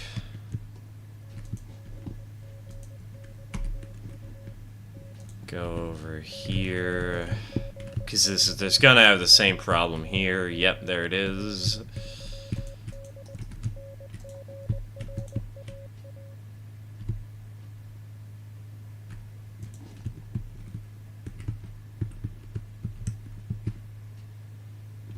Okay. Getting things back on track slowly but surely.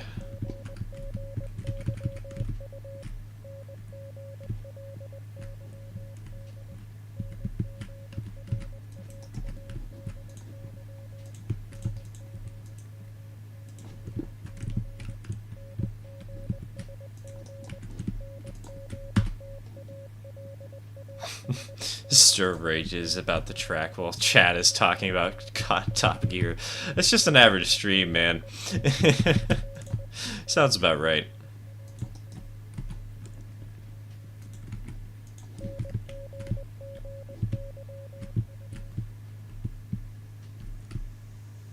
Alright, 1, 2, 3, 4. Where is 5 and 6 and 7?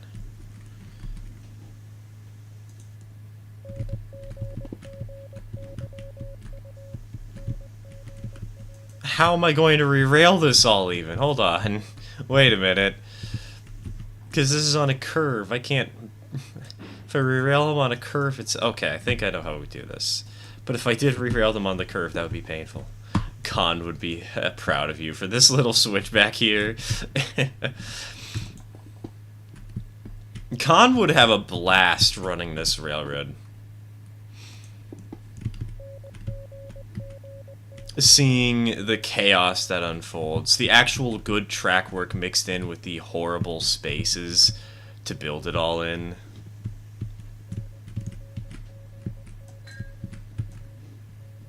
He'd love this place.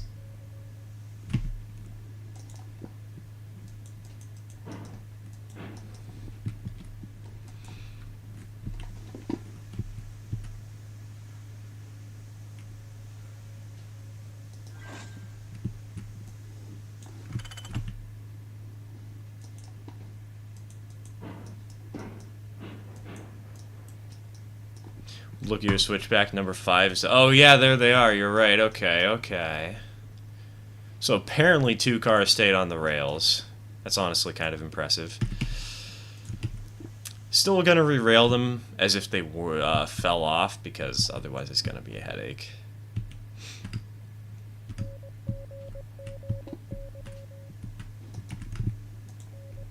Uno,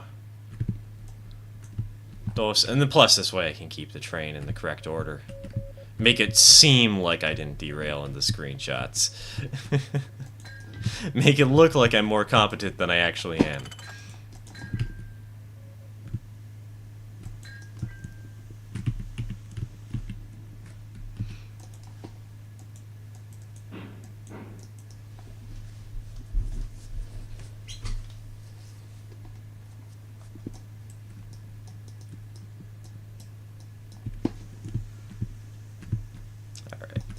Link.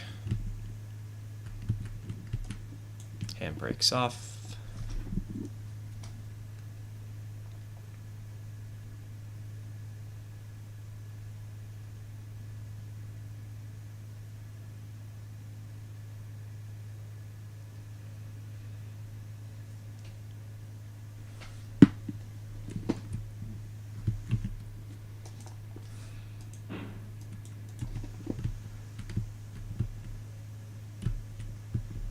Must have jinxed it when I asked if there were any Kenosha moments.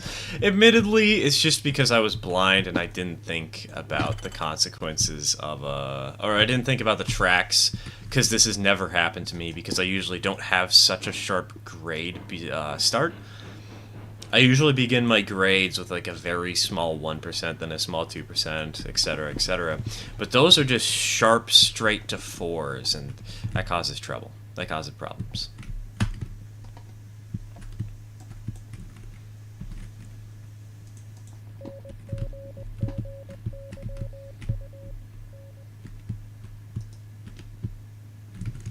Oop. But hey, this is how you work out kinks in the system sometimes. You realize where you've made mistakes, and you do your best to fix them.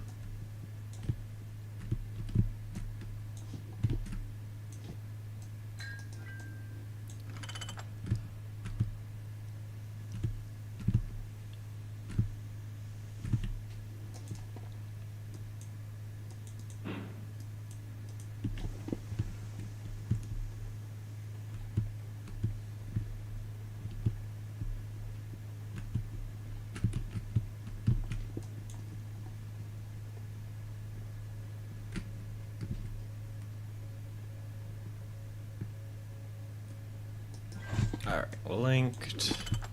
No, I don't want momentum. I want to pull you forwards.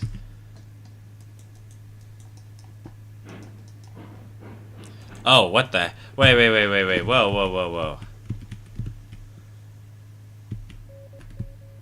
That's illegal. You're not supposed to do that.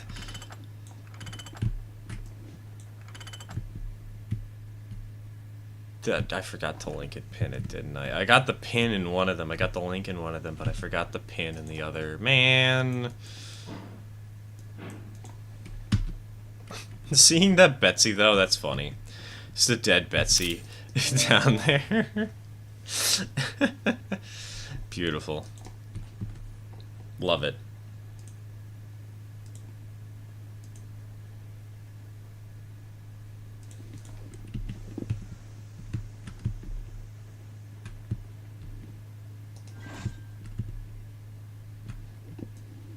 Alright, now it'll work.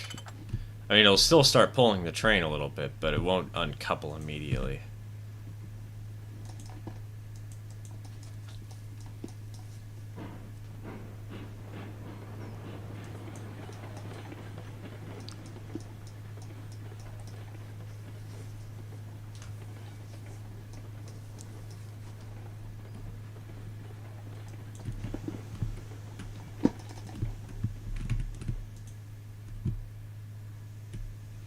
Alright, chat, are we ready to finally continue?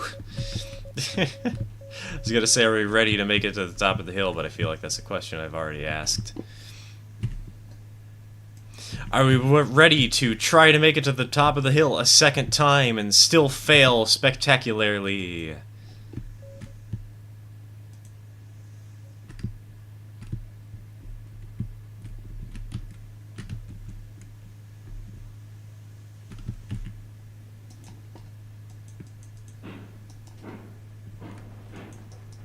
Because I'm not.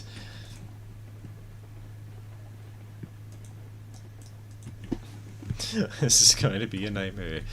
Going to sleep. I hope I'll be there for the next stream. Alright, Ruben, have a good one, man. Sleep well, dude. Sleep well.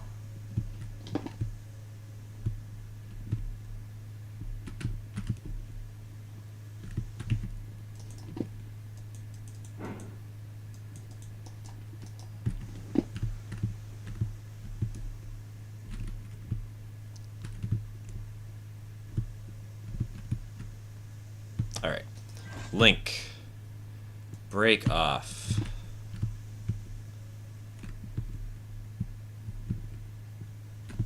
Up to the nose of the engine.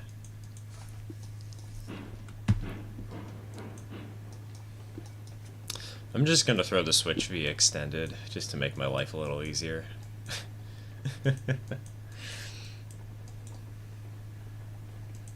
Bop.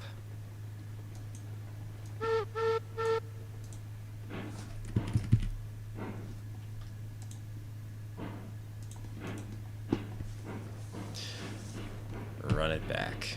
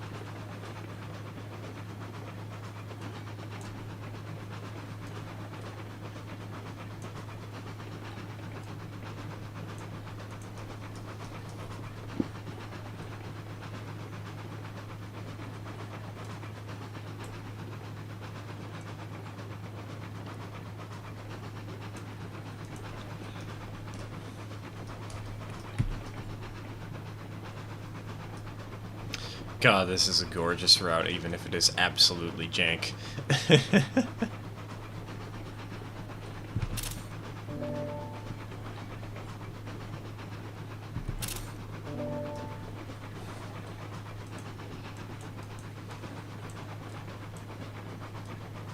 Alright, folks, we've made it 100 feet above the coal mine.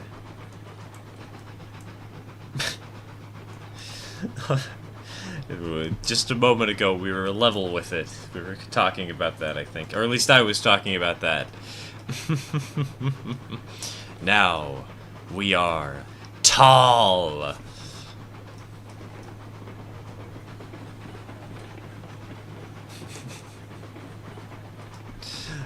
Good God, I love this.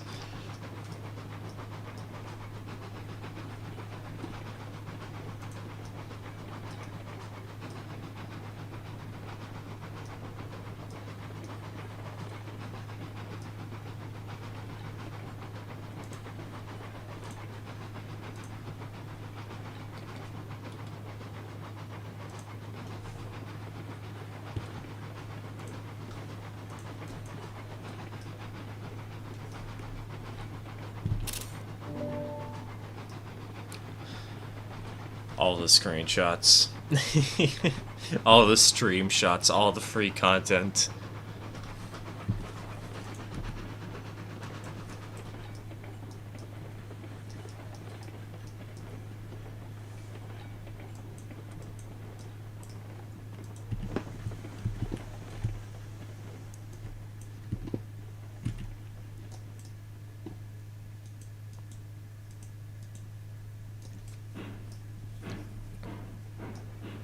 And that's the last switchback. Which means we're on the last leg of our run. I can't believe we're doing this, honestly. It's kind of insane.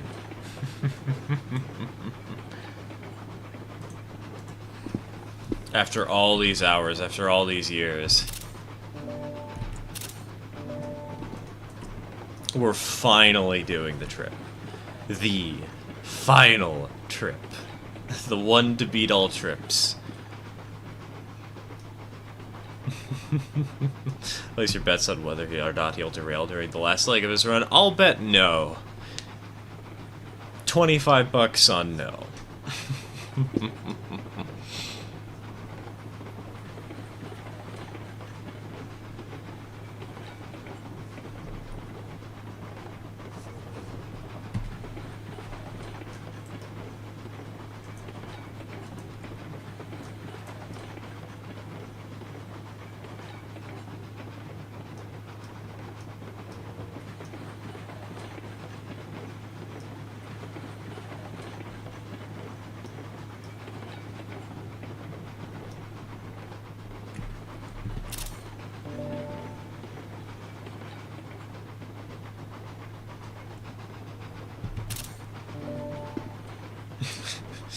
God, we are so high up off the ground.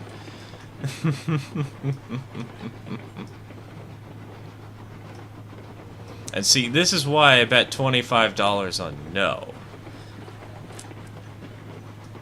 Because this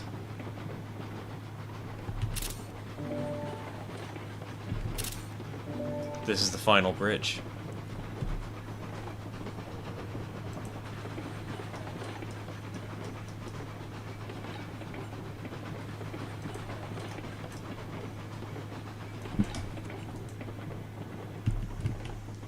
What are the dimensions of the computer case you're using for my PC build? I'm planning on building a computer desk for it. I don't know off the top of my head.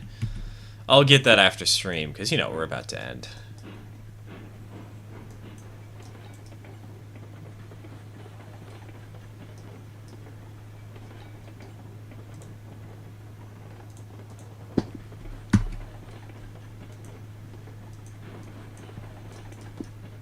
See? No derailments.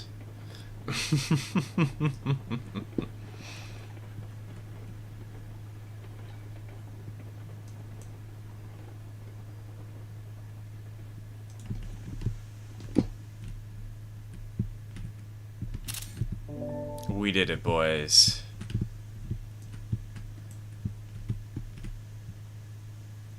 Now, can we unload this and will it hit the dock? Yes. Perfect.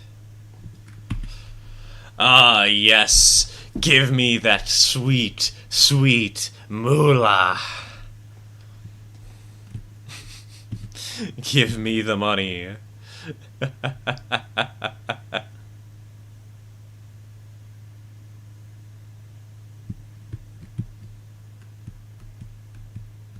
God, that's enough money that I could buy a caboose. I could buy a passenger car. I could probably buy a boxcar by the end of this. Yeah, I totally can. Nice. Since when was there a crane at the freight depot? TK, that is a part of the new wheat industry. It loads seed pallets here at the freight depot on this little dock.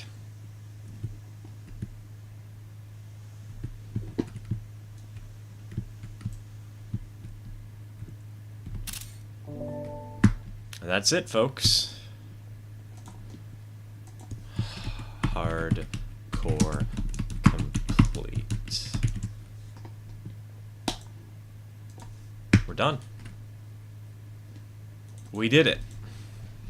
Kind of wish I had done it with the Eureka more, but the Glenbrook was very much nice to have, considering the fact that the Eureka used to be 16 miles an hour. We've got Trevor up here. She's ready to do switching if we ever decide to revisit this save, or maybe if somebody else decides to play on it when I release the save, because I do plan on releasing this, not exactly sure when. So yeah, I will see you all Sunday. Thanks for tuning in. Cheers, folks.